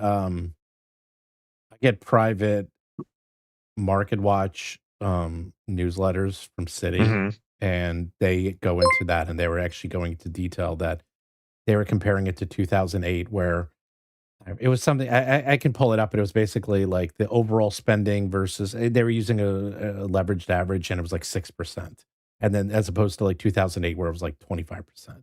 So wow, yeah, okay. And they were like, yeah, it's not. People think it's going to be worse. They're like, nope. And This is this is Interesting. like the highest levels of Citibank that are sending this. So I'm like, I believe them. Yeah. You know, like it's in their Okay. best interest to give as much accurate information as possible to their Right. investors. So All right. I get these Yeah. newsletters. So I'm like, yeah, I'm really not worried. A lot of this is hype too. A lot of this is hype. There's so much hype. I mean, Yeah. token It's a sellers lot of sell it. tokens. It could be overhyped, but it's not a bubble. I don't think it's a No, bubble. it's actually not. I know it sounds like it, but everything I'm reading and all the alerts I get actually say it's not. And I won't. We can go into this forever. But as a small creator, here's the good news. So, and I actually talked about this yesterday in the show. By the way, the bad news is at any moment I'm gonna be gone because my power is gone. Oh, okay. So if well, you're wondering where I went, that's where I will have gone. what power? Go What ahead. power? How's your power going to go? It's 8%. So at any moment, What go are you on, using? Steve. My MacBook. Well, then plug it in. I He's in can't. a There's spot no where he can't. cord. Why don't there's you no go in cord. inside Bermuda. and be like a He's normal in the person? middle of nowhere on an island. All right. Well, then we'll end when Darren dies. So like this book here. So back in the day, if you ever want to read like all the history of D&D and TSR, and they had 20 people to make a black and white book. You know, they needed 20 people to make that book. And we're talking, you know, a black and white book with almost no illustrations in it.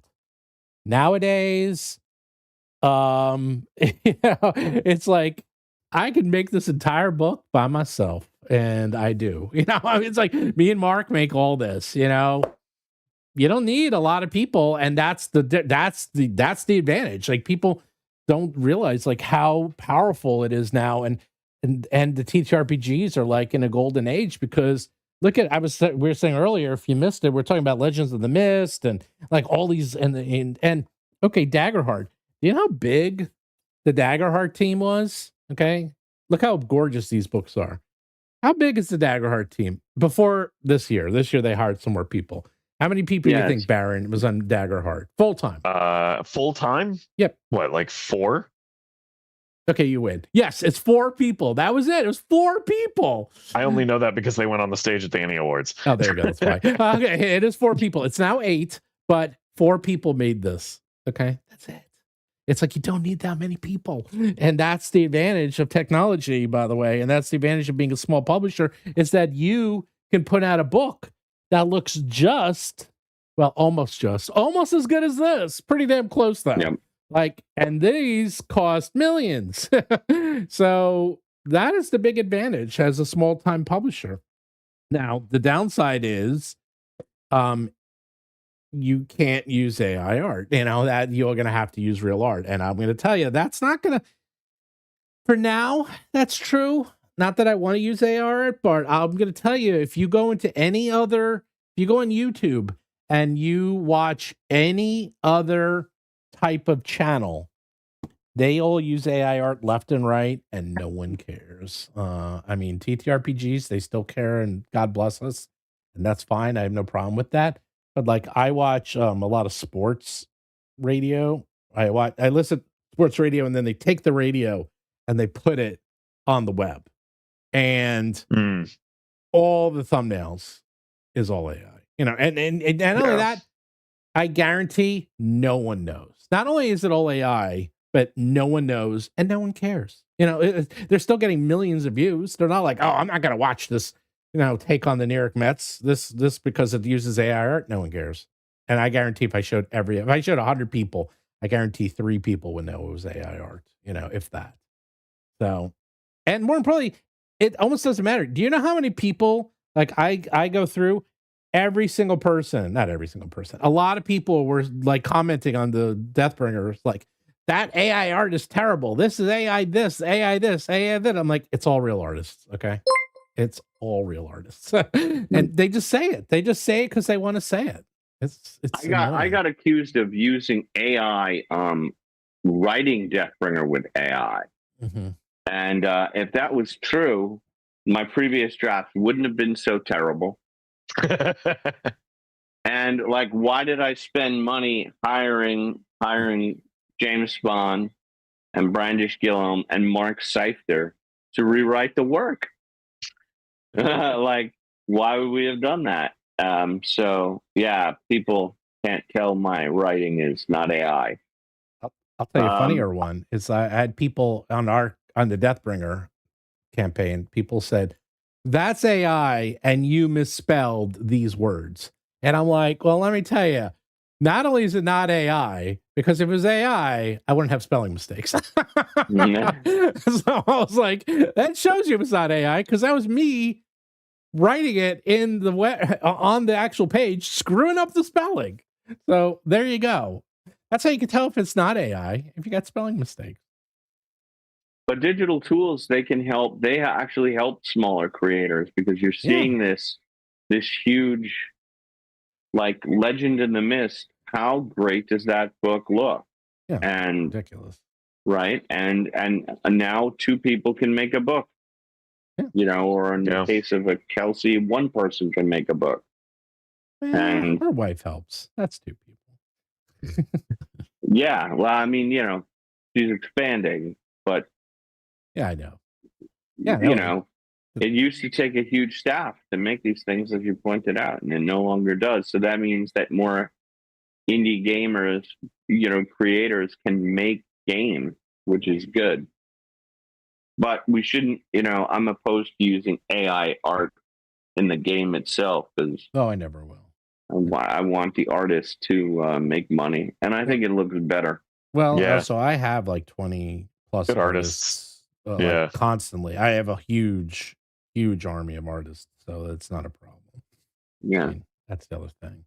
I mean, it does take a while to get started, but you know how I got started? Like in the beginning, I literally opened up a Paizo book and I went through the art and I figured out who was who and I wrote them. And I'm like, hey, and then, and then I hired a few and they got, some were good and some weren't so great. But then I got, and artists are people too. That's the thing. It's like they need jobs. Like everyone needs work. So you might think, oh my God, I'll never get the artist from D&D or Paizo. Why would they work with me? It's like, because they're artists. They need work. And as long as it's good and it pays, they'll be happy to work with you. Trust me. So that's what you do, is you just go through. And also, like, there's a lot more TTRPG artists now than before, like ever before. So like it's a lot easier to find them. I think it makes it more competitive, though. It makes it more competitive, though, because you're only the best will rise to the top.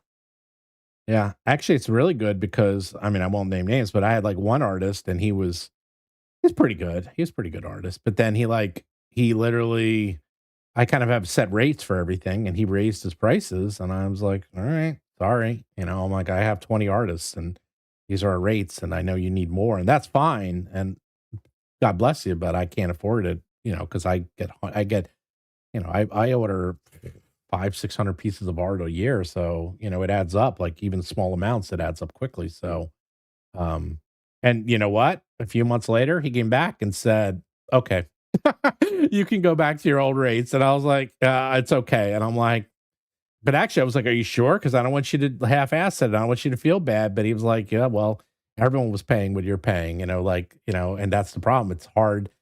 It creates competition, because if everyone's paying the same amount, then everyone gets the same amount. And so it is good for TTRPG artists. And it's a fair amount. It's not like, oh, we're paying you nothing. I mean, trust me.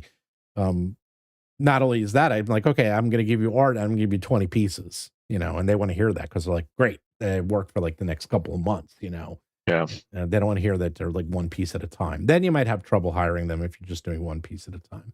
But if you can get them 10, 20 pieces at a time, they'll be very happy to work with you. Oh, my Shadowdark books, 99% of the art is by one guy. So he did like 800 pieces for me. And he's fast too. I was like, dude, well, it's black and white. That's the beautiful black and white. I'm like, you can get one guy do 800 pieces in a year, as opposed to if I did color, it'd be one guy can give me 12 pieces in a year, 20 and most. Can you give an indication of what you pay? Sure. I mean, like character art, spot character art with no background is usually about 150 approximately. It is a range, but that's about right, about 150. half page and full page is all over the place. That is a range. And half page and full page is usually dependent upon the number of characters in the piece. It's the combination. It's a combo. It's not like, so if you do a full page and it's like one character, it's going to be less than a half page with multiple characters, which is going to be the most expensive is cover art, because cover art they spend a lot more time on. So it's usually based on number of characters. So that's how you do it. And half page can be anywhere from 300 to 500, and full page can be anywhere from 400 to 800 to even 1,000, depending on how complex it is. So there you go. That's standard.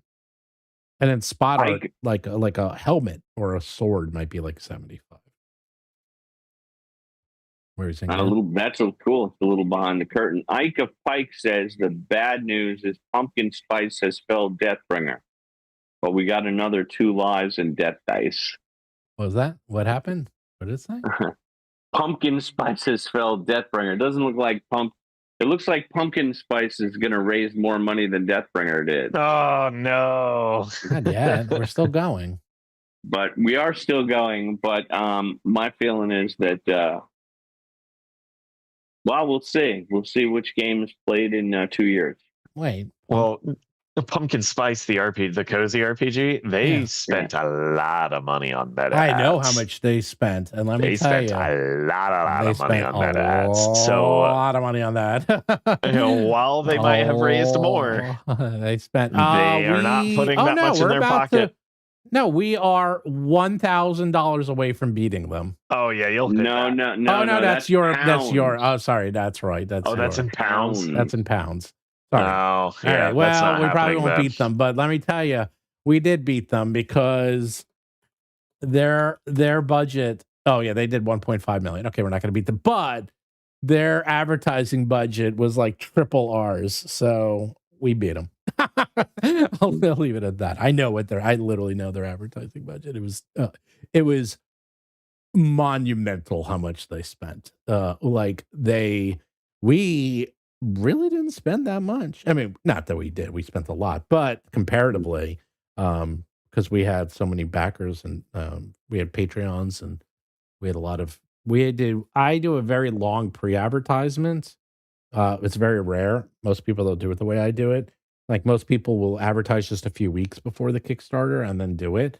I will advertise 3 to 6 months before the Kickstarter. That's smart. And do a very long tail. But a lot of people can't afford that or want to do that or wait that long. But I can. So we do a very, very, very long intro. And then we get everyone. And then that's also the good news is then the first week we do amazing. And then it totally dies because we already got everyone. I was like, okay, because I don't need to advertise because I already spent 3 to 6 months of pre-advertising. So we're kind of done. Then you have Pumpkin Spice, who was putting in a shit ton of advertising during their campaign, and they were spending a fortune during their campaign. But they also had a consistent growth. But they had no advertising before. I didn't see anything. But once their campaign started, I saw endless advertising. So just 2 different philosophies of how to do it. Neither one is right or wrong. Most people just don't do it the way I do it because they don't plan that far ahead, and it also takes a lot of effort and money to do. So. Ryan Nikolai and is it Figma James? Never heard of Pumpkin Spice, and I think that that kind of illustrates just how good the systems that handle online digital marketing have gotten at compartmentalizing. Like, oh, you're not just a TTRPG player. You're not just an OSR player. You're an OSR player who watches Dungeon Craft. And therefore you will like this. And, the kind of person who is going to be interested in Pumpkin Spice has a digital footprint that is so radically different from you, even though you are both in the TTRPG hobby space, that the meta advertising would never even get pushed to you ever. It wouldn't even consider pushing it to you. So, something that you can do to start changing that, if you just want to like break out and see what other people see, is like think about something that your wife purchased or like your spouse purchased at the grocery store that you would never think to buy for yourself, and just put that in Instagram as the search field and just start looking at some of them and watch it. And then you'll start getting pushed ads for that stuff. And you'll be pushed ads that you're like, what is this? I don't understand what this is at all. Like very weird stuff. It can be interesting and elucidating just how, go watch normal TV and it's nothing but pharmaceutical ads and, ads for people who fall down because basically only boomers watch TV anymore. I watch TV. Well, then you get to see a lot of pharmaceutical ads. I see a lot of pharmaceutical ads. I see a lot of people falling down, and I see a lot of will you donate money for the pets today? For puppies. Yeah, exactly. See a lot of those. To be fair, I have it on as background, and I keep watching. I watch the same things over and over and over again. So I actually don't even watch new stuff. It's at this point, it's like comfort food for me. So am I a boomer? Okay, boomer. Maybe you are. But that is what I was talking about, and why like Amazon dominates, because what they're going to use AI for is to target things to you even better. You'll get them more accurately, faster, and everybody lives in their own little silo. So many people don't even know what pumpkin spice is, and it's like a lot of people don't know who BTS are. Yeah, and it's the most popular band in the world. Yeah, by a massive margin. Nobody in America knows who they are. And they sold out several shows in Madison Square Garden. So that's true. That's true. I went to the store yesterday, and they had in front of the checkout, they had the BTS Oreos. I swear to God. Oreos? Yeah, BTS Oreos. Right. I almost bought them just to buy them. I was like, it's like BTS Oreos. They're like blue, and I was like, okay, that's kind of cool. But we're all living in our own silos, and it's just like we're all living in our own worlds, and it's going to get more like that. We're going to get more siloed. Go watch Professor Dungeon Master's YouTube algorithm, and I can tell you exactly what's on there, and it never shows up on mine. It's nothing but sea turtles and ocean stuff and watches and occasionally fountain pens and a bunch of D&D. Yeah. And retirement investment. That one too. Yeah, Oh, God. retirement videos. If you saw, mine's baseball, a lot of baseball, video games, all the every YouTuber, dungeon tuber, like every dungeon tuber, and the smallest, as Derek always says, how on earth did you find this? Is because I'm always like, I find dungeon tubers that have 10, subscribers, and I'm like, I found them. You follow the dungeon tuber of dungeon tubers, Scott Garibay. I probably do. I don't know. I don't even know who that is. I follow everyone. Everybody go look up a Google or a YouTube search for Scott Garibay and just subscribe right now. Okay. Just go do it. I do. I love Scott. I subscribe to every single person, and every time he gets in his car, he publishes a video, and every video gets about 6 views. Oh. He's the most prolific YouTuber nobody has ever heard of. That's funny. I have. Well, yeah, because he talks about us. What happened? I gotta look. The problem is my YouTube list is so big. And I met him, I played with him, and he's very kind to me. So I love him, Scott. Wait, I might have him. Scott S-C-O. What's his last name? Scott Garibay. Garibay. Oh, I have him. Mega Rural 3000 said, "Dear God, not Scott Garibay. Baron, you're a monster." Oh, I like Scott. He's real. He's the real deal. He was in a panel that we did at Page last January. He was on Tackar's Tavern yesterday. Oh, really? Oh, no. Oh, yeah. Well, Greg Gillespie was on Tackar's Tavern. Wait, what is this?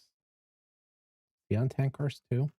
Actually, I was watching that one. I was on Tankar's Tavern last week. I know. It was one of my better. I was watching it. Interviews. Yeah, that was good. They didn't send I didn't get the questions in advance, And that was all off the top of my head. I don't know what was coming. That was kind of fun. That's called Tuesday for me. Yeah. I never do anything. I've never done something scripted, and I never will. I hate scripts.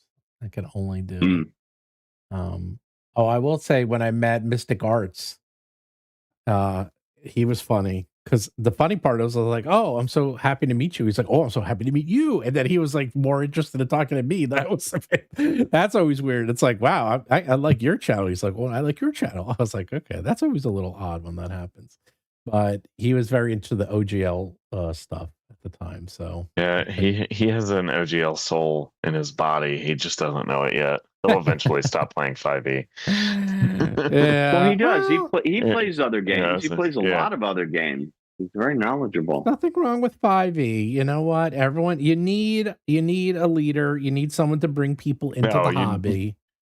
You need a bellwether. You need a Disney. You need a McDonald's. You know, you need those like vanilla games. The what would you even call them? I don't even know what you would call those. There actually is a term for them.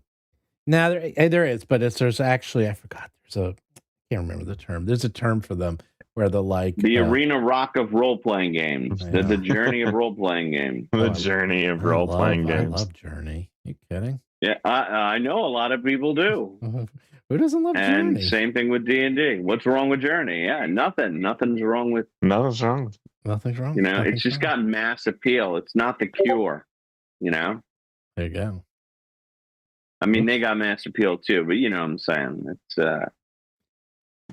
But also, everyone's heard of it. Like I can go down the road and talk to anyone about anyone and say the word D&D, Dungeons and Dragons. They're like, oh yeah. Everyone's heard of Dungeons and Dragons. They might not even know what it is, but they've heard of it. And that is the Disneyfication. That's it. So someone asked me for printing a 90-pound paper. I was like, oof. Ooh, why? Why would somebody print on 90? Well, I tell you, like for a zine, it makes sense. Well, but Legend for of the book? Mist, I think is 90 pound. No way. Really? Yeah. Wow. What stock do you print on, by the way? 80. But 80. I do 80 gold. It's a very high. It's the same. It's pretty much the same stock that Wizards and Paizo uses, more or less. Okay.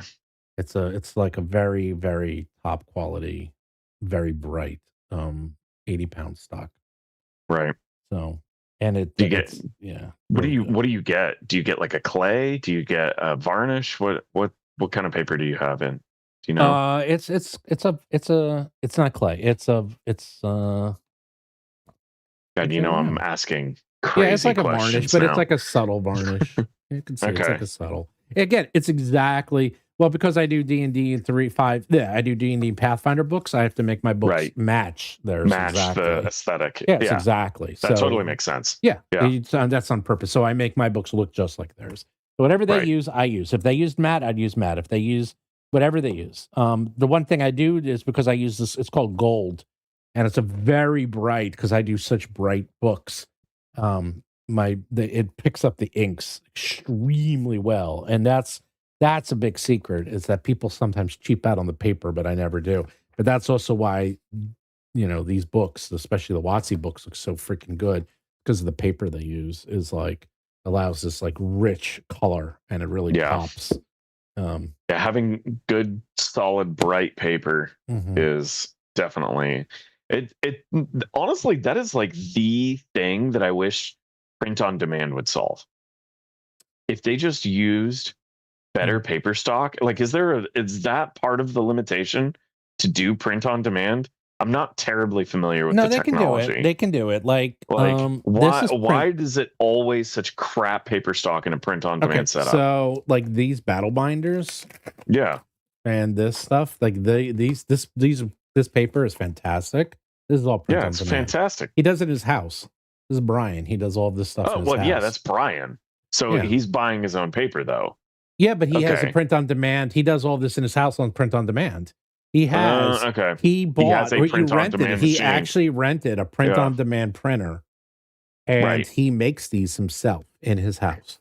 And then he literally pays. It's like he leases it, and then he pays a fee based on how much paper and ink he uses, and then he has to buy the paper, but the ink he pays a fee for the ink, and then there's a maintenance fee. So, and his quality is fantastic. I think they're just lazy. That's gotta be what it is. No, because they have to change out the paper. Okay, so whenever you print a book, I always say this: like the price for a book at 1,000 copies or 100 copies is exactly the same. There is no difference in the price. And for major, once you start, you're like, if you're going to print a book at a printing house, you have to do 1,000 copies. If you're doing anything else, you're throwing out money, because it takes them so long to set up the printer that they're going to charge you for their time. So that's why you get such economies of scale. If you go to 2 or 3 or 4 or 5,000, the prices go way down, because they only set up, it takes them hours to set up the printer, and then they print it. So it's the same thing. They only have so many of these printers, these printers in the shops. So I think they limit the number of paper, because if they gave you more options, they would have to do more setup and change things and more calibration. And I don't think they want to deal with it at all. And that's why. So yeah, and why in the world do they print on rag stock? It's like Drive-Through RPG. Well, all the printers that they contract through just print on, like, I'm not even sure it's worth wiping your ass with. Yeah, it's pretty bad. It's pretty bad. They're getting a little better. And I've seen it in Drive-Through. You can choose what type of paper stock you want now. So you can get the better, but it gets kind of expensive too. That's the thing. It's like, at that point, it's already getting to the point that just print the fucking books, man. Just like, I mean, I know I say that because then warehousing costs are pretty expensive. Warehousing costs can be thousands a month just for that, but they're getting there though. They're going to get better. Like eventually what's going to happen, someone actually said that, like Amazon or someone is just going to go in and just say, that's it, we are taking this over. You can print anything on anything. And then everyone's going to have to step up their game. Like one day it's going to happen. Doesn't Amazon already do that with novel books? Yeah, they already do that. Yeah, but they're going to like really come in and just take over. Like the day they decide that they're going to take over everything and do high quality printing. The problem is in America, everyone is doing digital printing, including yearbook manufacturers. Now, even they're doing digital printing. Like everyone's doing digital printing, because that's the problem with America or American printing is that it's cheap, it's easy, it's small, and it's fast. And so we would rather do that. While in China, they still have the big monster presses. So, and it's long, it's expensive, it's slow, but the quality is the best. And quality looks incredible. Yeah, we had those, but you get clay varnished paper with it. They're too expensive. We had some. Oh yeah, the print on demand cost for a publisher and for TTRPG is insane. Steven can probably guess what they charge for a 300-page full color hardcover. It's insane. Yeah, a 300-page hardcover, like $28 or something. Yeah, it's probably like $30 or so. Yeah, and like for us, I mean, these books, now we say they only cost, like these books end up probably costing like $3 to $5 each to print. Now keep in mind, it also costs millions to develop. So it's not like, oh, it's so cheap. I'm like, yes, millions to develop, $5 to print, or actually in their case, probably $3 to print. So yes, it's not that hard it's not that expensive to print, but the actual development of the book was unbelievably expensive. So, yeah. The golden rule is if you're going to print less than about 300, then you can do print on demand. So if you're doing less than 300 of anything, you'll probably break even. Once you go above 300, just go to offset litho, because it's going to be cheaper. It's going to be the same price, and it's going to be much, much better. So there you go. There is. go ahead. Yeah. I got power now. My sister came out and plugged this in. Oh, you saying they heard you? I will be right back. Well, but we're all fading. But I can go forever. Unlike you. Well, I know you can. I gotta go to bed here in a little bit. I gotta get up early tomorrow. No, you don't. What do you have to do? You don't work. I have to get up at 6:30. No, I do work. What do you do at 6:30? Feed the chickens? No, my wife feeds the chickens at 4 a.m. Oh my God, it's not worth it. It's definitely not. Well, Those chickens are not worth it. No, she's an insane CrossFit person. She gets up in the morning and does CrossFit and gets to the gym by 5. Oh my It's God, when did she go to bed?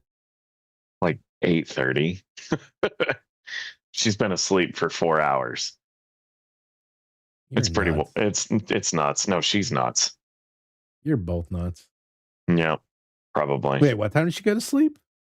8:30, 9 o'clock. Oh my God. And then she'll wake up at 4, feed the chickens, feed the dogs. Yeah, go but to some the gym. people are wired that way. Like I'm wired. I go to sleep, and I know I got it from my mom because my mom goes to sleep at 2. She still does. She goes to sleep at 2, 3 in the morning, and I go to sleep 2, 3 in the morning. But I wake up at 9 every day. Doesn't matter when I go to bed. I always wake up at 9. So I go to sleep at noon at midnight, and I'll wake up at 9. I go to sleep at 3 a.m. and I'll wake up at 9. Do not matter. Wake up at the same time every day. So, I got some new art in here. Yeah, what'd you get? It is so the most popular one is the Skinner. It's the man Skinner. Was considered the most popular monster. So I commissioned a piece of the man Skinner attacking or fighting actually the Doom Mage, the Doom Scribe. And this is brutal. I had him say, and so in the background you can see like pieces. It's like an abattoir. Oh, there's heads on hooks. There's rib cages on hooks. There's Are you going to show it to us? Parts. Are you going to show it? I could. Let's see if I can do this. See how smart you have your OBS set up correctly? No. Did I miss the end of the printing conversation? You yeah, did. I guess you did. You did. The printing It's like 15 minutes of printing. You know what? our viewers like it. Yeah, you'd be surprised. They get to see how complicated some of this stuff is that you have to think about. Apparently, because you know what? You're like, oh, this stuff, I don't care. You're a publisher now. You better learn about it. You're in the industry. Okay, you're not a publisher. You better learn. You better learn to like the paper discussions. You better, if I sit there and you get asked, so would you rather have 70-pound clay or 80-pound gloss? What's your opinion, Dan? His eyes glaze over. He's like, oh yeah. He's like, what the hell are you guys talking about? You know what I dig? I like this. Oh, Ron talks tabletop. Are you still going? Yes, Ron. Hey, how you doing? We're still going. All right, I'll show some pictures, by the way, that just came in. But these are the side will be incorrect, but I will show you what I have. Hold on. Give me a second. You guys can talk. I'm setting this up. I was going to say, Black Lodge Games, where was the comment? Mystic Arts is... oh, yeah. Mystic Arts is... What is it? The antithesis of every time you post a video about how YouTube is destroying your channel. Yeah. It's the rebuke to everything that the Dungeon Tuber's done. What I was going to say is no, because his channel should be much bigger. His channel should be much bigger, and his latest video got 15,000 views in 12 hours, right? Mm-hmm. And for a channel like mine with like over 100,000 subscribers, it's actually very small. I think his channel should have way more subs. If it had started like 4 years earlier, he'd be at like 700,000 subs, because that channel is great. All right. Right. So you guys want to see? I got some new art that just came in. The sides are the overlay is going to be completely wrong, so ignore that. Here, I'll pop it in, show you. Whoop. So that is, this literally just came in. So that is the man Skinner fighting. That is the Doom Scribe, and there's some skeleton on fire. That's the first one. You can see that. And then we have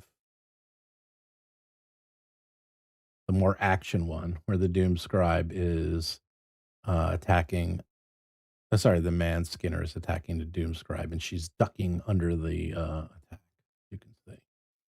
Very cool. That's cool. So which one do you like more? This one, so the first one, I like the composition more. I do not like it. It's just a thing for me. I do not like it when the backs of the characters are facing. And he knows what he's doing. He made her so her side of her face so you can see it. I might turn her a little bit more so you can see more of a silhouette than her back. I actually don't like that. It's okay if you have two characters, but I don't like it when there's only one. So, but this one actually I think is the better one. I do like the What action makes you one. think, or what makes you say that having two characters with their back is acceptable, but not one? No. If you have two characters, one could have their back facing you, and one could have their I see what you're silhouette saying. or the front. But makes if you sense. only have one, I don't like that for the main character, only because that's sort of the representation of you. So yeah, I'm gonna I'll have him adjust that one. But these are the two. I like that action one. I just want to get another character in there because there's only two in there, and I kind of prefer I like this action one with the skeleton, and I like it also has a better sense of scale. This first one. So no, I agree. Big towering lumbering guy in the back. Yeah, it's like he looks massive. But anyhow, there we go. Little inside baseball there of showing you the process of how I work with the artist. So. Cool. We're gonna have plenty of stuff to show when we're at cons and stuff coming up, right? Eventually. Okay, that's cool. I mean, right now, I've been mostly working on products like the UDTs. Like I've been doing a lot of art on that. I can show you the art for the UDTs. I don't think it's quite as interesting as, I mean, it's interesting. I don't think it's the same level as like character art, but I have to work on that. So there we go. By the way, so someone had super chat. Is Deathbringer compatible with Blood and Banners? Wow. I do not even know what Blood and Banners is. That is the RPG I'm working on.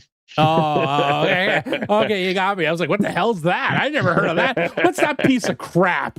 What's that garbage? It must be some garbage RPG, some nothing name RPG. I should have playtest material of that coming out relatively soon. So I'll have that. My goal is to have that out by September 30th. It should be compatible if he wants to make a lot of money. If he wants to make a lot of money. I mean, it's just OSR. It's all compatible in the same way that Shadowdark is. Blood and Banners. Oh man. Yep. Are you gonna have to write a whole bestiary? I have started. Oh, and it's a lot of angels and a lot of demons. There you go. You got to get those rats in there. Got to get the dog. Got to get the goblin. Get the orc. It's like, those are done. That's the easy part. That's easy enough to do. But I want to be very intentional about dragons, demons, and angels. And it's a lot of work, man.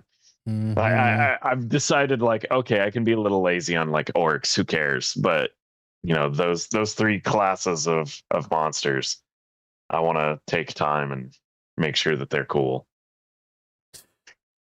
Well, all you need to see, that's why you make it compatible. That's why you make it work with everything, because that way you don't have to do every single thing. You can just subscribe to Knock and go get the old, what was it, the Just Use Bears article that was published in 2006 or something on Google Plus, whenever that was, and then you find out that it's all just a 5-hit die bear that shoots lasers or breathes fire or flies or whatever. It's all the same. I love Knock. I just started watching Roll for Combat streams this last month for Deathbringer, and every time I've seen them, they've talked about printing and paper. That's right. And then someone else, right? Because printing and paper are evergreen topics. Evergreen topics. Apparently they are. They are literally made from evergreen trees, in fact. Or do you get hardwood paper? I've only ever seen pine being, or SPF being used for making paper. I don't know. That's a good question. So Actually, do they even call it SPF? Because that's a construction term. Chat, do a Google. I don't know. I don't know.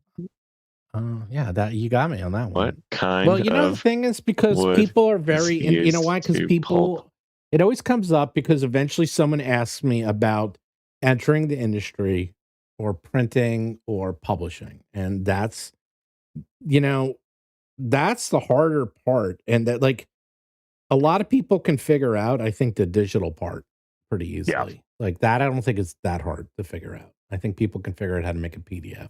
I think people could figure out how to make a BTT because you can do it on your own. Like anyone can print a PDF. Anyone can publish a BTT. How often are you printing a hardcover book? Like it's hard. No one does it. It's like, and if you are you doing it at the scale we do it at? No. I mean, that's why you have to ask people. So that's why it comes up a lot, and it's expensive. So you don't want to mess it up. It's not something you can test. You can't test printing a book. You really can't. You have to print 1,000 books and hope they come out okay. So it's really tricky. They did said, any chance of more Westphalia Deathbringer miniatures? I was just looking at that, and the answer is yes. I think that once the Westphalia is going to put Deathbringer miniatures up for direct to order, right? So you could just go to their website and click on them, and we'll see how it does, and then that'll determine if we make more. Yeah, and minis are tricky because I know people ask for them, but my experience is it is a niche of a niche of a niche. Yeah. It's like I'll happily let them do that because it's like they do very, very well in Kickstarters, and then I never sell. I never have sold one after. It's like no one seems to want them after. And I've talked to other people at other booths, like Hit Point stuff. They're like, "Oh yeah, they don't sell." I was like, "Really? No one buys them." But they buy them in the Kickstarters, but they don't buy them when they're individual packs for some reason. So yeah. Well, Westphalia is they've got a great store. They do Trench Crusade, and they're doing Mirkborg, so you can get them there. So once it goes to there, we'll see. Well, I'd love to make more. Yeah, they're specialists, so that's better because like you go there specifically for that. So if you're going to be there, that's what you're going to get, as opposed to, oh, I'm going here, I want to get a book. Oh, there's minis here. Like they're not there for the mini. Probably they're there for the book. So, now it's not that they wouldn't buy it, but they usually don't. So, but STLs do sell. That actually is the one thing people like STLs. Okay, Stephen, I've got printing or paper trivia for you. Oh, God. I looked it up. Okay. Indeed, SPF is 85% of all paper production in the United States and in Asia. SPF being spruce, pine, and fir. But hardwoods, because the fibers are shorter. Too thick. They're shorter? Okay. They're shorter. Oh, so it doesn't make good paper. So it makes softer, more durable paper that's pliable. So they use it for cardboard boxes and tissues. I was going to say, and tissues. Actually, I did know that because believe it or not, this is paper. It is. Yep. People don't know that, but this is. So I actually have a degree in print. That's one of my degrees is print. I have a print degree from Carnegie Mellon. So that's another reason why I talk about it a lot is I got a degree in it. I might as well use it. So that was something we learned. It's like, this is paper. Like, this is paper. It's like, it is paper. So a lot of weird things. It was also paper or grass. Bamboo. Bamboo is a grass. Bamboo is a grass. That's right. Bamboo is indeed a grass. And you can make paper out of bamboo so, if you wanted to. That's something we don't do. Make paper? Out of bamboo. You don't make your own. You should have an add-on to Deathbringer to get your own custom paper made. How expensive would that be? I've made paper. It's an incredibly arduous, long process that is pain in the ass. Well, like sifting the pulp in a screen and then letting it dry. On the screen and you like sift it out and then you let it dry for like a fucking week and Then you finally get it, and you have like, oh, here's my piece of paper that took me like 5 hours to make, and it's like it's beautiful, but it's like it's so small because it's as big as the screen, so you can only make it as big as the screen, and you need a lot of pulp, and you're like, wow, that was a lot of work. That's like you with your chickens. I saw there was, I don't know, it was like a comedy show on HBO, and there was a guy who tried to be a farmer, and he's like, how much do you think like eggs should cost? He's like $100. Because he's like, it was so hard. It was such a pain in the ass. Yeah, you have to do it at such a massive scale to actually make it reasonable. Right. Yeah. It's crazy.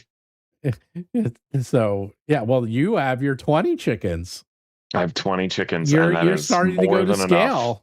Oh my gosh. Please don't say that. And when we visit you, it's going to be like when everyone goes to Green Dragon Fest, it's going to be like, everyone, you have a free dozen eggs as a gift basket in your room. I will dye the eggs green and give them to everybody. Say they're dragon eggs, and then you can have the names of your chickens. It's like a gift from Betsy, a gift from Cindy. We'll have an employee of the week stickers that we put inside the carton. Did you wait, did you name all 20 of your chickens? Oh hell no. We have names for 4 of them. Oh, okay, 4. Yeah, the 3 asshole chickens have names because they all look different. And then there's one chicken that will actually come up to you and let you pet it. So we call her Sweetie. Oh. Because she's sweet. Oh. That could be a Blood and Banners stretch goal. Name the chickens. Name the chickens. That's oh my good god. One. That's Name just, a chicken. And you can only do it if you hit $1 million. And like the person, there's 20 chickens, you unlock it, there's only 20 things, you just name them. That's it. You don't get anything. You don't know, like you just get to name them. And we may never know because all the chickens look almost the same. So there's no way for us to know. You know, it'll come when you call their name and you're like, hey, sweetie. No, they don't do that. If you shake dehydrated worms at them, they'll come and run up to the fence, but that's it.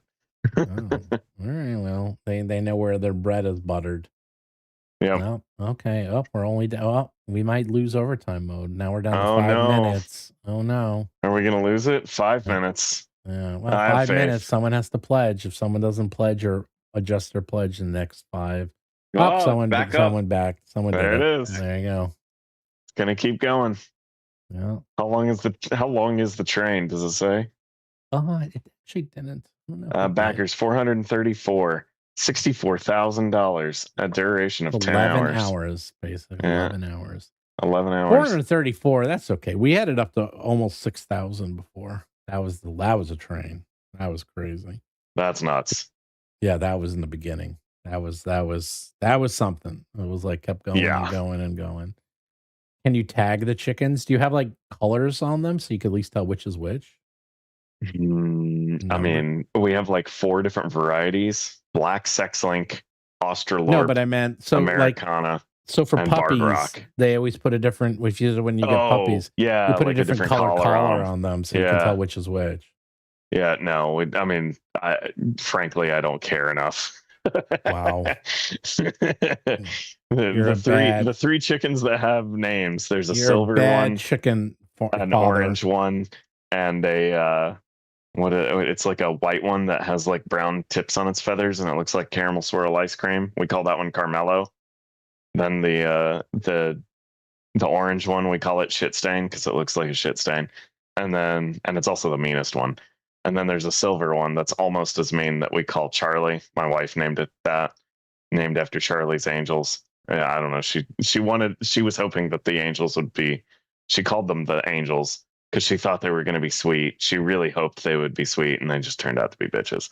So why don't you? But the rest of the chickens are fine. They're just like normal chickens. They do whatever they do. I can't believe this stream has talked about these damn chickens this much. Because it's interesting. Because that's something none of us have any experience with. I guess, yeah. Well, why don't you have one? You have a Thulsa Doom chicken. You have a Thulsa Doom chicken. Yeah, is that a thing? You had a Conan wedding, so you better have. Oh yeah. So I guess if we get more chickens, I'll get a Silky and we'll name it Thulsa Doom. You get Thulsa Doom, you get Conan, you gotta get all the characters in there. Yep. All right, that'll be a stretch goal when the Kickstarter goes live. You know the best thing about those stretch goals? You can have them name the chicken, and no one would know. Yeah, nobody would know. In fact, you could name the just chickens. say we have 100 chickens, and you can name every. Yeah, for $100, you can name one chicken, and then you do it 100 times. No, I would take a picture and I'd say these are the 20 and chickens. then he'd use AI to make the other 80. And then he's like, no, you would be able to tell. I don't know. There's a lot of people who can't tell that stuff. I don't know. I don't know if they'd be able to tell. I would be able to tell, and I have a conscience. Oh well, that's on you. You don't need just put the chickens in battle armor. Oh, that's it. Oh, that's cockfighting. Okay, no, we would not know cockfighting. No. I went to the Philippines and saw that firsthand. It's pretty wild. No, why? Yeah. That's horrible. You're a bad person. It was my ex wife's uncle who lives there, right? And he was like, "You're going with me to the cockfighting ring," and I'm like, "I guess I'm doing that now." Oh my god! Why would you do that? But you live in Tennessee, but you had to go all the way to the Philippines to see cockfighting. That's it. I was visiting her family. Wait, there's other people. Escape Velo has 30 chickens, but he's only named one. What is the name of your one chicken? Yeah, what is the name? Nosy. Which is ironic because they don't really have noses, do they? No. They have like nose holes. Nose holes on their beaks. Yeah. And when it's hot, they just walk around with their mouth open because they pant. It looks goofy. Yeah. We have turkeys where I live. We have a lot of turkeys, wild turkeys all over the place. They're walking around all the time. We now have a family of deer right near my house, and I see them every day. So they're just hanging out. Do you have deer? Do you have that? No, all the time. And my wife has another garden that she just added in the back that she put a bunch of cover crop in that accidentally attracts deer, so they're constantly in our backyard. Dan has squirrels. That's it. That's all Professor has. Professor has squirrels. No, I've seen foxes around his property. Oh, foxes, deer. Wow. Yeah, lots of deer. Oh, I know foxes. We have coyotes near us. That actually is a big problem. Is coyotes. Whenever they appear, suddenly you get like on the local Facebook group, like coyote alert. I was like, oh, because that's a big one. Geese are evil incarnate. Yeah, geese are evil. Geese are ridiculous. See, Agile Monk's son has 30 chickens and they're all named. That is crazy. Wow. That's nuts. Well, you never know. Everyone's got something. Well, 30 chickens. It's if you had 100 chickens. Well, he didn't tell you what they were named. They could be named chicken 1, chicken 2, chicken 3, chicken 4. It's like you could say all yours are named. You just say that. I'm like, oh yeah, they're all named 1 through 20. Yeah, exactly. Then you have all your chickens named. So how tired are you? But you're on vacation, Dan. You could sleep all day tomorrow. I don't know if I could stay up much longer. That's okay. Yeah, me neither. Everyone's fading. Well, this is a 5. This is still nothing. I was like, Baron could do it. Baron I did a 10-hour stream with Baron. Yeah. Or was that 12 hours? What was the limit? 12 hours. 12 hours. We broke the limit. We broke the limit. Yeah. Yep. Because YouTube doesn't let you go past 12 hours. What was that? The game jam? Yeah. No, that was the dungeon jam. Yeah, it was Sean McCoy posted a challenge on January 1st to make a 365 room dungeon, one room for every day of the year. And I said, fuck it. I'm going to speed run it and do it all 365 on the last day. And we fibbed the rules a little bit, but I was extremely impressed with I got a lot done. When I came on, we cranked it. And then I was on the stream with you. Yeah. You guys were slow. I watched it. You guys were slow. We were slow. And then I got on and we cranked. And then at the end, we had like 5 of us on, and all of us are writing at the same time. In the same doc. Yeah, In the you can same just see like 6 document. cursors going Right, all at we the were same all time. writing and adding because we needed like another 50 rooms. So I was like, "You do 10, and you do 10, and you do 10," and we're like, "Okay," and we just started writing and just like putting Writing in rooms as frantically. quickly as Yeah. possible until we made it. And then literally the stream ended because does YouTube has a 12-hour it cuts you limit. off at 12 hours if you stream for a VOD. So yeah, and then so we're like, "Oh no, it's gonna end," and we're like in the middle. We're like, "We did it," and then it ended. Yeah, and what was really funny was it was Terran Indestructo Boy jumped into the stream after having been on the stream like 5 hours prior. He was like, "Hey, I went and did a whole bunch of stuff, and you're still going. By the way, did you know that the stream will end on you in X hours?" And I was like, "Wait, what?" Which I was glad to have the time limit because, woof. My wife was not happy. Let's put it that. She was like, "I've listened to you talk all day." Yeah. What a way to spend New Year's. I just came back. I came back from Colombia and I saw you doing that and I had nothing to do. So I'm like, I'm joining. Yeah, why not? I was like, that was fun. I like that. That was a great way to start off the new year. And that's how I met what's her name? Val. Val Corkboard. Yeah, she was a good one to open it with. She was real creepy and weird. I love Val. It set a good precedent for the dungeon. She was the first one. Yeah, she's cool. She's very fun. I talked to her. I used to talk to her a lot, and then she moved. I don't really talk to her that much now because her time difference is really bad. But, yeah, it's like you send her a message and then she'll send you a response back 12 hours later. Yeah, she's kind of. It's a symptom of living in Thailand. When she was in France, it wasn't so bad, but now she's in Thailand. It's a little tricky, a little harder. Although I'm up, but yeah, she's just always like. And she used to come on the show a fair amount, but I don't think she can now because it would be like 3 a.m. for her when we did the show. So, well, gentlemen, it is officially midnight.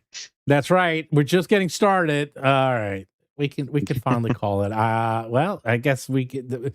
The goal was I didn't know how long this would go, but it's still going. I'm impressed. Still going. We'll see where it ends up. I have no idea. Or is it still going to be going tomorrow morning when we wake up? Probably not. It's hard to keep it overnight. That's the problem. Yeah. It's like as people start going to bed, 4 a.m. rolls around and California goes to sleep. Yeah, with California, once you get in New York and California, it's okay. That's how we lost the last time. It was going pretty strong until like the middle of the night. Someone else is back. We hit another stretch goal. So I think that's a good way. So we had double death, and the last one we got the new monster, Twisted Wish. It's like Twisted Witch, Twisted Sister. Mm-hmm. It is be careful what you wish for. Be more careful how you phrase it. Corruption reads the fine print for you. So it is someone that made a wish and named it incorrectly, and it came to life, and now will kill you. So hell yeah. That is the new monster. I will update the graphic. And then if we get to the next stretch goal, actually, this was someone's idea. Actually, I liked it, is we will make official Deathbringer death certificates. So you can certify the death of your characters and remember them forever and ever.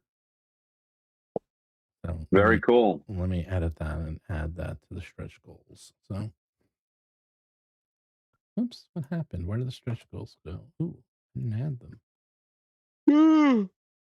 All right. Geez. All right, sleepies. All right. Well, I will say thanks, everyone. Yeah. Thanks for having me on and letting me join. Professor, congratulations. It's incredible. Thank you. Thanks for having me on and letting me join. Stephen, and everybody who pledged. We're, it's really humbling. I can't thank you enough. Hey, you've put in a lot of work and have done a lot for the community. And if anybody deserved it, hell yeah, it's going to be a great game. Seriously. Yeah. Well, I appreciate you saying that. Yeah. I mean, that's what Mark and I were actually talking about this week, is we were like really planning it out, because it's like, all right, you can have good art and You can have good vibes and all that, but that's why I was talking. We're planning the play test because I'm like, this has to be a good game. I was like, people can even forget that aspect. I'm like, this actually has to be good and people enjoy it and it's fun. And it can't be art punk shovelware. Yeah, and I'm like, and we has to last and take a beating, and that's his job. He will beat the crap out of it and fine tune it till it is just right. That is what Mark is best at. So he will make sure. He did it with Eldamon, and people, God, they love that. Even I'm surprised how much people love that Eldamon stuff I published. I remember when you first showed it to me, I was like, Steven, this is going to carry you through. This is going to give you. It does very well. Yeah. But we spent a year with over 100 playtesters, and that thing. Jeez. Wow. Yeah. It's perfect. That's what you hear people play it. They love it. And that's why, because we really fine tuned it. And we're not going to spend a year because we already have a pretty good basis and we know what we have, but we will fine tune it. And Mark will find all the rough edges and sand them down quickly because we already have a good basis. Eldamon was a brand new Magic, was 20 brand new Magic systems. A little bit harder than, believe it or not, you'd think a brand new game would be harder. Nope. 20 new Magic systems, way harder to do, believe it or not. Way harder. So what happens next for the pledges? I'll post something tomorrow. Like basically it takes a few weeks for them to collect, and then we will post a survey. And you can fine tune your pledge. You can add things. You put in all your shipping information and your credit cards and all that for shipping. And then, I'll write it all out. I'll give the outline tomorrow. What happens? So, but all right. Well, thanks. I'm sure we will be talking. Have fun on the beach, Professor. Will do. Have fun with your chickens. I want you to send me a picture of your chickens. No, I'll send you pictures. I got plenty. Oh, okay. And I want to see pictures when you get the eggs. I want to see the eggs. Oh yeah, and they'll be all different colors, so that'll be fun. I know. Well, that's when you know they're fresh because it's like they're like blue and white, and red, white, they're green. All these, they're all these crazy colors. I think my wife got some ones that lay green eggs too. Wow! So you can actually have green eggs and ham. Oh yeah, exactly. There you go. Oh, Derek's getting the last call. Deathbringer. I invited Derek on the show, but he was too busy. Oh, Derek, we went longer than you. We beat you. That never happens. I don't think this. I think it's my longest stream ever. Only a mere 5 hours, 5 hours. All right. Well, thanks, guys. I'm sure I'll be seeing you. Thanks for having me. Appreciate it. Congratulations, guys. Thank you very much. Thank you, Steven. Thank you, Patrick Benjamin, for upping your pledge and everybody else. Peace out. Peace out, guys.